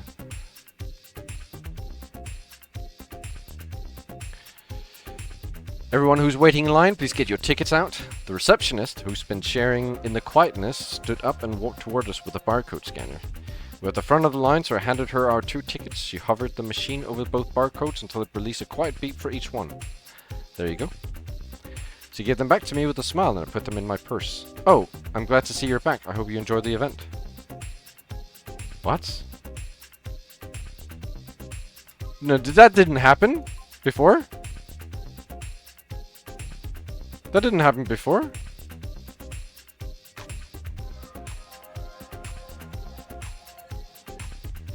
That didn't happen before? Oh fuck, we are in a second timeline where this all has happened before. For the first time since we'd entered, she glanced at Atsuki's face before saying that. What does she mean? I've never been here before. I shrugged since she'd already moved on to the man at our side, but I imagined she'd probably confused him for someone else. There's still more than an hour left until 9 AM, when the front door would open. I'd stopped being curious about what we'd been shown as a result of the overbearing mixture of tiredness and coldness. Thank you, Ember. I'd been paying attention to the brief conversations I could hear to stave off boredom. They all kept detailing how strange the whole event was. Standing up for so long was building up pain on the lower side of my back, so I had to force the thought of enduring it for over another hour out of my mind. I stretched my limbs and torso, trying to resist the urge to lie on the floor.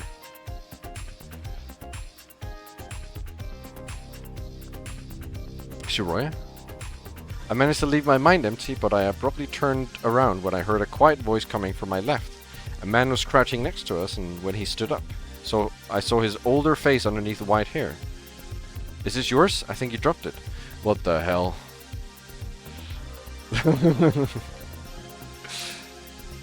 He showed me a ticket that must have fallen from my purse when I stretched my muscles. I nodded and put it back inside, all while unnerved by his stiff motions. Thank you. After turning around, he spent a few seconds staying still until he walked toward the door on the left, gripped the knob and opened it before slowly disappearing through it. We weren't supposed to enter yet, so given how nobody apprehended him, he had to be an employee. Atsuki's mood didn't seem to have improved at all, which only caused my own form of anxiety to emerge. Oh, it fucking backfired! It fucking backfired!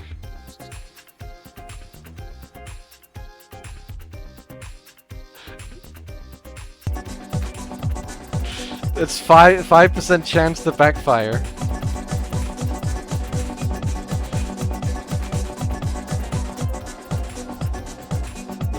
check that it did backfire. Yeah, it did backfire. It backfired. That's so funny. 5% is too high. No, it's not. That's the first time it's happened at all. Although it should say that it backfired. I forgot to show it backfires if it's already got a curse. I had no way to get rid of it. So all I did was stand up uncomfortable with no perception of what time it was.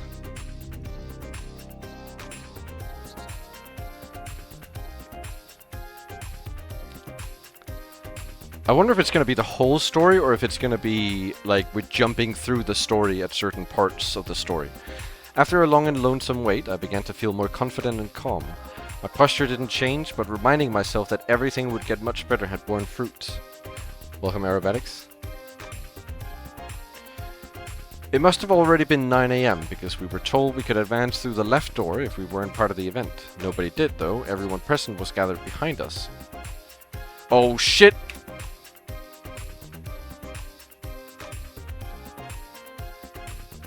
Shinjuk not saying a word. Oh, there he goes. Sorry for the wait, everyone. We'll now begin the group entrances. A blonde woman wearing a dark suit came out of our door. I recall seeing her face in the lobby not much earlier. My name is Naomi. I'll be chaperoning today's guided visit. As you likely already know, groups of 3 will move forward in turns. Each visit is estimated to take approximately 15 minutes. Addressing the multitude all at once, she glossed over the procedure and prohibitions. Once she was done, she looked over her glasses. Are you 3 the first group? I wasn't sure Atsuki had paid attention to her discourse, and the man at our side was visibly out of it. I opened my mouth so that we wouldn't waste more time.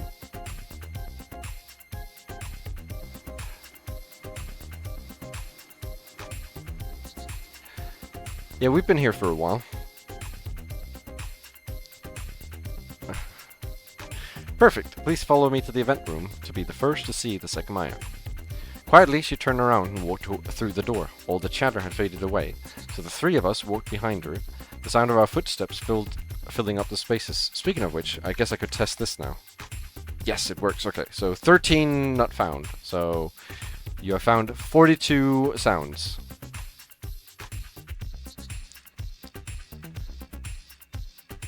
On the other side was a long hallway with ornate decorations. There were very few open doors in both walls and a handrail linking them all together. Yes, I have seen this place so endlessly many times.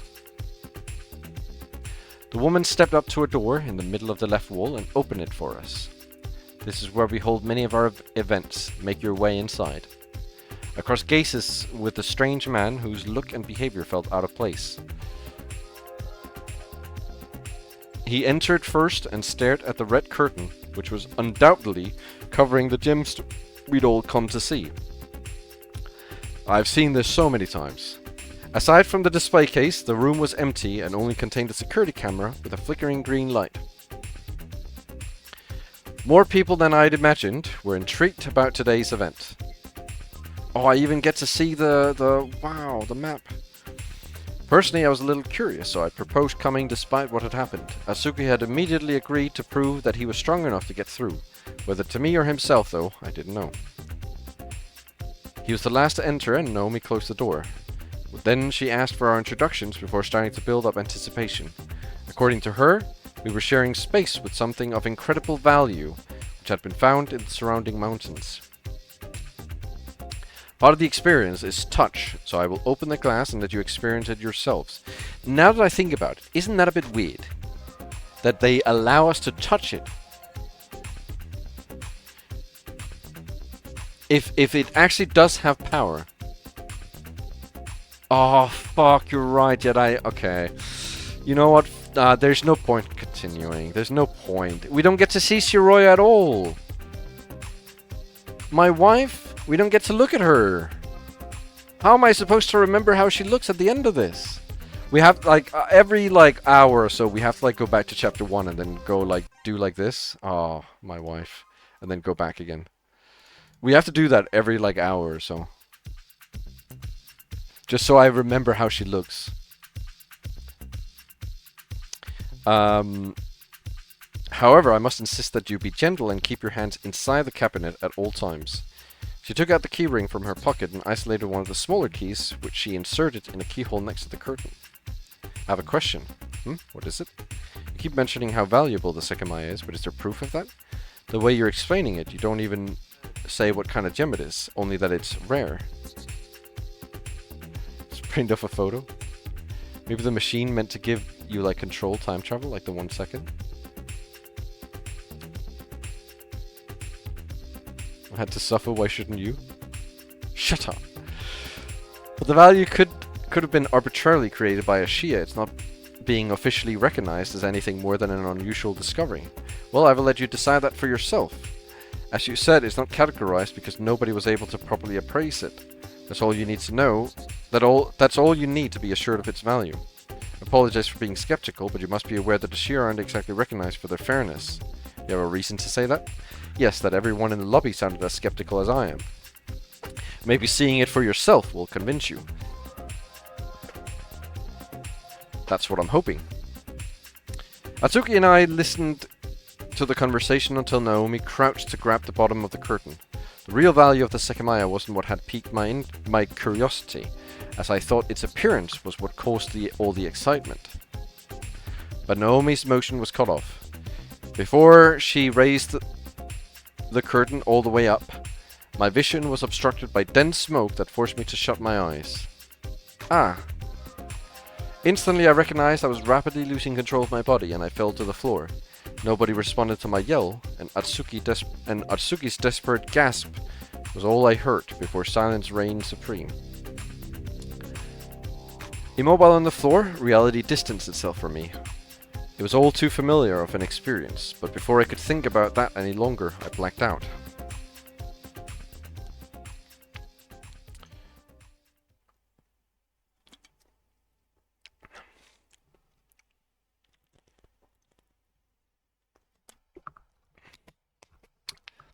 Hey! The world vibrated. I saw Atsuki's hair next to my eyes, and his arms shook me while his entire figure was covered by a dark substance. When he saw I'd awakened, he backed off. Do you feel okay? What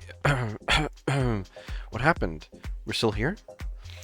Mixing a nod with a shrug, he glanced at the drastically changed scenery. The smoke had tainted everything it touched, including ourselves, and the room had become very dark. Haha, Jonathan. Gas leak. No, because that also explains why it only ever happens on the crystal floor. Because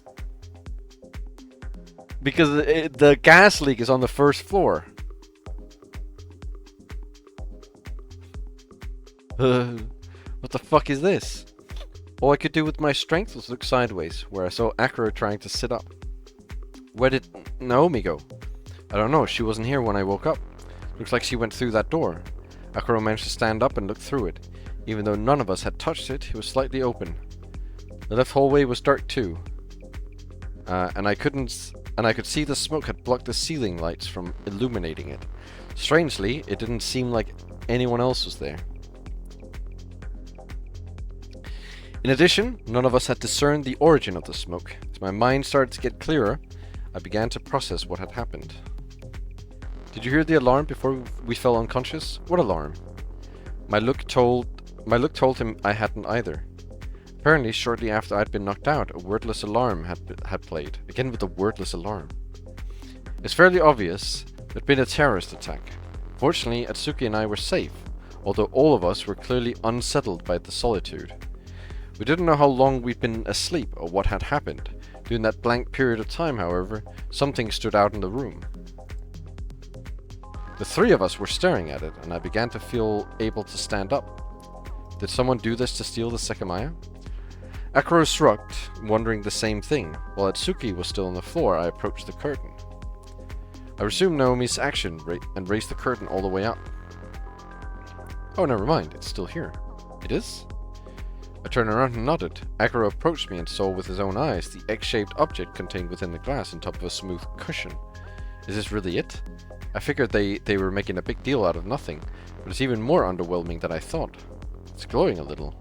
Maybe that's why. Maybe this isn't even the Sekimeiya. Maybe this is literally just like some object they put there as like replacement, because they actually stole the Sekimeiya. We don't know if it's there or not. It's actually, the whole story is just about a fucking gas leak. I can't believe it. I wonder where Naomi is. This seems pretty fishy. What do you mean? That there's nobody here? I know this seems like an attack, but you know what I said regarding Ashiya's reputation, right? I find it hard to believe they'd set up this much advertisement just for this thing. I'm sure they had something in mind to use this event for. Maybe this was it. I don't follow. It happened right before we could see the Sekimeiya, and an employee left. Nobody entered yet, and we weren't moved. I have an idea of what's going on. I'm sure they wanted to use this opportunity to pull out some countermeasure against Sin, but I don't know what it really entailed. We probably got caught in the middle of it.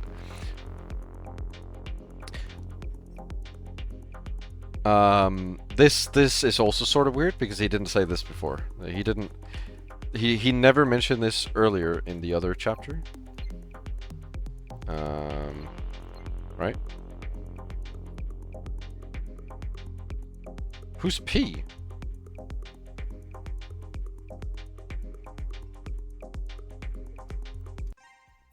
Oh, that's okay. So this is okay. I was to say, who's that?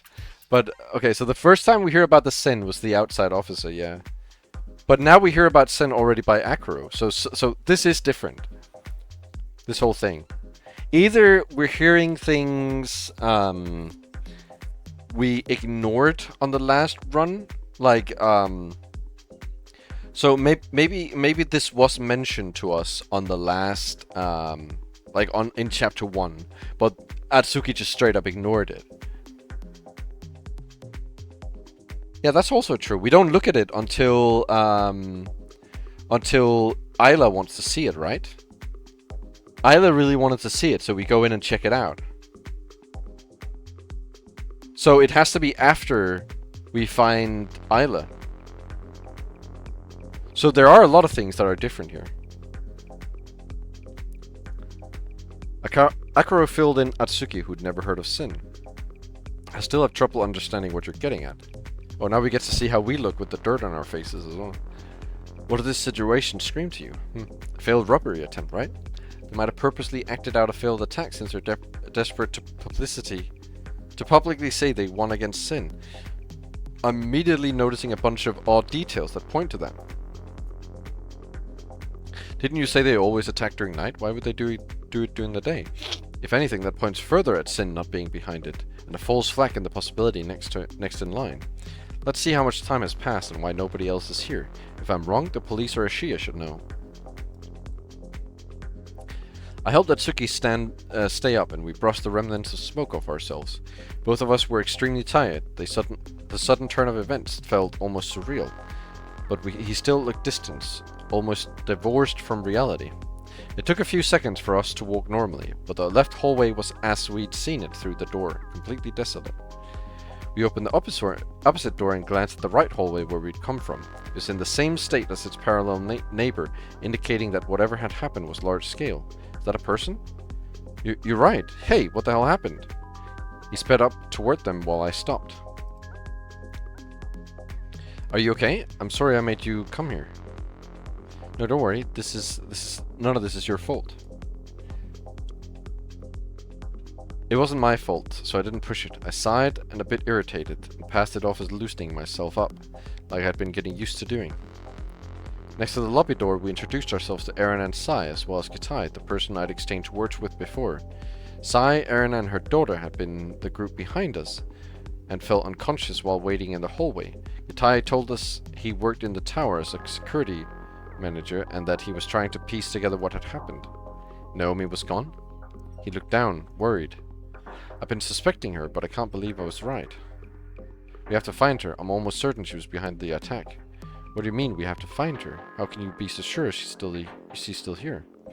Through the poor illumination, I was able to see many expressions lowering at once. Kitai revealed the effect of the alarm that Atsuki had heard. Although the trigger was unknown, it had sealed every method of escape for 12 hours. Despite Akaro's insistence, Kitai kept repeating that he wasn't allowed to reveal anything else, but he claimed he was unsure about other details. I don't get what you're saying. The Sekimeiya wasn't stolen, it's still in the cabinet, so you can't just ignore the activation of the alarm. If that's true, I'm as clueless as you are. What does it look like? It's basically a big egg. You're right, that's the Sekimeiya. In case Naomi didn't warn you, the Sekimeiya must never be taken out of its cabinet. The temperature provided to it is essential to maintain it well. Did you keep it shut inside? Yes. I wonder if the alarm halted the plan, or if Sin intends to take it out once the time expires. See what I told you to? He already believes Sin are behind this. That could very well be Ashia's intentions. Isla, whose mother hadn't stopped trying to bring her kid back to consciousness, opened her eyes, coughed a few times. After a few awkward seconds, Kitai told her what had happened. What? Why can't we leave? The exit is blocked off, and so are all the windows above. It's to prevent thieves from escaping. So a thief is here? Well, we don't think anything was stolen, so it's very possible something went wrong. You're not giving us much to work with. What could have gone wrong? Well, as I said, the system behind the alarm is new and has hardly been tested. Plenty of things could have.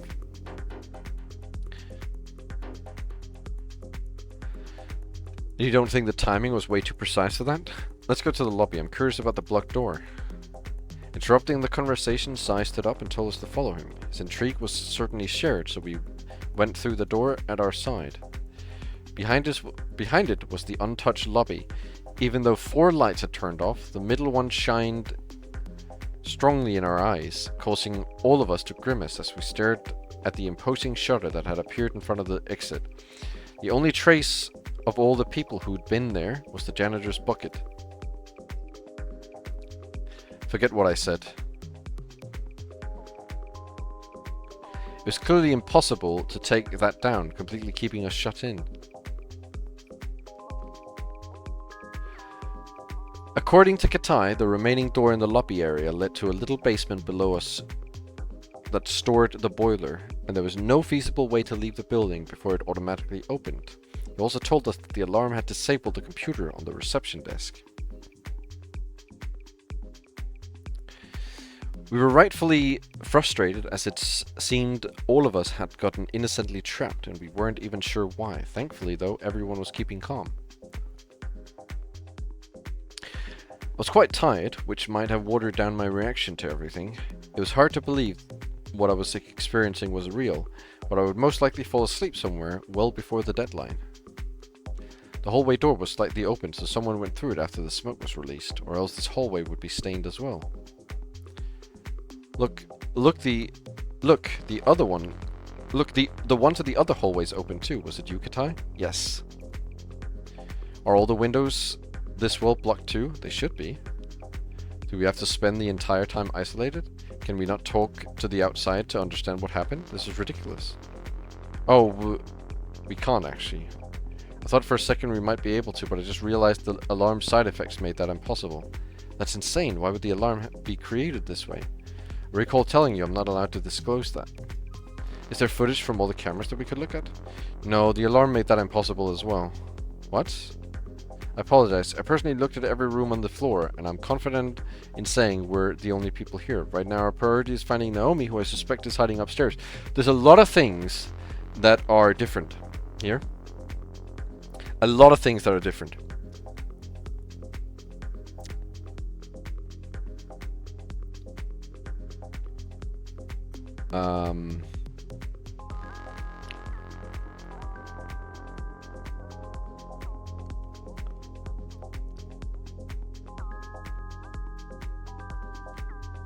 Is there anything of importance you found while you investigated?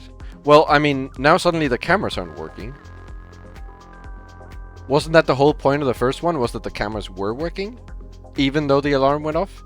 He also specifically said, can we not talk to the outside to understand what happened? And Kitai was about to say, and then we can't actually. Which also isn't correct, because in the first one we talked to the outside. We could only talk to the outside through that one method.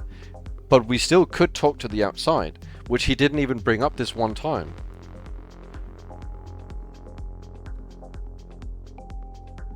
But like even the footage from the cameras, we can't even look at. No, he doesn't.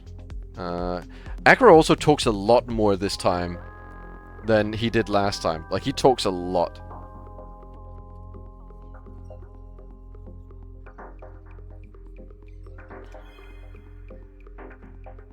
He's way more talkative. Yes, the farthest crystal room in hallway A is the only other one in which the smoke was released. He also didn't know this last time. He didn't know this last time. He didn't know this until we opened the door, and Sai pointed it out. Because when he thought only hallway A and B was hit, but now he's also pointing out this room was as well. Yes, the farthest room in hallway A is the only other one in which the smoke was released. That's how we refer to the exhibition rooms, by the way. Huh? Smoke was released in another room? Why? Katai shook his head, indicating that he couldn't answer. As we had nowhere else to go, we were compelled to move over to it. A sturdy grey door caught our attention first, and thanks to the map next to it, we learned that the security room was behind it. We could also see that the basic layout of the floor we were on, named the Crystal Room. As it says there, this is the security room, but we won't be able to access it. The door was locked by the alarm, and we have no means to open it. Forced to accept that, we kept walking toward the room Katai had indicated on the map labeled A5. The appearance of the narrow room perfectly replicated the hallways. Every curtain was stained black and very little light let us see where we were. However, we were at least able to shine some light on this situation by revealing that the contents of all the cabinets had been removed, which Katai hadn't noticed. At first glance, we could tell it was a well-conceived plan. Despite that, it was Sai who quickly proposed a different idea. The lack of gems in that room could have been a mere diversion, as it had been too hard to believe something as important as the Sekimeiya hadn't been the target of a real robbery attempt. Isn't that a bit weird as well? That Sai thinks that the Sekimeiya has to be the target of the robbery?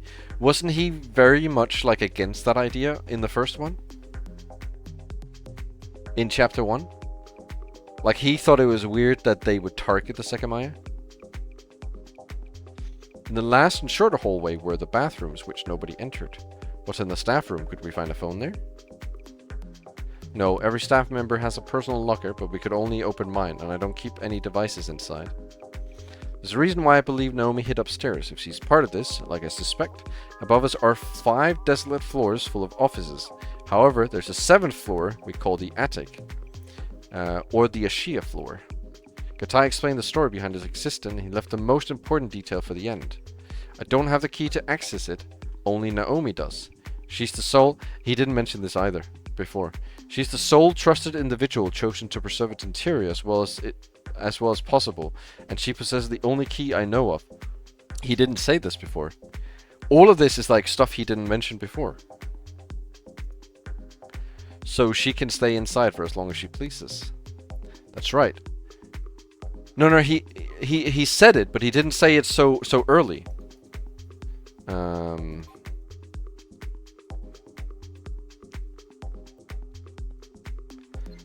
Let's look at everything. It's not possible to enter it without a very particular key, one I most certainly don't possess. In fact, I've never set foot inside it despite monitoring these cameras daily.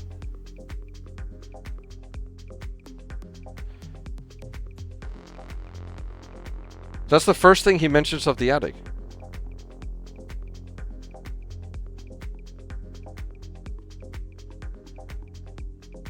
Attic. However, the other keyhole still managed to reach the special keys needed. The same core key. Technically, there's just one. You need a unique key. By moving, it also prevented Naomi.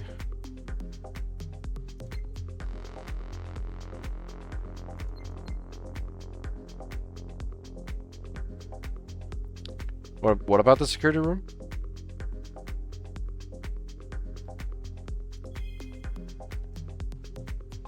He said the security room is locked, and we have no way of entering.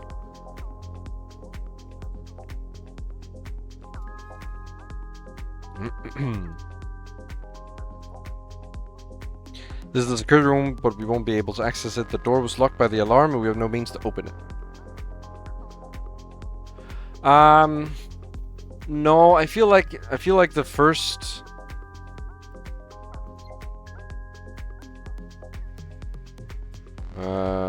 I feel like he was pretty okay with opening the security room in the first one.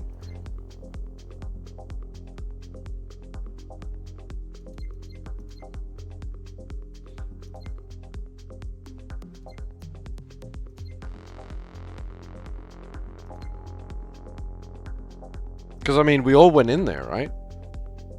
To look at to call the outside. He's completely different. Like, he's completely opposite of what he was before.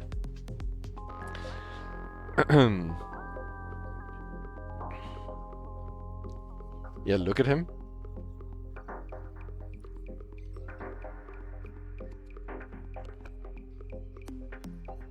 That's right, if Atsuki is correct, and she was still in the event room when the alarm went off, she has to be hiding, otherwise she would have shown herself already. The attic makes the most sense for that. I didn't find anyone else on this floor, so she's most certainly above. I doubt we'll be able to do anything if she's locked in the attic, but we'll have to do what we can to find her. A door was in the middle of the staircase. Katai was surprised to see it unlocked, because it shouldn't have been opened in the past few days. That is also weird. That is also weird.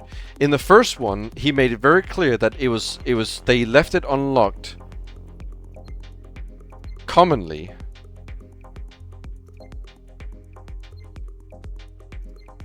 That it was commonly unlocked.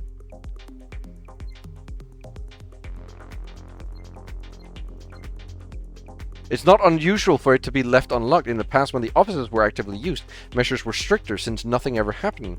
Everyone started to be more lenient, often leaving the door unlocked. A door was in the middle of the staircase. Katai was surprised to see it unlocked because it shouldn't have been opened in the past few days. When we were about to walk up the stairs, I asked whether we could take the elevator instead. Indifferently, Sais tried to open the door, but it didn't budge. That means the elevator either is not on this floor, or that someone has opened the elevator door on a different floor. Katai told us what we needed to know. Oh, no, the elevator didn't work, right? He needed to open. He needs to fix it first. Katai told us what we needed to know about it. No key was necessary to access the other floors with it, except for the attic, which requires Naomi's special key. Yes, that's the same. However, it's not going to work. What? Right now, the elevator won't move if you call it. The alarm disabled it. I see. Sorry, Isla, but there's nothing we can do about that. Ah. Isla was displeased, but she was doing a fairly good job of not making a scene for a child of her age. The wooziness left by unconsciousness probably played some part in that. Okay, so this time he doesn't even unlock the elevator. The second floor looked absolutely nothing like the first. Varying shades of blue and grey surrounded us, emanating a far calmer atmosphere. The goal was to inspect the whole building, while we had Katai's guarantee that there was no one on the crystal floor. We knew nothing about the ones above it. However, assuming he was right about the attic, we wouldn't find Naomi anyway. We began with the bathrooms. Of those, we inspected the offices occupying the main body of the floor. There were 3 office rooms separated by translucent walls, all containing powered-off computers. Next, the blocked windows made us stop. Just like below, exiting by force was out of the question. Lastly, we saw the corridor leading to the 3rd floor. It looked exactly like the second, with swapped staircases. We repeated the same process and concluded there was nothing to be found on it. Katai didn't have the login information for the computers, so our single way to measure the time was Sai's wristwatch. According to that, the time was 9:50. That seems pretty likely. With Katai at the front, we stepped onto the 4th floor. While the bathrooms were being checked, I felt someone's hand on my shoulder. It was Atsuki's. He was at the back of the group, maintaining his predictable reserved attitude. Look at this, I found it on the staircase. What was surprising was seeing a silver key in the palm of his hand. It looked fairly modern, not like the one that would belong to any door nearby. Oh, Wait. When I turned around to face the others, he stopped me. I'd like to not tell them. What? At his signal, I walked down the stairs with him. Everyone else was either in the bathrooms or waiting next to them, so they didn't notice us. This doesn't look like an ordinary key, so it should open a special door. Oh, the attics? I don't think so. Doesn't it remind you of the security room door? I guess it does. I could be imagining, but I think there are a few details Katai mentioned that don't make any sense. Now, are we the new Sai?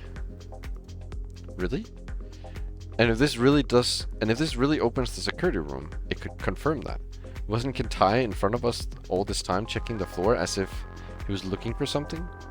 If that's so, I didn't pay attention. It's possible he was trying to find this key, which he didn't tell us about. If it's related to the security room, it makes sense he would keep it a secret, since there are some inconsistencies there. While he walked around the floor, he filled me in on what he'd been suspecting. A few assertions Katai had made about the time of the attack contradicted each other. I was taken aback not by the idea that Katai was potentially lying, but because Atsuki had been thinking about all of it. During the previous days, he'd looked like a person whose life had been drained out of him. At that moment, he was comfortably serious, which made me consider that the thought of the attack to what had happened 2 weeks earlier. Realizing that he'd gone back to being someone I could have a conversation with, I decided to humor him and follow him downstairs. In truth, what he was saying made sense. Katai specifically stated that the alarm shut the door to the security room. If he wanted to hide the existence of its key, it followed that he could open it despite whatever reason he had to prevent that. Given that he worked inside it and seemed to expect the key to be on the floor of the office rooms, maybe he'd been the one to drop it and wasn't completely sure where it fell. One of Atsuki's points was undeniable. Katai had been surprised to hear Naomi was gone, but he later claimed that he inspected the entire lowest floor. He claimed to leave both doors in the lobby open when he searched, but all the crystal rooms he'd supposedly looked into were closed. It was an indication that he wanted to direct us upward, where he knew he could find his key.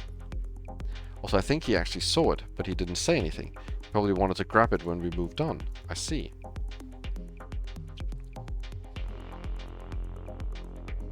Hey, where are you two going? On the second floor, we turned around and saw Aaron and Ayla. They were alone and must have realized we'd left. I found this key and I'd like to know if it belonged to the security room. What? Without hesitating, Atsuki told Erina what his intent was, at which he looked a little surprised. After hearing that, she took Ayla's hand and came with us. Ayla didn't object, as it seemed the crystal floor was where she preferred to be. If Katai had a reason to keep us away from the security room, we had no idea what it was. Atsuki was right to point out that he'd lied more than once. We couldn't trust that those lies were for the sake of confidentiality. We had no obligation to tell him what we were doing instead of just entering the room before he could think of a way to keep us out of it. We were in front of the security room. The metallic door did resemble the key we'd found, and it was hard to believe that they weren't a match. Atsuki inserted it into the keyhole and turned. Huh? It enters all the way, but it's not unlocking it. The key was getting stuck in the middle of the turn, but as he'd said, it had to be the correct one. We stood behind him, confused. That means the door is open, right? Atsuki looked down and met Ayla's eyes. After considering her conclusion, he twisted the doorknob and pushed the door open. You're right, what the hell, it wasn't even locked. This was the right key, though. From the hallway, we saw many lit screens in front of us illuminating a dim space. It seemed like a bit of smoke had leaked through the gaps of the door. Slowly, we made our way in, wondering whether Katai had purposely lied or simply been incorrect. Katai said the alarm locked the door. You really think that was a lie to stop us from trying to open it? If that's it, he must have had something to hide, probably on the computer.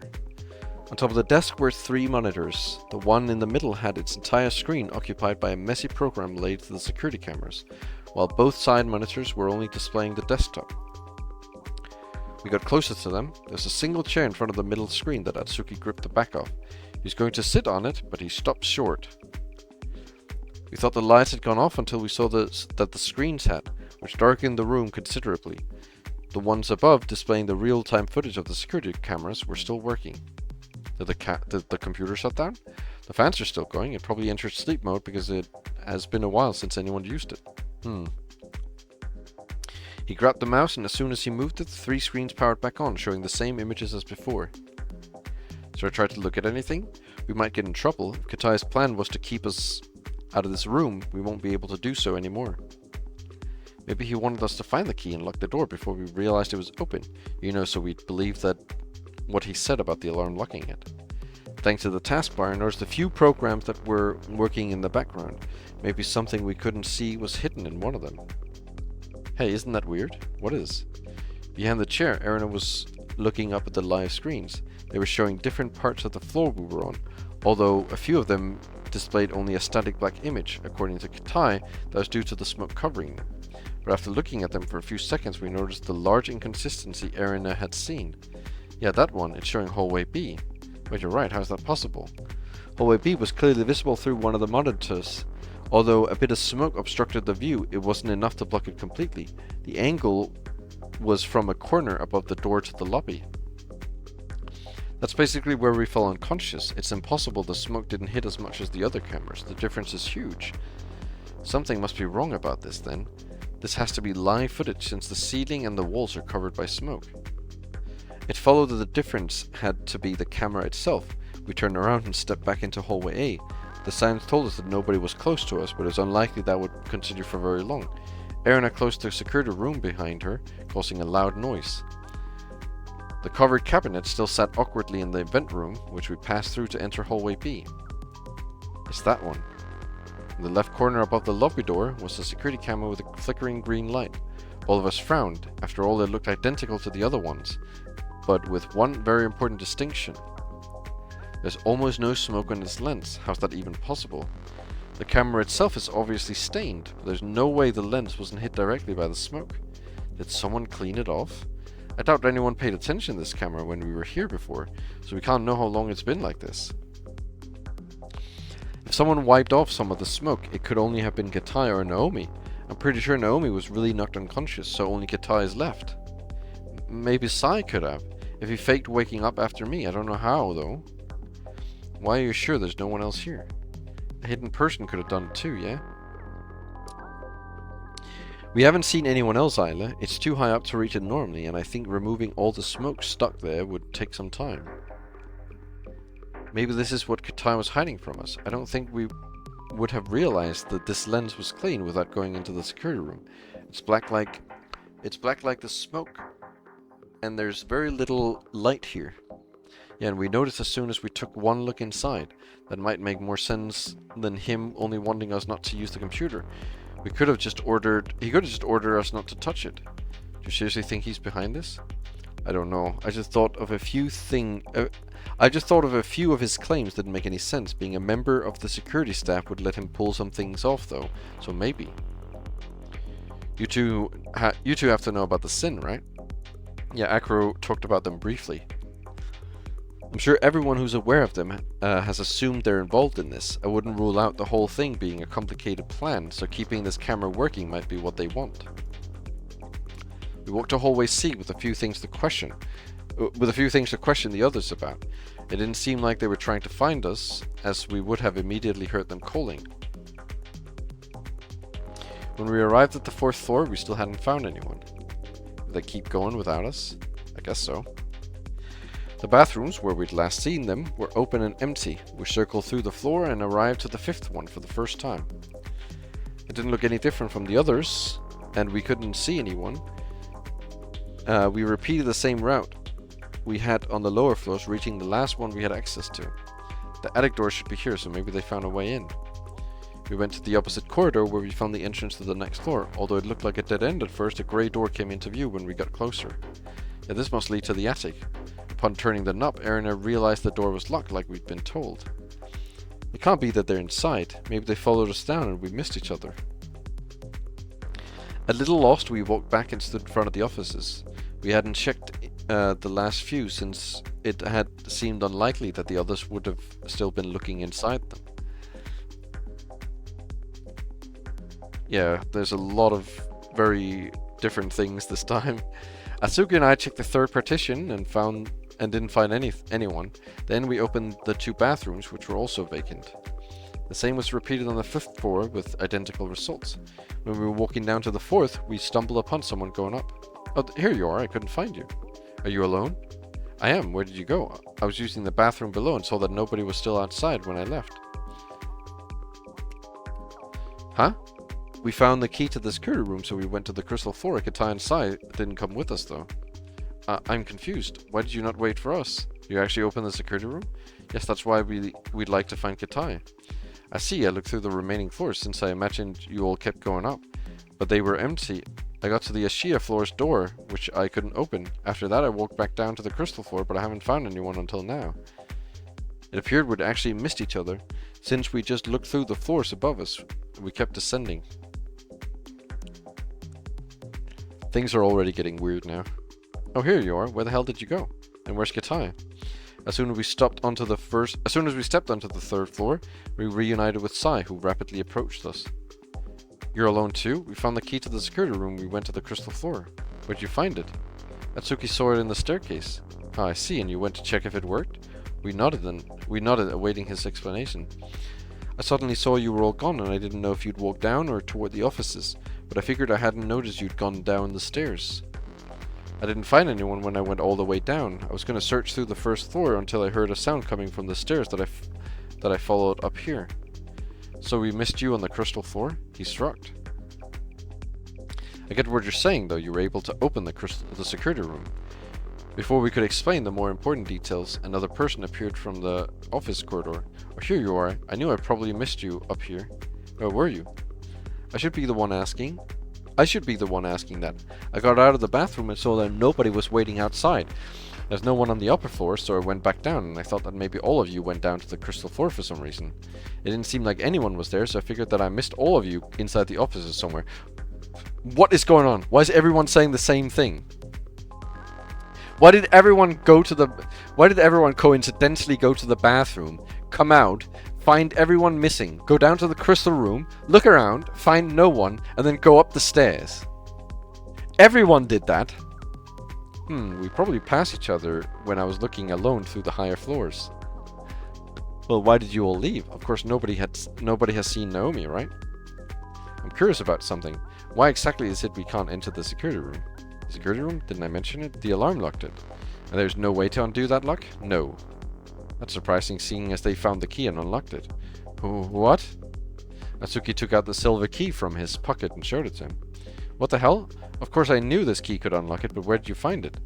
In this staircase. That's very strange. There aren't many keys like this one, and I left mine inside the security room without thinking about it. That's why I thought we'd have no way to enter again. But you said that you left it after the alarm played, right?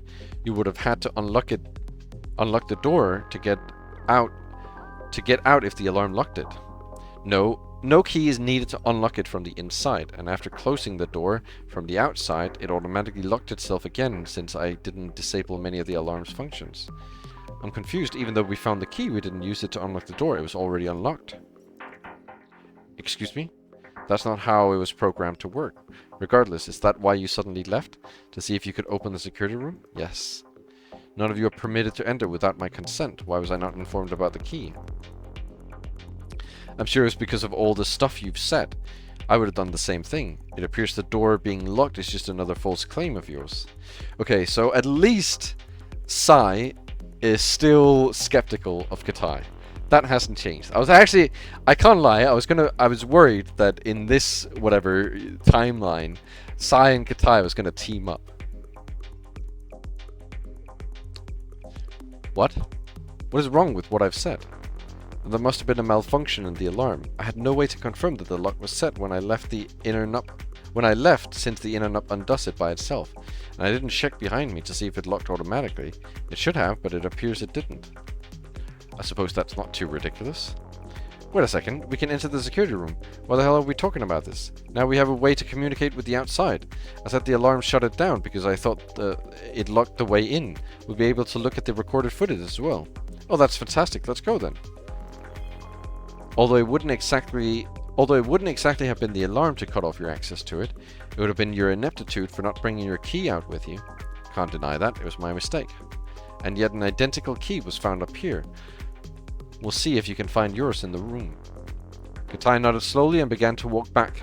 When the conversation ceased and the rest of us followed in silence, I glanced over at Atsuki. His brief bout of investigation had been just that, brief.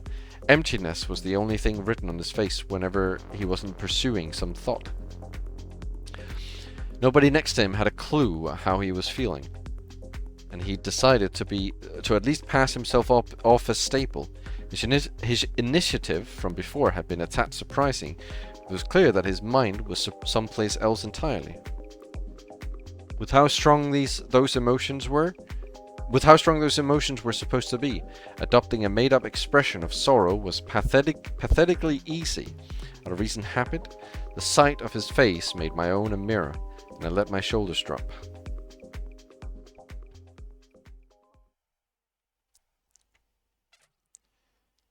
Okay, no music indicates something bad is about to happen. We were walking down the stairs that led to the second floor when Sai's voice brought us to a halt. Katai, how many keys do you have? He turned around, staring at Sai uncertainly. What? That's not too hard a question, is it? We understood the reason behind it. As soon as Katai began walking down the stairs, a conspicuous metallic noise came from him. Earlier, you did have a few keys, but the sound you were making just now was significantly different. Like they doubled in number even. You're out of your mind. Perhaps, which is why I'm asking. What exactly is the issue? I am entrusted with many keys, so that my job goes smoothly. Like I said, the issue is that it sounded like you had more now. Did you recently come across a few? No. I'm intrigued then. Care to show them? Maybe I'm going insane. I'd rather not. These aren't keys visitors are supposed to have. Do you miss the word show? I'm not going to take any. Seeing that he was against the request, Sai took 2 steps forward. Although it was Katai who looked down on him, the quick motion, Sai rapidly snaked his hand in and out of Katai's deep pockets, where the metallic sound had come from. Hey! With one finger, Sai was holding a key ring with 4 keys on it. I suppose these would make the noise. Why did you not want to show them to us? Because I didn't feel like humoring your condescending attitude. Are you satisfied now? Hardly. Were they open? And what's this thing? Tape? Stuck on the keyring was a dark, tiny piece of material. When he separated it from the keys, we identified it as duct tape, which had smoke residue on it. Wait, isn't that one? I grabbed the key and looked at them in my palm. Yes, the Sekimeiya's cabinet. This is the keyring Naomi had. Oh, wouldn't that explain it? Naomi's keyring. That's a big leap you're making. This is my own with the same keys Naomi has. Are you sure? Yes, I'm aware of the keys I'm given.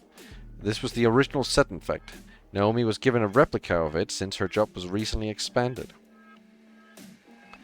So all these keys belong to you and you didn't find it just now. Yes? You do understand there's a simple way to prove you're lying, right? What are you talking about? I see, you don't get it. You're claiming these are yours, am I right? You didn't just come across Naomi whatsoever. You're being very irritating. How do you intend to prove whatever accusation you're making? It's not a definitive way, but earlier you said that Naomi has the attic key and you don't. Yes? So if one of these keys open the attic, we can confirm you're lying, which I was already fairly certain of. How does that sound? I think that one might fit in the keyhole we saw. This one is definitely an odd one out. I'm glad Naomi didn't keep it separated. Wow, we found the attic key very early this time. Holy shit. Sai turned around and started walking up the stairs. Even though going to the security room was a priority, nobody stopped him. If he was right and Katai had recently obtained that key ring, he knew exactly where Naomi was and had been given those keys after constructing the illusion that the attic was only accessible for her. What are you even trying to prove? There are quite a few things I'm simply not allowed to speak about. As we were reaching the 6th floor, Katai's mumbles stopped Sai. Are you implying that you didn't tell us you had the key for the attic so that we wouldn't try to access it? I'm implying that you're vastly overstepping. That might sound intimidating if you hadn't lied so much already. You are merely assuming that. And of course, I can't prove that the security room didn't stay open because of an error. So yeah, I will assume that you had something you said to temporarily cover your ass. You will end up regretting all this. Sai ignored him and looked at his side where the elevator was. He approached it and pressed the circular button, which Katai had assured us would do nothing earlier. Might as well check if the elevator is still working due to another error, since it seems your claims can be ignored.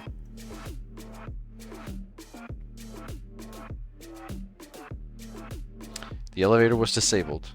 That's much more unlikely to have gone wrong.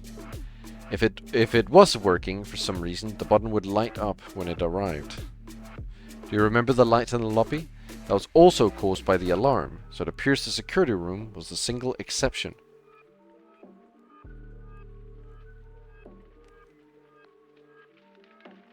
Yeah, that's true. Sai accepted that Katai was probably right in that instance and kept walking. After making it around the floor, we stood in front of the sturdy-looking door. I picked the key that seemed to fit and inserted it into the keyhole. After a turn, the door was unlocked. Sai wasted no time opening it and looking within. I will give you all a warning. Do not enter this place. It's a very special floor that must never be accessed by visitors. Let me tell you what's actually happening now. Given how likely it is that Naomi's in this place, and you were planning to enter it freely, we're going to ignore your warning. Once again, even though Katai looked around at everyone, nobody stepped forward to side with him. Naomi must be in this building, and if she hasn't shown herself yet, she must want to keep on hiding. You said you wanted to find her, right? Regardless of whether the two of you are working together, she's probably here. We just confirmed the elevator's not working, so she's cornered. I have a feeling Naomi is dead on the crystal floor, because we didn't look through the entire thing. We just assumed he was telling the truth. He took the key, and he was expecting to go to the attic, and then, well, actually no, because then he could have done it when everyone were missing. Then I don't know. But I think Naomi's still dead in the crystal floor. In the same room. I think he's dead in here. I can't believe what I'm hearing. Go ahead and screw yourselves over, but don't be surprised by the consequences. Without a second thought, Sai went past the door and began to climb up a dark staircase.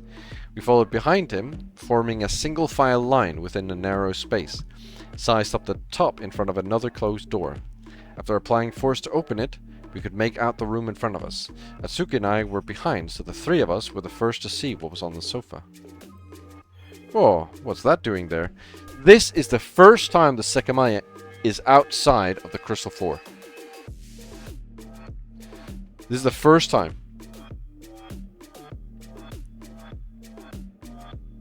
Whoa, what's that doing there? Is it the Sekimeiya? Yes. We'd only described its appearance to the people who hadn't seen it, but a bright egg was exactly what was resting on the sofa. What? Was it brought here? Do you really see the Sekimeiya in here? Why are you not going in? Wait, the floor has recent footsteps on it. Someone was here not too long ago. You don't say. The Sekimeiya is there. Someone had to have just brought it up. Oh, that could be really bad. It needs to be put in its cabinet immediately. Please step aside. Do you think these footprints make any sense? He looked at the two of us. I sat at the floor trying to understand what he was getting at. A few seconds later, neither of us had responded. It's a little hard to see. Maybe I'm misinterpreting them. Can you go in so we can see what you mean? Are you talking about the faded ones? Yeah, they don't continue. And not only those. Please let me get through. The Sekimeiya has to be brought down. I already told you how important that is. I looked at the floor again. The fuzzy carpet had preserved the more recent footprints, so the movements of the person who'd been there were recorded. It didn't seem like there was a security camera anywhere, so the footprints were our only indication. fucking Katai in the background. Please move. I need to put the Sekimeiya in his place. Please, please, get out of the way. Please step away. Please, I must take it down this instant. There was a line of them going from our door to the sofa, and it looked like it had traversed more than once. From the sofa, a single pair of footprints went to a door, and from there they came back to where they were. Sai took a large step forward, trying to cover the least possible existing footprints. Atsuki and I did the same. You're right, it's the Sekimeiya. As soon as he saw it, he rushed over, but stopped abruptly at the sofa. Oh, it's pretty. Stop, none of you must touch it. That could make things worse. It doesn't seem damaged to me. Is that not how it usually looks? Erner, Isla, and Echo joined us on the left side, beside the footprint Katai had run over. Are you sure it would damage it? Naomi said we could touch it. Under normal circumstances, yes. Have you not heard what I've been saying? The cabinet downstairs provided with a cold temperature. If you were to touch it with your bare skin, it would heat it up even more, and that could be dangerous. So, was it not you who left it here? What? Of course not. Well, your footprints are pretty much identical to the ones you just stepped on, and you had the key to enter. Kitai frowned and looked at his feet. The footprints did look fairly recent, so it was easy to notice the resemblance. That's ridiculous. Look at Akros. You can't tell me they're any different. And out of you two, who could have entered this place? Neither of us, probably. To get the Sekimeiya here, I would have had to go to the crystal floor, up to the attic, and then back down, all without taking the elevator. And you all remember I appeared from below where you were. There's no way I could have had enough time. Are you forgetting Naomi? She's the only person who could have left these footprints, unless she gave her key to someone else. I can't believe she'd leave the Sekimeiya here. She knew full well about the cold it needs. I really don't believe these are Naomi's. According to you, she could have still be here, right? Where do these two doors go? That one goes to the kitchen, and that's to the hallway. It's still visible. Under the more recent footprints, there are other ones much harder to notice, and smaller in size. Like the rest, they go from the entrance to the sofa, where the Sekimeiya is. Oh, you're right, that one's different. I would assume I would assume they're from the Sekimeiya was... I would assume they're from when the Sekimeiya was left on the sofa, but that can't be it. It should have still been on the crystal floor then. Oh, I accept it now because he's super suspicious. Like, he's mecha suspicious right now. Everything he's saying is literally crumbling apart. I think he was literally up here. Because, like, his footprints, work, he had the key to this place. I'm not gonna be like, oh, why did he know about that? He knows about that because he was up here, he was killing people. Now that Sekimeiya walked over them... Oh, now that Kitai walked over them... Oh, wait. What bugs me is that they don't seem to continue. Once they get to the sofa, they don't go anywhere else. I don't believe they go back to the door, but I might be missing the returning ones. Now that Kitai walked over them, it's even harder to tell. It's still somewhat possible to distinguish the size and direction they're facing. Without a doubt, they don't belong to the same person who left the other ones. That's Kitai, if you were wondering. What kind of movie are you making in your head? You went to the sofa and probably placed the Sekimeiya there. Perhaps there was something else sitting on there that the previous person left behind. Then you went through the hallway door and you later came back to leave through the main door. However, this doesn't make sense either. Going off a number of footprints, it seems like you went from the door to the sofa twice, but then you went from the sofa to the hallway. What the hell happened there? You didn't jump to the kitchen, did you? This is the most preposterous thing I've ever heard. We have to go back down right now. I thought you wanted to find Naomi. Like I said, the older footprints doesn't seem to leave through the door, and the elevator doesn't work. That means she's probably still here. This is a very small place. It shouldn't take more than half a minute to confirm it. By the way, what's the smell? Gas leak time. It's gas leak time. I was wondering that. It's a bit strong. I don't know. The rooms are pretty much abandoned, so it must be something from here. It's not that bad. I feel like I've smelled it before, but I don't know where. Really? I might be imagining it. Sai tried to power on the TV, but it doesn't seem functional. He opened the hallway door next, evidently unconcerned about stepping over the footprints any further.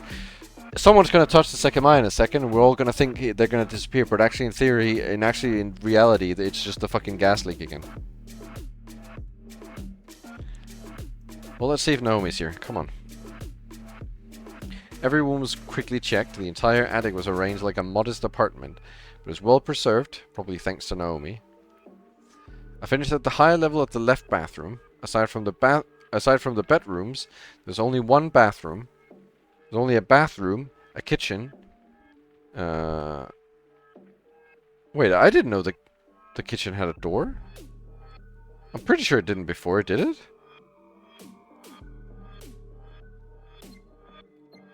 Has it always had that?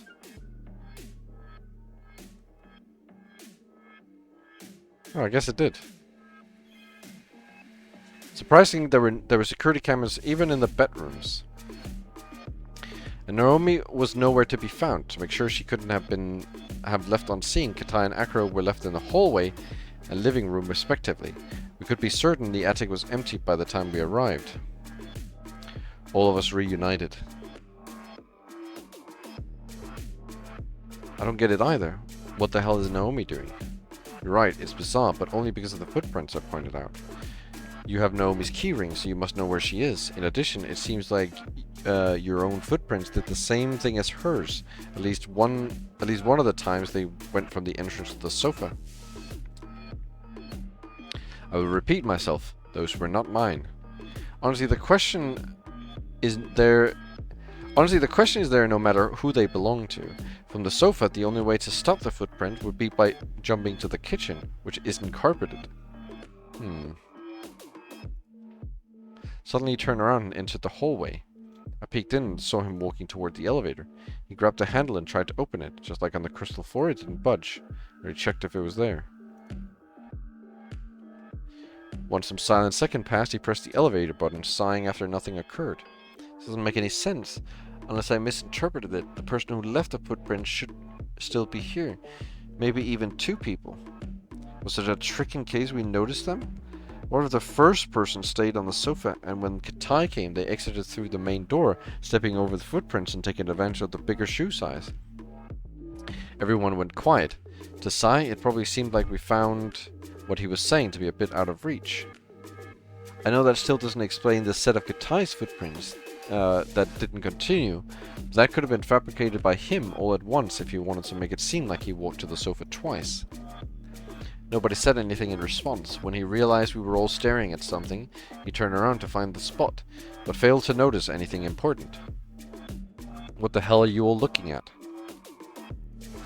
The button. It lit up for a second. Welcome, Hugh? Yeah. It did. What? Again, he grabbed the handle and pulled it towards himself. We heard it and saw the elevator opening. Pressing the button had brought it to the attic, and its interior was empty. Oh, it's working. Now we can use it. Of course, they just left with the elevator. It has to be that. Katai! We heard a sigh coming from the living room and subsequently footsteps approaching. Oh, the elevator was here? No, the elevator was not here. I just called it and it arrived. What? That's not possible. They all saw it. The elevator is working. But it wasn't a few minutes ago. We just tested it. Could the alarm not have affected the annex button? No, it did. I believe you're lying again. After all, your footprints indicated that you escaped from here the same way the other ones did. And it could have only been with the elevator. I will choose to stop playing along with you. However, if the elevator is really working, I can only think of one explanation that makes sense. That it was just enabled minutes or seconds ago while we were all here. Oh, I see, it just turned on magically. That tracks. Have you forgotten about Naomi again? She still has to be somewhere. Not only that, you left the security room open. She might have had enough information to know how to revert some of the effects of the alarm. You're so stupid. What? Of course, if the elevator had enabled just now, Naomi, who most likely left the initial footprints, couldn't have escaped this place. However, you just said you left the security room open. Have you forgotten about the lie you told us earlier? You said that after closing the door of the security room, it would lock itself automatically. So did you just assume they didn't close the door after leaving? Did you just see it open, maybe? I'm pretty sure we did close it when we left.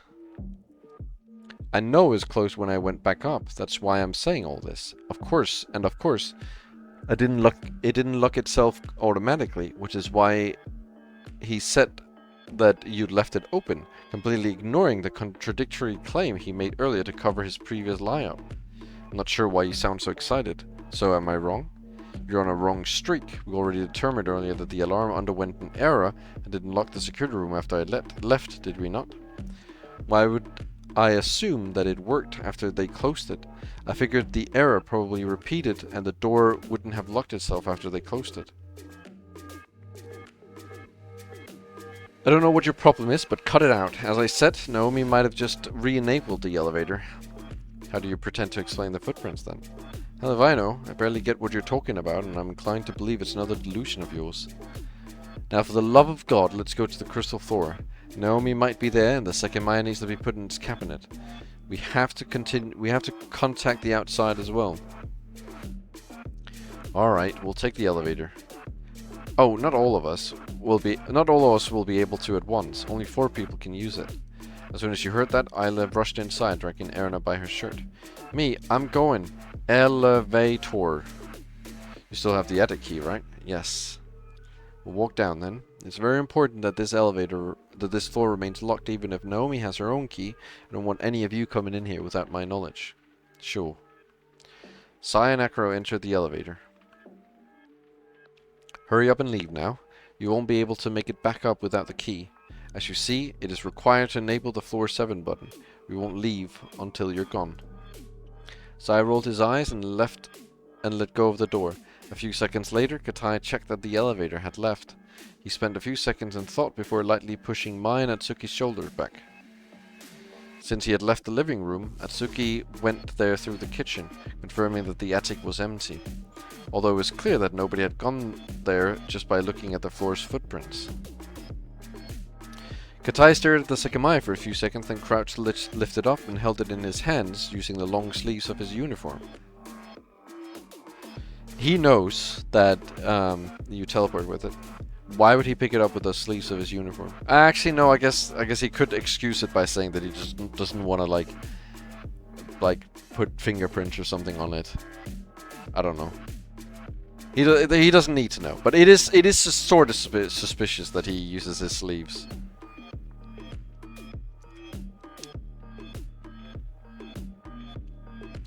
We carefully went down the dark staircase. Outside, I took the keyring out of my purse and locked the door.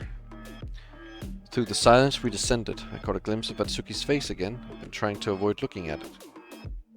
Usually I figured he would have taken Sai much more seriously, but he'd hardly appeared to care about what the guy said. His suspicion toward Katai wasn't the indicator I'd been waiting for. How much longer would I have to play along for? Ever since she'd exited our lives, I kept telling myself that it would eventually go back to how it was at the beginning. However, dealing with his attitude until then and with my parents in the background was way too frustrating. We were living in his house, which had been his immediate idea.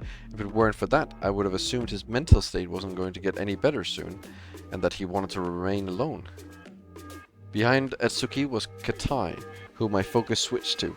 His face was hardly a more pleasant sight, as it looked slightly distressed and in pain, traces that disappeared as soon as his eyes met mine. I had no clue what had happened during the attack, but plenty of things about him were iffy at best.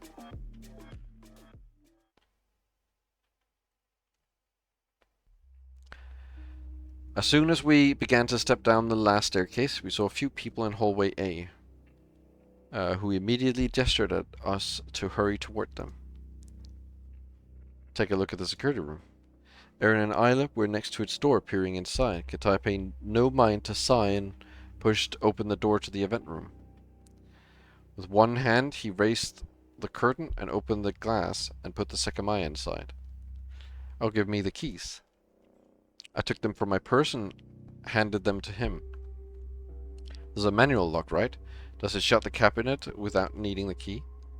Erna, Isla, and Ekro were looking from the door, indicating that their eyes that they'd found something. Yes, I was just going to lock it. Atsuki turned a dial on the left side of the cabinet and verified that it could still be unlocked with a key identical to the one Naomi had used. Do not take it out under any circumstances. It's very likely Naomi brought it to the attic, so we need to find her as soon as possible. But you want to know what happened in the security room first. What happened? Sai jerked his head, telling us to see for ourselves. Awkwardly, Katai made his way to the hallway and walked up to the security room. Oof. Was it like this when you came? Yes, the elevators have been re-enabled, so I wanted to go to the security room, and this is how we found it. Atsuki and I, who had yet seen the problem, approached the room, and very easily could tell from what was wrong from the hallway. Every monitor was displaying a black screen, and the drone of the computer had ceased. The drone of the computer? the drone? Did the computer stop working? There's still the ceiling light, so I assume so. The computer did not stop working, it must have been turned off. The monitors above it doesn't display anything while the computer's off. He walked into the room while everyone entered after him. However, after pressing the power button, there was no change. What the hell? Also, the door was closed, but not locked, just like you figured. I see. I have no idea what was done, but the computers couldn't have stopped working by itself. You didn't do it? Me? Well, you were on this floor before you were reunited with us, right? I was only here for a few seconds, unlike you all. The computer was working when we left. We could have used it for several things, so someone disabled it deliberately. Who had the chance to do that? You, Akaro, Sai, or Naomi? Katai glanced at Sai when I mentioned him, and as he was under the impression he'd been with us when we went down. Yeah, you didn't hear that, but I was with them the whole time. I didn't enter this room though. What about Atsuki? The four of us went together. I see. So, from your point of view, we are the only people who could have entered this room after you left it with the computer running. You might be ignoring something though. Someone used this computer after we all met up again. The elevator was re-enabled when we were in the attic, which means that Naomi turned off the computer after doing so and is still hiding. It makes sense she knows what we could do with it. Would she really have any idea how to power on the elevator? Even if she didn't know in detail, it is fairly simple to work out. I imagine she was told about the alarm and its function after all. I thought that made enough sense, except for one important detail. But if Naomi didn't want us to use this computer, why would she not power it off earlier? Probably because she was in the attic, but most importantly, because she thought this room was locked, even though it remained open because the alarm failed to lock it.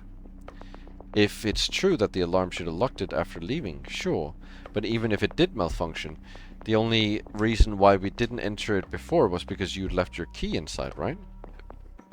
Normally she would have expected you to bring it out and be able to open the door whenever. It doesn't make sense to say she cared about us using the computer because we should have been able to use it to get in here right away while it was still working. I'd forgotten about that key. You said you left yours in the room, so where is it? Katai opened a drawer and took out all the papers out as he spoke. It's possible she was keeping track of what we were doing from somewhere and knew that I hadn't unlocked the door yet. When she saw you'd opened it, you gave her an easy chance to power off the computer. Even though I don't know how exactly she did it, I'm not sure why you're all having such a hard time believing me. It's not here. Atsuki took the key he found from his pocket. This must be your key then. I guess so, but how the hell did it make it to the third floor? Katai took it from Atsuki's hand and left it in the same drawer he'd searched through. Nobody answered him. Before, Atsuki had told me that he'd seen Katai staring at the floor on the higher levels of the building. If he'd known he needed to find the key somewhere, he must have deliberately withheld that, aware that the door had been left open. Then, as soon as we'd managed to enter, someone had immediately taken the opportunity to power off the computer. The intentions of that person coincided with Katai's, if Atsuki's theory was right. What's clear is that whoever shut down the computer enabled the elevator before doing so. And Katai's the one person who would have definitely known how to do that. I agree that it seems strange. Naomi would know how to accomplish that without having a lot of time to experiment. So, it could be that powering off the computer enabled the elevator at the same time. It shouldn't have been the case, but I can't rule it out with the sake of testing this alarm hat. Go see whether the lobby's lights are working again. If they are, it's possible that the alarm's secondary effects have reversed when the computer turned off, as the way to disable them is very different from the main ones, which blocks the exit. Even though the computer doesn't work, the camera system functions independently. I don't know if it was shut down, So if it's possible the cameras are still recording, that we simply can't look at the footage. I want to try a few things here and see if we can get the computer running again. So you can leave me be if you want. I will recommend once again that we find Naomi.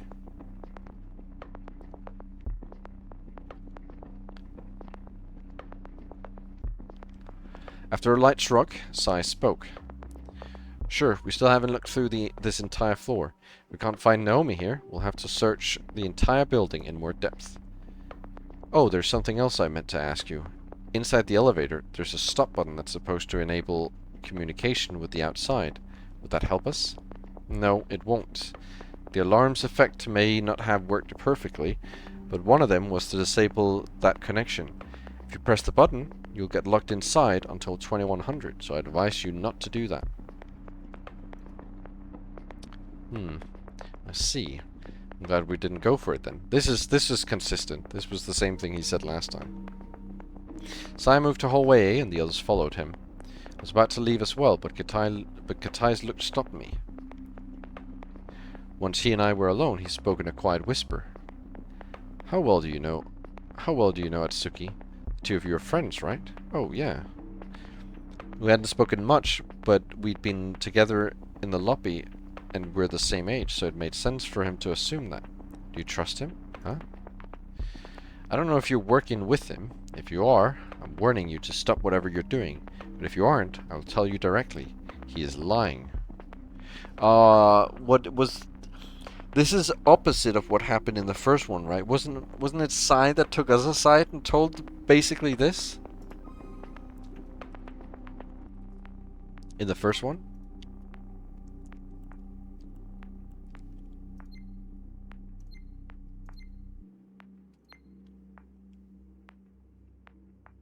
I wonder if it's this bit.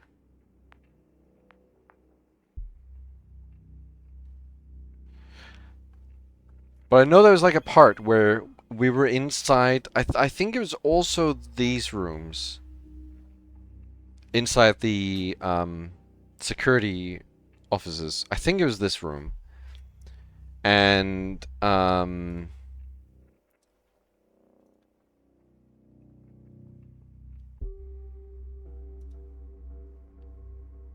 And he told us basically the same thing, but about Katai. Oh god, I wish I could fucking remember. He's lying to you and everyone else. He's the one who brought the Sekimeiya to the attic. Alone.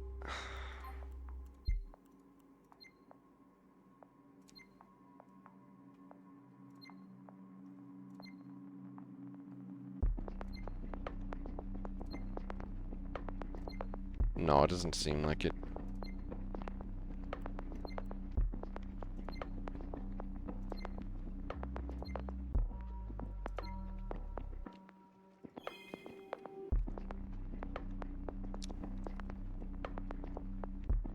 He's lying to you and everyone else. He was the one who brought the Sekimeiya to the attic. No, he wasn't. I've been with him the entire time. Look, if you're actually unaware of whatever he's doing, make sure to keep an eye on him. And don't ever leave him alone. Make sure he can't ever take the Sekimeiya.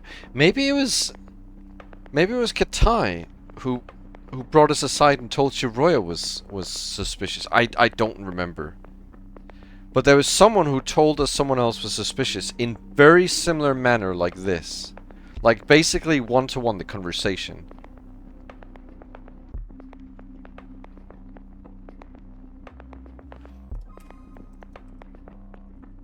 How much do you trust? You trust.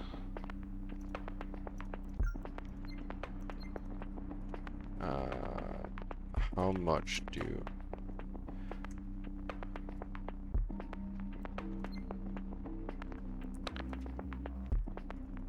Well, I think the problem with trust is I feel like it's been said so many times.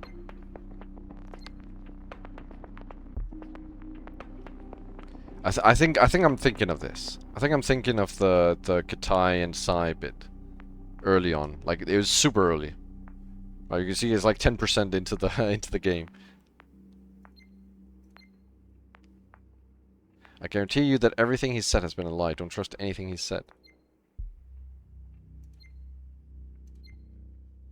I think that's what I'm thinking of. I feel like there was something else, but I think that was what I was thinking of, maybe. Else will maybe it'll come up. Look, if you're actually unaware of whatever he's doing, make sure to keep an eye on him and don't ever leave him alone. Make sure he can't ever take the Sekimeiya. Internally, I laughed. Of course, suspecting Atsuki hadn't at all crossed my mind. Under normal circumstances, I might possibly have believed that he was messing around and something he'd done had been misinterpreted. But Katai just outed himself as a liar. Out of curiosity, why are you saying that he brought the Sekimeiya to the attic? I can't tell you that, but you can take my word for it. I am certain that he did. I tried not to snort and walk out. To hallway A. I didn't know what was up with Katai, but everything about him was questionable. Why had he told me that? If it was all a lie, what did he plan to accomplish by telling me about it without even specifying any details? Even if he really did believe it, why would he have approached the person who's most likely to be working with his suspect? From all I could tell, the guy was a moron, plain and simple. At least Sai thought about what he said, even if he came across as a loose cannon. I saw the others had gone to the lobby, so I joined them. Oh, the lights do work. Yes. The 4 smaller lights were functioning again. However, that couldn't be taken as a confirmation for anything, since Katai had been the one to suggest to check them. Without saying anything else. This with the I'm gonna write that down.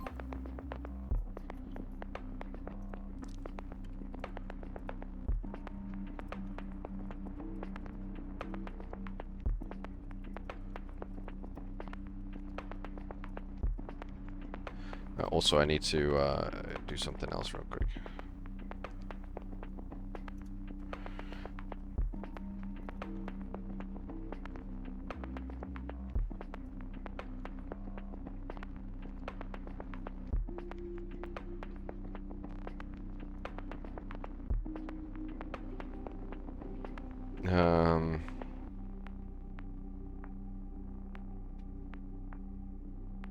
Where did we last end off?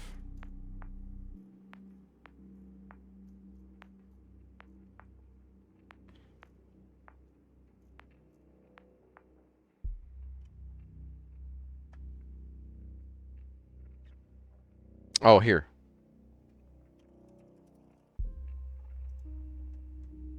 There. Without saying anything else, Sai walked to the other hallway. Strangely, he went straight to the event room. Why'd you come here? So Katai doesn't see me. Nonchalantly, he put his hand out to Atsuki. Do you want the keys? Precisely. Why? To unlock the cabinet. What's the point? It could be dangerous for the Sekimeiya. It doesn't cause any problems we can avoid. I want to touch it, though. Okay, Hyla. There should be no problem with that. You said Naomi was going to let you do it, but Katai made sure nobody would touch it. You'll understand he's been lying, don't you? And the Sekimeiya was brought to the attic, either by him or Naomi. The 2 people who should have known a higher temperature could be damaging. That's pretty suspicious, right? I bet he exaggerated the need for the temperature so we wouldn't get it out. However, he took it out himself earlier and brought it to the attic. You don't think it was Naomi? The keyring that Atsuki has might be hers. Katai had to lie and say he had an identical one. That means it's pretty likely she was the one to move the Sekimeiya, so she probably can't access the attic at the moment. However, there's one thing I find incredibly strange, and I'm not sure why Katai hasn't tried to excuse it. A few minutes ago, he made you lock the attic, claiming he didn't want anyone entering it without his knowledge. Now he said he was going to manually lock this cabinet so that nobody could open it. Another skedaddle. One more skedaddle incoming.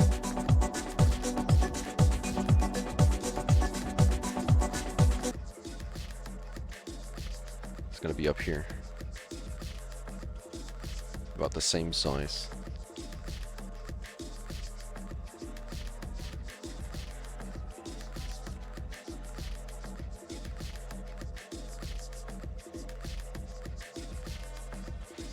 I need a transparent skedaddle uploaded to 7TV.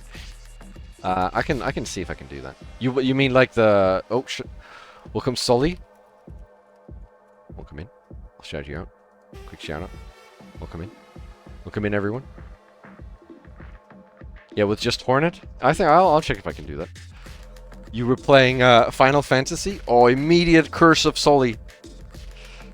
Sully immediately got hit with a curse. Ooh. Welcome in, Sully. Hope you enjoy your curse and hope you enjoy your stay. Hope you guys. I hope you had fun with Final Fantasy 9. VV raid. Oh yeah, I was. my brain had, because I had to associate. First, I was thinking, okay, well, Sully coming in, and then you were like VV raid. I was like, hold on a minute. Why, VV? You coming from someone named VV? But yeah, obviously VV raid. Makes more sense in my head. Welcome in, Tack Barrel. Welcome in, Sully. Welcome in, both of you. Playing Final Fantasy 9. I hope you had a good time. Hope you... Oh, Sully got hit by the curse attack. What did you say? What did curse do again? So, curse is something new I added, where you get cursed by another person, and then you get some curse. Like this time, you got the opinionated curse. So it says you have to end every message with, but that's just my opinion. So from now and for 5 minutes, you have to end every curse, or all of your messages you have to end with, but that's just my opinion. And if you don't, you get timed out for a minute, as you've now seen. Let me catch you though.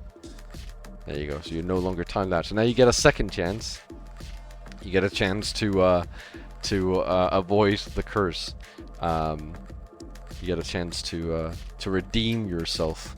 It's something new. I'm like playing around with. Is the curses, so people can curse each other and play around with that. But I hope you had a nice time with he cannot even. He could say. Oh, actually no. I guess he couldn't say that. He couldn't say. FF9 is quite interesting. It's yet to fully open up, but it's quite neat. But that's just my opinion. Well.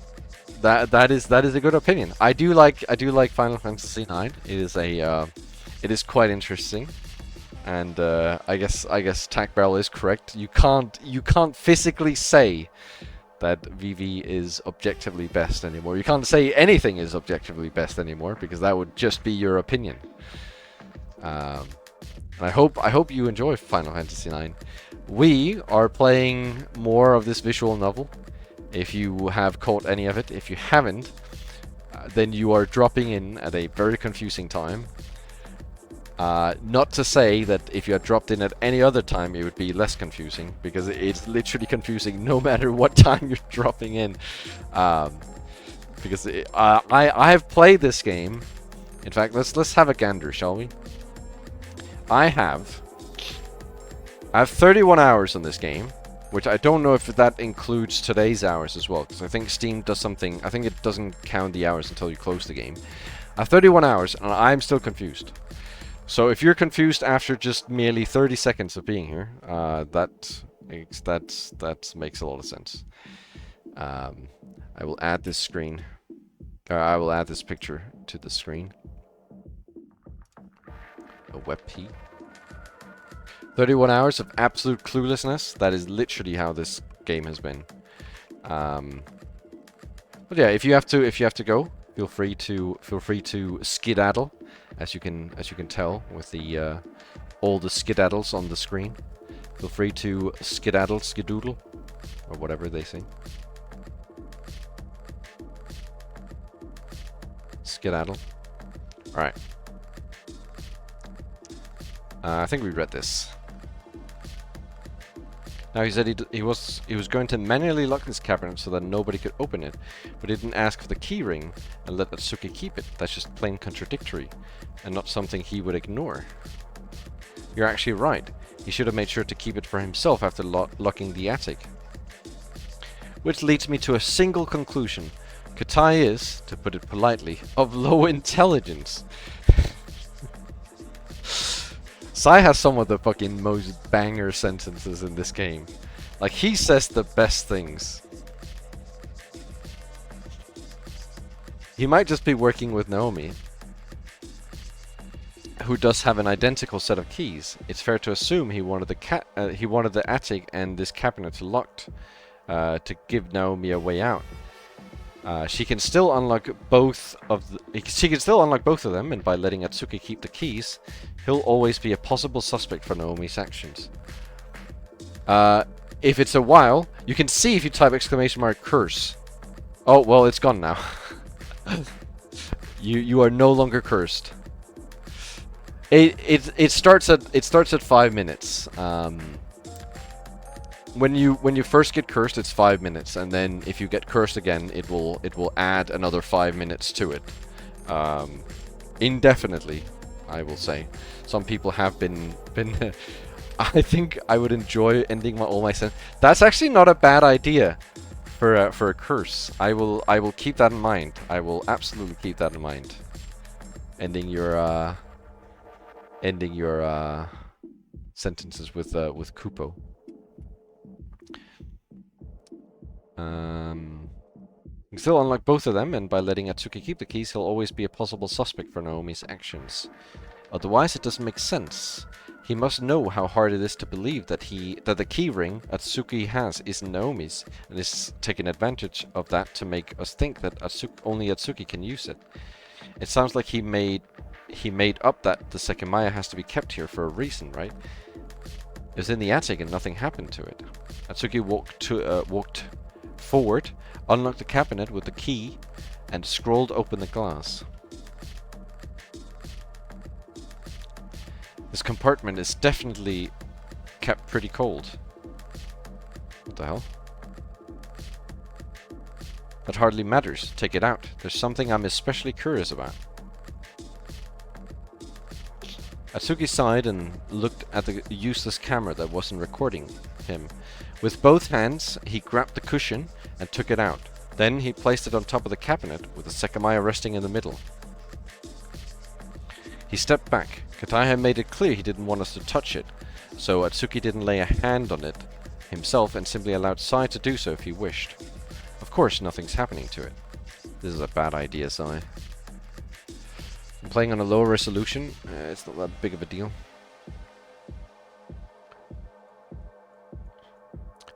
What is the Mokuru? I can't even pronounce. I cannot pronounce anything. Like anything that's semi-difficult to pronounce right now, I can't, because I have been reading visual novel words for 6 hours. Any word is impossible for me to read right now. AI Gen upscale of the 2D backgrounds. Oh, okay. Okay, so just to like improve the look of it. Okay. They lost all the original art. Another image.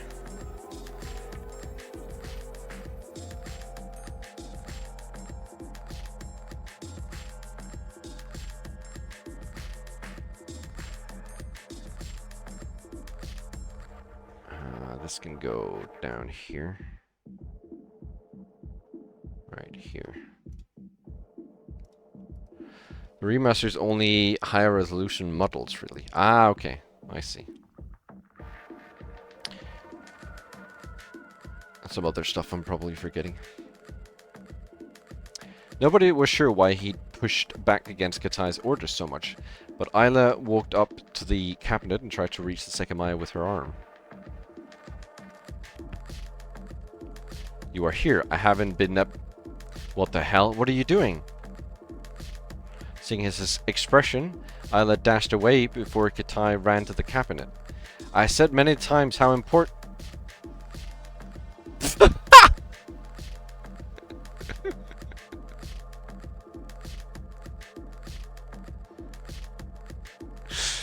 That was so funny. It was so funny how he just like fucking... I said many times how important... And then just vanished in time. Nobody cut him off, but that sentence never finished. Whoa, what the fuck? We'd all seen the same thing. Katai had run towards the Sekimeiya and made to grab it. Then his entire figure vanished from the room. At the same time, the Sekimeiya had turned grey, as if reacting to Katai's touch. While we exchanged speechless looks, we saw Acro staring through the hallway A door. What the fuck did you just do? We approached it and saw Katai in the hallway, close to the security room. Atsuki was in just as much disbelief as the rest of us. I thought I must have missed something, but Sai's question confirmed we'd all interpreted it the same way. Did this man just teleport? Like ours, Katai's eyes lacked comprehension, and he only let out some words seconds after the minimal echo had faded away. I just traveled to the past. What? Travel to the past? Is that what we're supposed to believe? Nobody could accuse Katai of a trick. We'd all seen him disappear. He was breathing heavily, and he started to move his arms, checking that his body worked as usual. I know how it sounds, but that was what it felt like. No, what the hell just happened? It did feel like I went back a few seconds to when I was walking to the security room from the event room. Or from the security room to the event room. He slowly returned to the event room and stared at the Sekimeiya, which had changed colors. That thing is dangerous. Did it darken when I touched it? I know I felt it burning. While nobody answered, he approached it and put it inside the cabinet with its cushion, avoiding direct contact with it. Another image. I am not putting that on. No.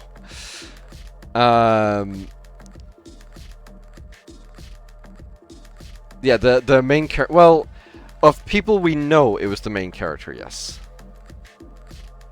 Of people we know, it was the main character that traveled.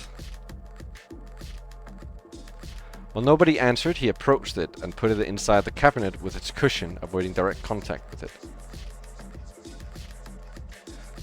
What the hell? It's turned white again. Did you know this would happen? I am not putting that on. I have a limit. It's a cheap redeem for a reason. I have a limit, and I'm not putting that on. What? Of course. This is why you insisted we couldn't get the Sekimeiya out of the cabinet. That we shouldn't touch it. And it's why you never touched it directly when you brought it down. What are you talking about? I actually will admit, I trust Katai on this one, unless he intended to click, or unless he intended to go back in time. But I don't see why he would know that it teleports you back in time, and then he would touch it when he comes back in. I actually trust Katai on this one. Unless he intended to go back in time. As he spoke, he manually locked the cabinet. That thing just made you teleport out of the room, and either you or Naomi brought it to the attic. You knew what it would do. That's why the fucking footprints were so weird. Like someone had disappeared right in front of the Sekimeiya. Let me add your screen. Etna? I will add Etna. I have a friend that drew Etna, actually.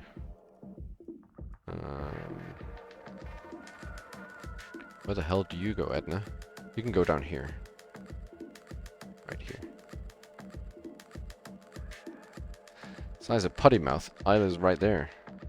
I feel like Isla has heard enough. Actually, I guess this is like a second dimension thing, but Isla has heard enough.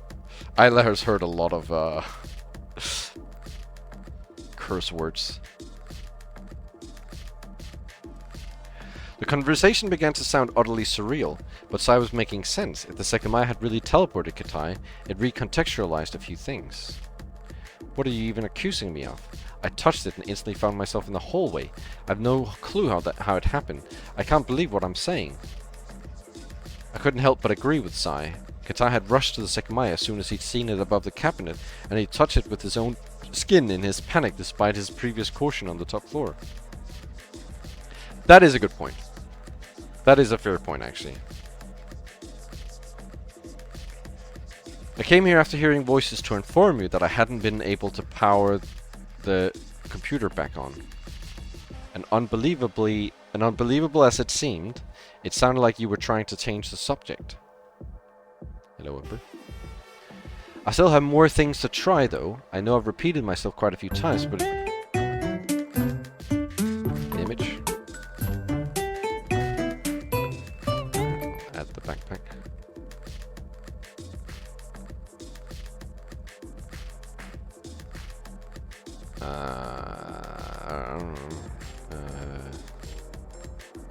Up here.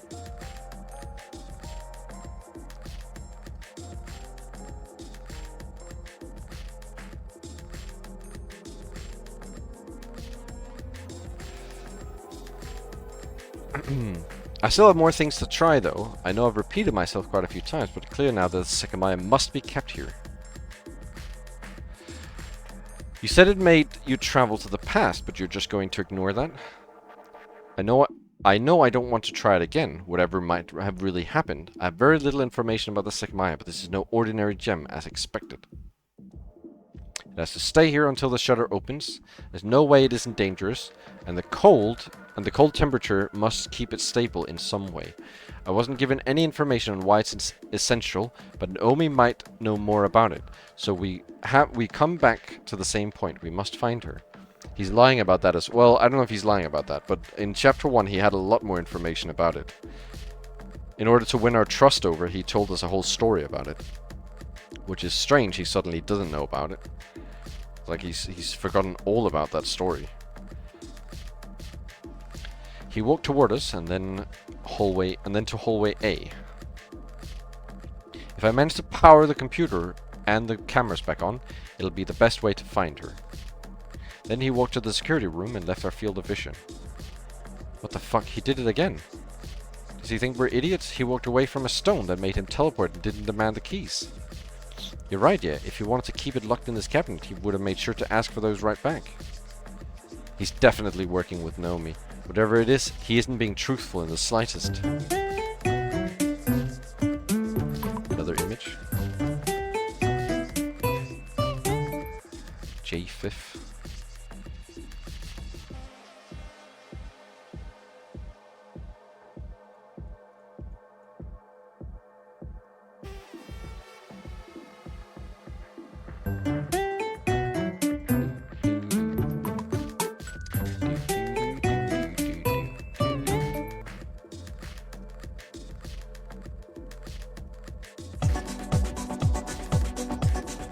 Unlock it again. Of course, after all Katai had said, we could just take the Sekimeiya out of the cabinet again. It was fairly stupid to think that we wouldn't. Without thinking about it, Atsuki undid Katai's lock. He opened the glass and once again he took out the cushion holding the Sekimeiya. The gemstone had gone back to the glowing white, but Atsuki didn't place it anywhere. He looked at it curiously, with both hands occupied. Add image.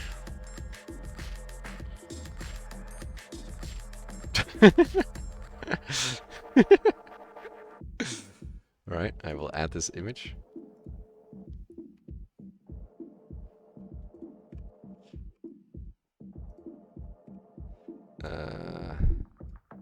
Oh my god, it's massive.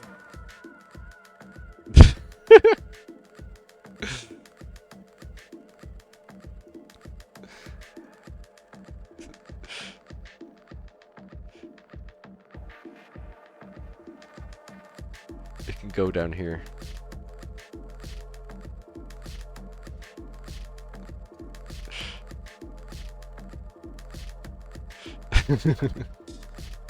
Looks good. What? Do we touch it? Most of us look skeptical or even embarrassed to try. Sai, who I'd imagine would be the first to attempt it, appeared hesitant. He's so ugly. He was so fucking fucked up. Mean as hell. Poor little guy. He's just wobbly. We were staring at the Sekimeiya when in an instant the opposite door had become our focus. From behind the shut door to hallway B came a sound we had to confirm we'd heard. Naomi, it has to be her. We all got closer to the door and Akira opened it. The hallway was empty, but it contained many doors none of us had entered yet. It came from pretty close to the door, but it looked like she hid already. Was she listening and ran away when she realized she'd been heard? We'd left the way to the lobby open, but if Naomi had been sneaking up on us, it was possible she'd closed herself behind one of the multitude of doors we could see. If that was the case, we finally had a chance to confront her. We hadn't yet inspected the whole crystal floor. We still had to locate her. The Sekimeiya rolled slightly on top of the cushion, which Atsuki laid on the floor next to him. Meanwhile, the rest of us opened door after door and briefly looked through each room. Another image? What the hell? A toothbrush? Put that... I think this can go like right here. Yeah.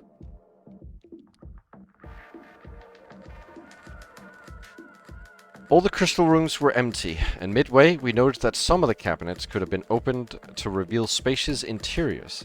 The staff room contained numerous lockers we couldn't open, and the small cleaning room had several cleaning products, a large cart, and some buckets. In the end, we hadn't found anyone in hallway B or in the bathrooms. But we knew we had heard a person, so we didn't stop there. While Atsuki continued looking through hallway B, we went down to the mechanical room, which was empty and somewhat foreboding. Katai was kneeling under the desk to the security room. We quietly ignored him and searched through hallways A's rooms. Again, every crystal room was identical except for the one that had been hit by smoke, like the storeroom, though it was empty. We knew Naomi had been very close to us, but we'd failed to find her. We had to prioritize the Sekimeiya before extending the search to the higher floors. Exasperated, we returned to see that Atsuki was waiting on the spot where we'd last seen him. On the floor were the cushion and the Sekimeiya. When it was clear we hadn't found anyone, he looked at them. Remember the spell from the attic? It might have come from the Sekimeiya. I started noticing it here some time ago. Oh, huh. I'm going to touch it. I felt slight traces of tension for a second. Was it really possible he was about to travel through time? I didn't think I could really take it that seriously, but seeing him about to try it made me uncomfortable. It's almost laughable how all of us looked on in anticipation, trying to confirm whether we'd lost our minds or not. His hand got closer and closer to the gem until no distance separated it from him. They're just like instantly disappearing from the screen is so funny. Like, I don't think we've ever seen it like that before. So it's so funny when, like, he just, like, vanishes into thin air. As he touched it, he was instantly no longer touching it. Atsuki was gone, and the Sekimeiya turned grey. Oh! Everybody else was occupied with the realization that the Sekimeiya's powers were real, but I ran forward, perceiving another sound from hallway B. The door wasn't fully closed, so I opened it all the way. I heard a sound just as Atsuki had disappeared, and I know someone was there. The instant I peeked around it, I saw him. Hesitantly glancing from hallway C was Atsuki, whose eyes pierced mine until he removed himself from behind the corner. Slowly he began to walk up to me as I wondered what to say. So, it worked? You went to the past? Yes, I suppose so. I can't believe it though. Everyone else was petrified.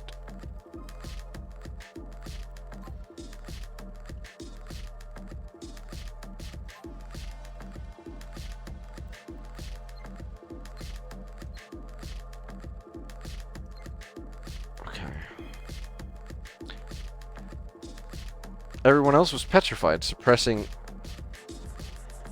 They put it on top. They took the whole... Basically, they took the whole... what the fuck do you call it? The pillow with the Sekimeiya on top, and then they put it on top of the... Well, they put it on the floor first. Well, actually, they put it on top of the cabinet first, and then they took it... But then, when after... what's his name? Katai touched it, they... Instead of putting it on top, they put it on the floor. And that's when he touched it. So I guess it's on the floor somewhere? Everyone else was petrified, suppressing their sheer shock, but noticed that someone who should have been there was missing. Is Sai not here? Oh, you're right. I don't think he's been here for a bit. Is this possible? I don't get it. But if you went to the past, why didn't you appear in this room? That's what happened to Katai. I don't think I've traveled a few seconds through time, but actually minutes. About 20, I'd say. Oh, what? That long ago? We were still in the attic, right? Atsuki nodded, clearly disconcerted. We could only look at the Sekimeiya, which was a different color than it should have been. Let me see. He crouched again and placed his hand on it. It's not doing anything, and it's cold.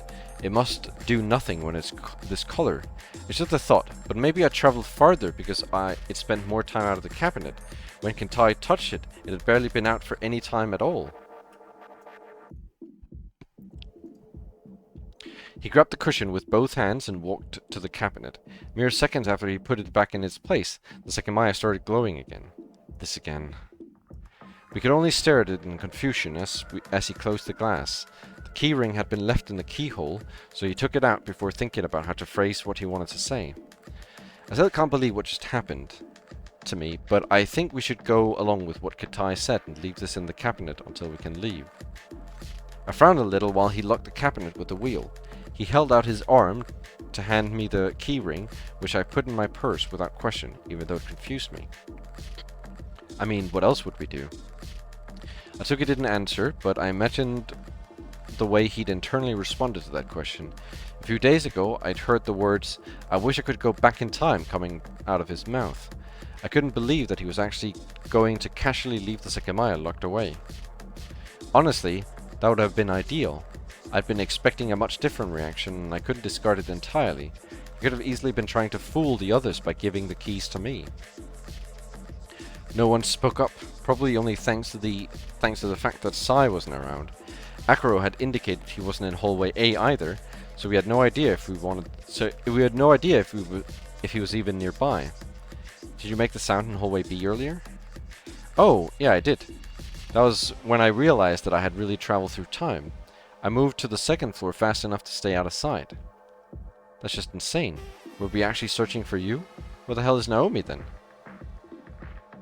We stepped into the gloomy hallway A. Actually, where is Sai? That's another good question. I know he was with us when we searched this hallway. Did he go somewhere? Annoyed, Akuro rapidly glanced through the doors. He's not here. Did you see what happened to him? He directed that question at Atsuki, who'd gone several minutes to the past and remained hidden. No, I was on the second floor, so all I know is that he didn't go up. He's still here then. Faint sounds had been coming from the security room where Katai was. To confirm that he was alone, we walked up to the door. We could see him leaning back on the chair in defeat due to all the screens being black. Oh, I haven't been able to fix anything. I apologize. I'm completely lost. I don't even know what the issue is. Everything is probably arranged and connected, so unless no electricity is reaching the outlets, I'm out of ideas. He crouched and crawled under the desk, failing to realize that Sai wasn't with us anymore.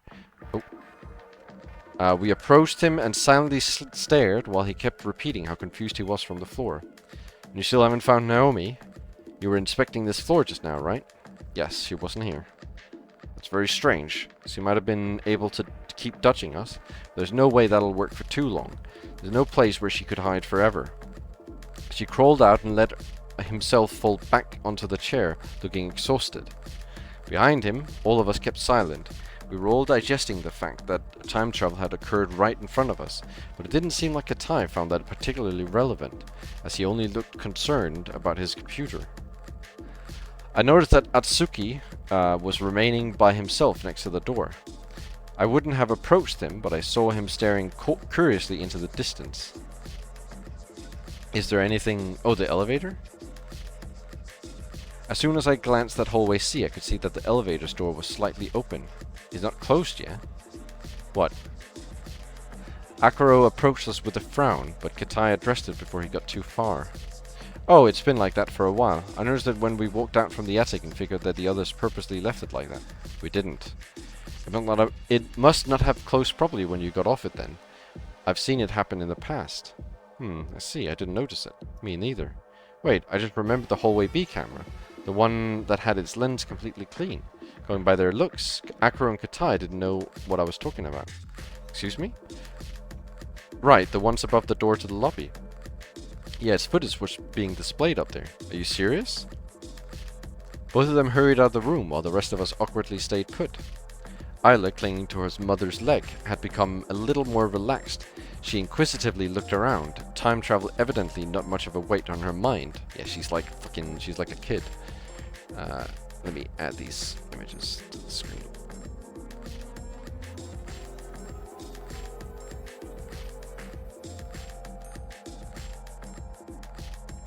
If you or a loved one was diagnosed with mesothelioma. So true. That's basically this whole if you or a loved one was diagnosed with mesothelioma. That there.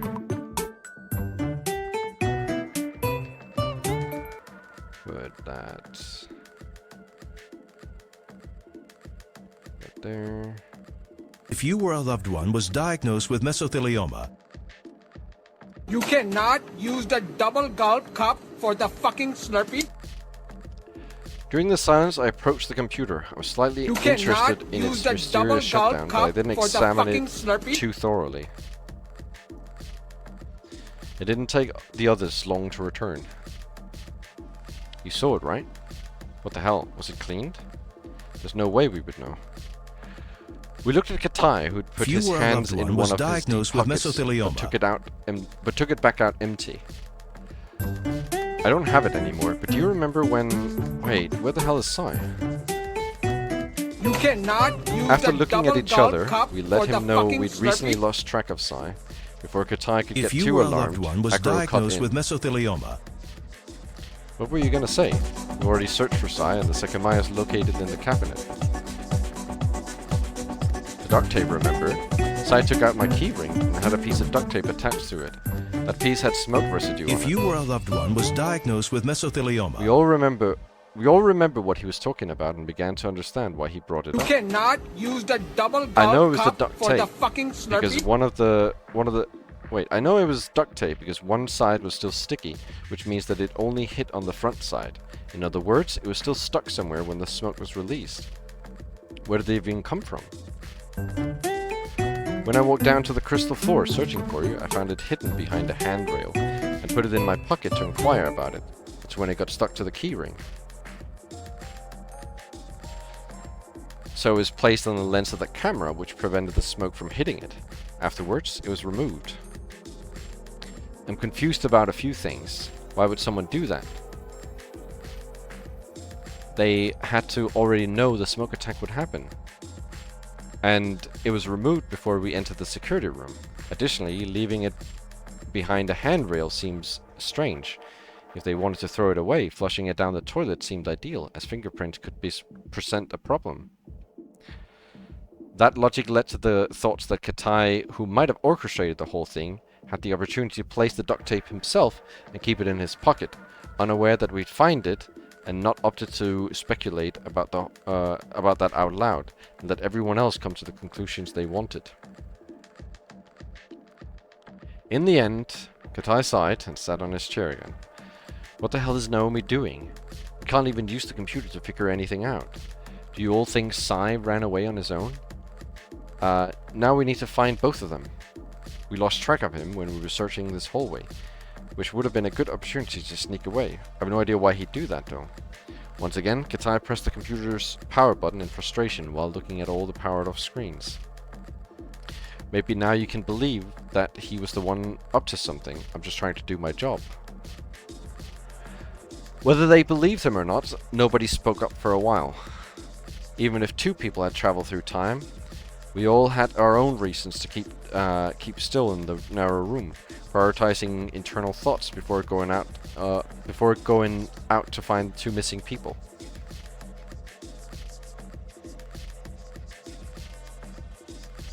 We were still behind Katai's chair, awaiting any decision when noise came from the door. As we turned around, we saw Sai staring at us next to the unassertive Atsuki. Where were you? Me? I just took a detour to the bathroom. Katai's smirk perfectly conveyed his reaction, but Sai ignored it. Instead, he slipped into the room. So what are we doing here? You still can't fix your own computer? What do you think? I think that we just found out that we can travel to the past and are instead trying to fix a computer. Wouldn't it be a better idea to go back and see who did this? You really can't expect us to take you seriously. Sai, what were you doing just now? You definitely weren't in the bathroom. Did you check all of them? You have to give up on him. Whatever he was doing will be exposed eventually. Anyway, who has the keys now? I have them. I see. Is there a reason why we're here? No, we should try to find Naomi again. That's what I'm saying. As Sai left the room, we all exchanged looks, wondering what his intentions really were. We began to disperse into hallway A behind him. Atsuki hadn't yet moved from the door, and his expression had gotten considerably murkier. I had no idea what it meant anymore, so I walked up to him. Is it going better? Huh? Sorry, I don't know. I just can't believe it. I really traveled through time. Well, I can't believe it either. Are you sure you don't want to do it again? What, travel through time? Yeah. No, of course I do. I'm trying to understand some things. I travel a few minutes to the past, to the attic, which might make sense. I'm not sure if that's enough, though. Oh, I see. He didn't seem to notice my reply, since he'd gone quiet again. I walked away slowly. When Sai saw that, he approached me and spoke in a hushed tone so that his voice only reached my ears. You think Atsuki's hiding something, right? What? You definitely know him, but you realized something he said didn't make sense. What the hell are you talking about? Am I wrong? He traveled to the past with the Sekimeiya, that much I know. Then he simply reunited with you guys. Am I missing something? No? What are you getting at? I'm not missing anything. I don't know. However, he is hiding something, and apparently even from you. I'm sure he'll want to use the Sekimeiya again, so if he doesn't tell you that, assume he's lying and try to stop him. Trying his best to sound mysterious, Sai walked away. The 2 most suspicious people there had inquired about Atsuki, and once again, I could only laugh inwardly as I sighed outwardly. Try to stop him. They didn't need to tell me that, but I wouldn't do anything. In any case, given that I told him the same thing again, it's very possible that Atsuki was actually trying to pull something off. If Naomi's really hiding, we'll never find her if we go in one group. Let's disperse ourselves through the building. There's no way we'll miss her if we do that. What a good idea. In the blink of an eye, Atsuki and I were the only remaining people in hallway A. Ayla had dragged Erina into a crystal room. Akuro had dispersed off to hallway C, and Sai and Katai had gone up the stairs individually. Despite sharing a common objective, there was no coordination, and everyone had silently chosen their own path to take. We were left a little puzzled, as everyone had walked away from the Sekimeiya, which only I could take out of the cabinet. Was it because Atsuki told us something he didn't want to use it? I couldn't exactly ask anyone. Well, what do we do? If you or a loved one was diagnosed with mesothelioma... I don't know. I'm just tired. Me too. You've been awake for longer, though. I know. I suppose we could go to the attic. You have the key, right? Yeah, but we probably shouldn't go in alone. And splitting up to find Naomi won't work if half of us stay still. I'm not sure it'd work anymore. If the exit closed as the alarm went off, and she's hiding somewhere, we must be confident she won't be found. And if she's working with Katai, he's definitely confident we won't find her. We've already been everywhere in this building, so I don't think it's essential that we keep looking for her. If she can be found, it'll happen eventually. What do you want then? I want to go to the attic. I need to lie down for a bit. We've been told not to enter without Katai's consent, but he was the one who let us keep the keys. I hesitated, but I had no reason to object, so I just shrugged and headed over to the elevator. I noticed something had changed when I reached for the handle. The door's not open anymore. Oh yeah, it was earlier. You cannot use Sai the used double it. gulp cup That makes for the sense. fucking Slurpee. And it's still here. There's no resistance when I tried to open the door, meaning that Sai had You gotten cannot off on the use the crystal double floor. gulp cup for the fucking Slurpee. Use the double Atsuki gulp nodded cup before for the stepping fucking in. Slurpee. You cannot I took the use key ring from double my gulp purse and cup inserted for the attic fucking key into the Slurpee. first keyhole. The light around the floor 7 button activated, You and after cannot pressing it, use the we double began to gulp ascend. cup for the fucking Slurpee. You cannot I didn't know what to use think the of double gulp Atsuki, but cup we were at for least the getting fucking far Slurpee. away from the Sekimeiya, which felt as strange as You everyone cannot else had use the left. double gulp As cup everyone for else the having fucking left. Slurpee. With dull eyes, he stared at the door until the trip ended. I just You wished he'd gone cannot to sleep use the the previous double night. gulp cup for the fucking Slurpee. You cannot use the double gulp. I felt a little cup for the uncomfortable fucking Slurpee. stepping onto the wooden floor, aware that there were about to be You cameras cannot pointed use the right at double us. gulp cup for That the sensation fucking didn't seem Slurpee. to be shared by Atsuki, who directly approached the living room. It doesn't look like anyone else has been here. Plenty of footprints were still visible, and I figured Atsuki knew If you they were a were loved about one was they were diagnosed the with same ones mesothelioma. we'd seen before leaving. Hey, hasn't the smell from earlier faded away a lot? Oh, I think you're right. I'm so exhausted. Even if we shouldn't be here, at least nobody will bother us, assuming Naomi really can't get in. He walked down the hallway, sighing deeply. After choosing to open the right door, I heard him falling onto the bed. I entered the room and recalled that there was only one bed. He was already lying face down, all the energy drained out of him. I stood by the door for a moment and then closed it after stepping in. I could have gone to the neighboring room, but I decided to go to the upper level instead. There, I shakily sat on one of the beds, finding my situation unnerving. My whole body was stiff, and my mind felt numb. After a while, I managed to lie down, and the mattress reminded me how tired it was. I didn't fight the tiredness under foreign bed sheets, recorded by a camera on that forbidden floor. I pushed my consciousness away until it dissipated.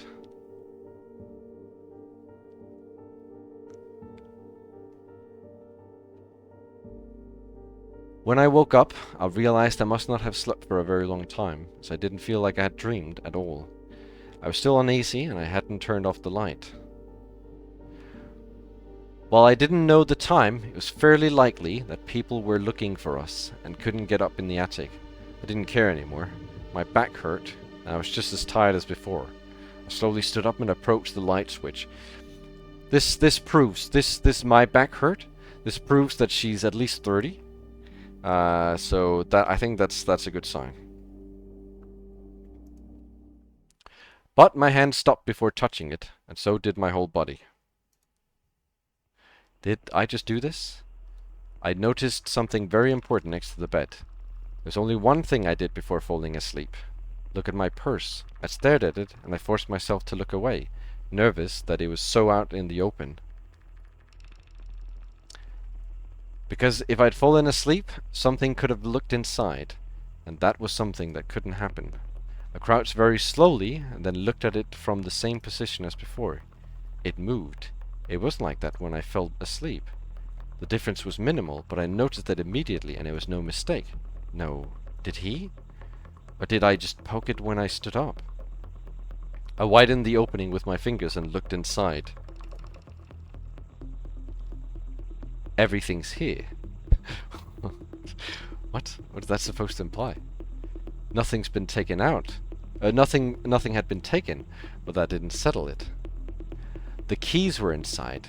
If someone had gone through my purse, it was very likely those keys had been the target, but they were far from my concern. Atsuki and I should have been alone in the attic, which had both of its entrances locked. I suddenly wasn't sensing my tiredness anymore. I grabbed my purse and approached the hatch. It was shut, so I lifted it up. Are you awake?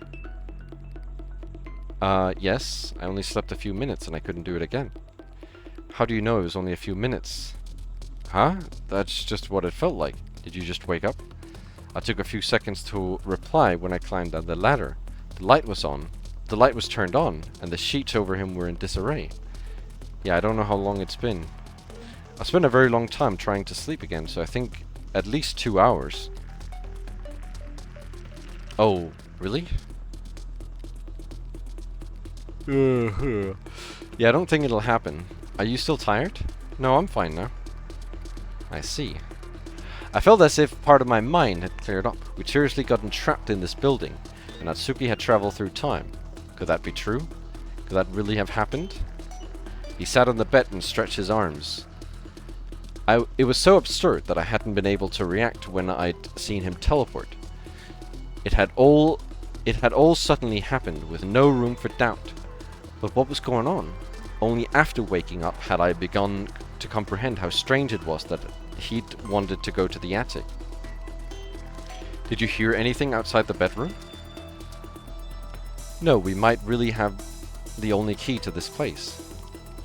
Since I didn't want to ask, I approached the door. The chain wasn't set, so I turned the handle to see if he'd locked it. The door opened smoothly, indicating that anyone could have made their way in. Do you want to go back down? I was waiting for you to wake up. I'm not as tired anymore. Yeah, sure. Was I being toyed with? The more seconds passed, the more I felt that way. Atsuki stood up and silently walked to the hallway. Nobody crossed this carpet. I can hardly see the footprints anymore. You have the key with you, right? Yes. Well, we should probably use the elevator again, so I don't think we'll need it. He tried to open the door, but he couldn't. I suppose someone called it while we were sleeping. I leaned on the wall while pressing the button. I was acting disinterested naturally, but I couldn't get the sight of my purse out of my head. The silent orange light indicated the elevator's arrival. Atsuki pulled the door open. We walked in. The elevator began to descend toward the lowest floor, the destination that Atsuki had chosen. I guess we'll have to apologize for going up, but we were really tired. I wonder if they found Naomi. Atsuki was resembling Katai more and more to me, and I didn't know if I could trust him. Behind him was the red stop button, which Katai claimed would confine us until the alarm's effect automatically reverted, but I didn't dare touch it, allowing the doors to open. After Atsuki pushed open the outer one, hallway C came into sight, just as barren as we remembered it. Let's go to the security room. Maybe we can look at the time. The light was on, but no screens were. That meant that Sai's watch was still all we had. It hasn't been fixed. I can't hear anyone, but they should be somewhere on this floor. Atsuki was ready to leave, but I couldn't help but feel iffy about the computer shutdown. Katai was the only one who tried to fix it. Since we were alone, I crouched under the desk and stared at the mess of the cables that Katai had been examining. After glancing back and forth, an oddity stood out. Can you even see properly down there? Yes, and the cable isn't plugged in. Huh? I don't know what it's for, but Katai said that everything was in place. Can you tell where it should go? The angle was uncomfortable on my neck, but I strained to look behind the computer tower and found a slot that could fit it. Forced to use my left hand, I grabbed the cable and managed to plug it into the computer. I don't know if that did anything, but it's plugged in now. I clambered out as Atsuki pressed the power button. A few seconds later, the system began to run. Are you serious? The middle screen lit up and a loading logo glowed. I don't get it. Did Katai do this and hope we wouldn't look at the cables? I began to gather hope, but it dissipated as soon as the computer turned off again. Huh? Is it still not working? Confused, Atsuki powered it on once more. The same thing happened. Seconds after running, it automatically powered off. Atsuki looked under the desk in case he could spot the problem. I don't see anything clearly wrong. Maybe the operating system got damaged. I see. We need to tell the others about this, especially Katai. Right. We're about to leave when Atsuki remembered what I'd said. Oh, wait. We might still be able to look at the time. He walked back towards the computer and powered it on. While he was running, he looked at the screen and pressed one of the suggested keys, then the screen changed. As it accessed the BIOS, if I knew more about computers, I might be able to pinpoint the issue, but look here. In the top right corner, 1316 was displayed in black digits. That is fucking late. Holy frick. Oh, it's 1300 already? I guess I did sleep for over 2 hours. Yeah. Did you hear that? I didn't hear anything. He warily walked toward hallway A door and looked through it. I think I heard something in the lobby. Seeing how cautious he was, I approached it myself. Nobody was there. Still fazed by the imposing shudder, Atsuki walked forward a little. Did I imagine it? Both other doors were shut. Atsuki circled the room at a slow pace and stopped to smell the air. Then he continued his circle with a frown. There's this open drawer. It wasn't like this before, was it? I moved over to him. Behind the reception desk, one of the drawers wasn't fully closed. Oh no, I don't think so. Then Atsuki proceeded to open all the other doors. There's only papers in a few of them. That's strange. I honestly can't be sure it wasn't opened before. Something else we'll have to ask. While walking toward hallway B, Atsuki noticed I still hadn't moved. What's up? Come back, you hear this faint buzz, right? Yes, it's coming from below, right? It's the boiler. I was thinking that it must be really annoying to work at this chair with this constant noise. Then I thought that it might not have been as noticeable before. You didn't go to the mechanical room, but the rest of us did. I'm not sure it was audible from up here. Oh. He looked at the door he'd not yet gone through. Actually, I remember beginning to hear the sound as we were going down the stairs. As soon as he opened it, the intensity of the sound strengthened. There's no light on the stairs, and he immediately made a sharp turn. You think the boiler got louder then? Oh, that's not what I meant. After a few steps forward, I confirmed my assumption. The short door leading to the mechanical room was partially open. It's this door. It was shut when we came, so the sound didn't reach us. I don't remember if it was closed when we left. Ah, I see. So at most it means that someone went down here. I'm sure they searched for us and Naomi. It's fine.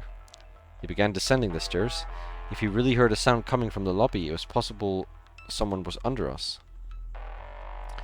After widening the gap of the door, he stepped into the basement room, which was constantly beset by the buzzing noise. I stopped behind him, waiting for my eyes to adjust to the illumination the faint light bulb offered. But when that happened, the darkness still reigned. Atsuki started to walk slowly in order to comprehend where he was. I don't think there's anyone here. I could discern a few pieces of furniture that Atsuki had moved aside, and the walls closest to me. Strangely, I felt relieved to hear that there was nobody with us, even though we wanted to find the others. Wait, no. Look. I thought we were about to leave. That wasn't the case. I approached the dark blob Atsuki was next to, until it revealed to be a pile of chairs. Behind it, on the floor, was an abnormal, weak glow. Sekimeiya, the gemstone we'd come to see, and which possessed a mysterious power. Immobile on the floor, it resembled the ceiling light. Sai was right. Kitai had the key, and he used it while we were in the attic. Yeah. I'm not sure why he'd hide the Sekimeiya, though. I don't think it makes sense. He would have had better places to hide it, like his locker. You think so?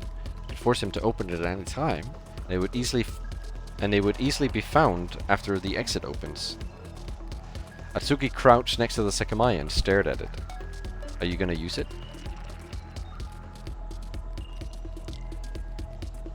We don't know how long it's been here for, so it might not be a good idea. What do you mean? Well, if the time you travel depends on how long it spends out of the cabinet, you could go really far back. Oh, I see. Once again he went quiet. I had no idea what he was thinking, but I knew I didn't like it. Sai had warned me not to let Atsuki get his hands in the Sekimeiya, and I had no idea why. All I knew was that he was keeping some of his thoughts to himself, and I suspect he'd lied to me. He was concocting something, and I wasn't sure, that I was sure of. Not only because I knew him, he'd outright admitted it to me. For once, the silence wasn't entirely pure. The mechanical room's noise was pervasive. Minutes after staring at the gemstone, Atsuki's hand hovered over it. What are you doing? It's hot. The air around it. Oh, that's weird. When I touched it earlier, I felt a sap the instant I teleported. Have no idea how, but it heated up really fast. when I was holding the cushion from below, it went from cold to hot in a minute. I didn't know how to answer that, but the bizarre situation sunk in even further. What the hell was the Sekimeiya, and what was it doing with us? Are you going to use it to change the past? I don't know. The answer reinforced everything I'd been feeling. He couldn't not know. He knew exactly what his goal was, and I did too. So why was he acting so reserved?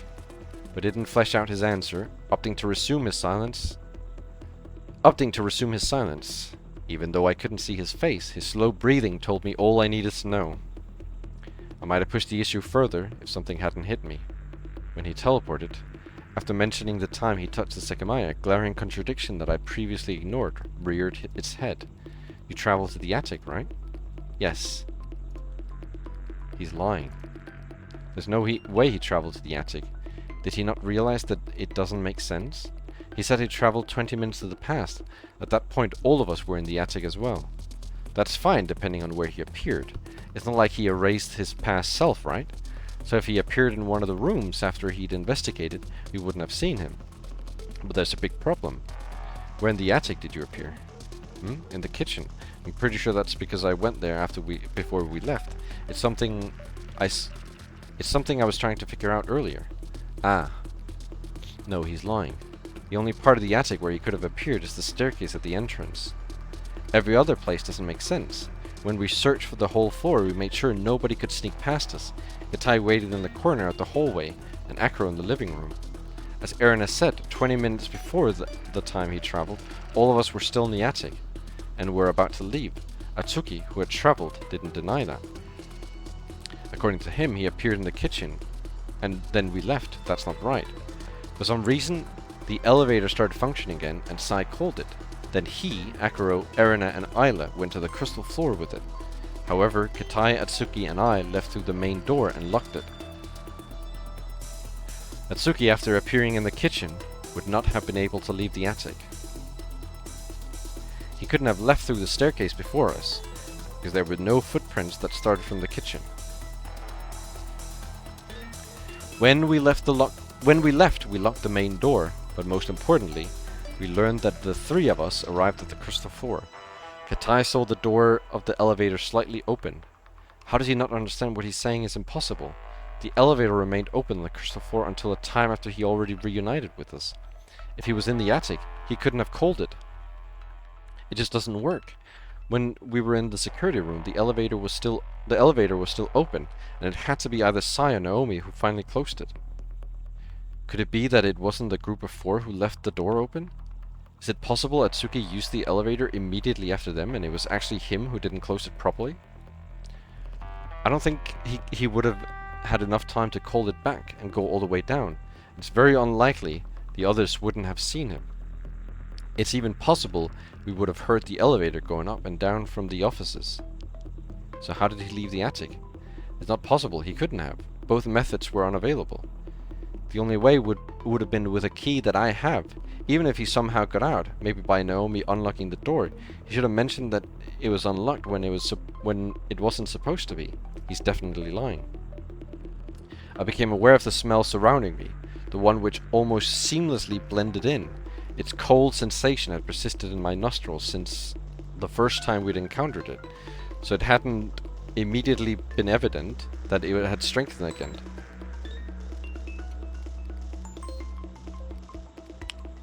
Alright, I'll touch it. There's one thing I absolutely have to confirm. And what is that? Whether or not the past can be changed. You think it can't? I don't know. I wasn't able to change anything the last time. I have no idea how this will work. I'll disappear from this room and appear somewhere else. If I try to change what I experienced, I don't know how the universe will react. Perhaps you won't notice any difference. I'll branch the world. Maybe this reality will instantly morph into the one I'm making. Despite how ridiculous he sounded, all he was really saying was that he was about to leave me there. But maybe I'd stay in the world he disappeared from while he went on to find his better reality. It was annoying, and given everything else going on in my head, I simply shrugged. He would leave me behind with the Sekimeiya, which would be a great chance to fulfill Sai's request. I was going to say that the past can't be changed. I'll be above the stairs after I disappear, but there's no way that'll be the case. If I was there right now, I'll try to make a loud noise to change the past, so I have no clue what's about to happen. He didn't talk about it further. The hand that had been teasing contact for so long dropped to the touch of the shining gem. Instantly, Asuki's outline disappeared. And that's where we'll end off. As we teleport.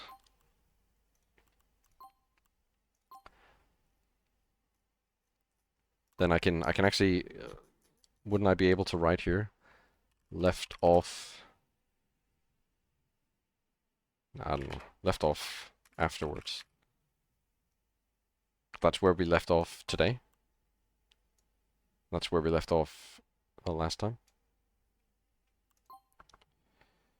Alright, let's save again. And go to main menu. Ah, this is so cute. I know who we were rating, because I saw the time and I was like, okay. It's getting close to that time, so I know who we're rating.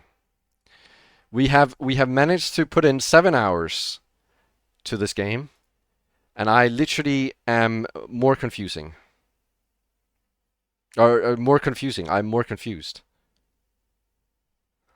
I've 7 hours, and I'm literally not any smarter on the case. I think actually I am become more confusing. I am become confuser.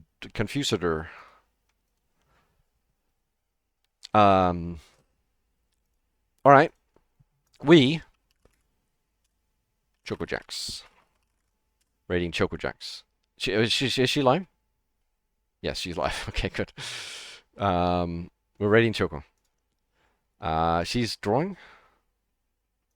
Is she... Oh, she is past her thing. Yeah, honestly, I have no idea what's going on with this Sekimeiya.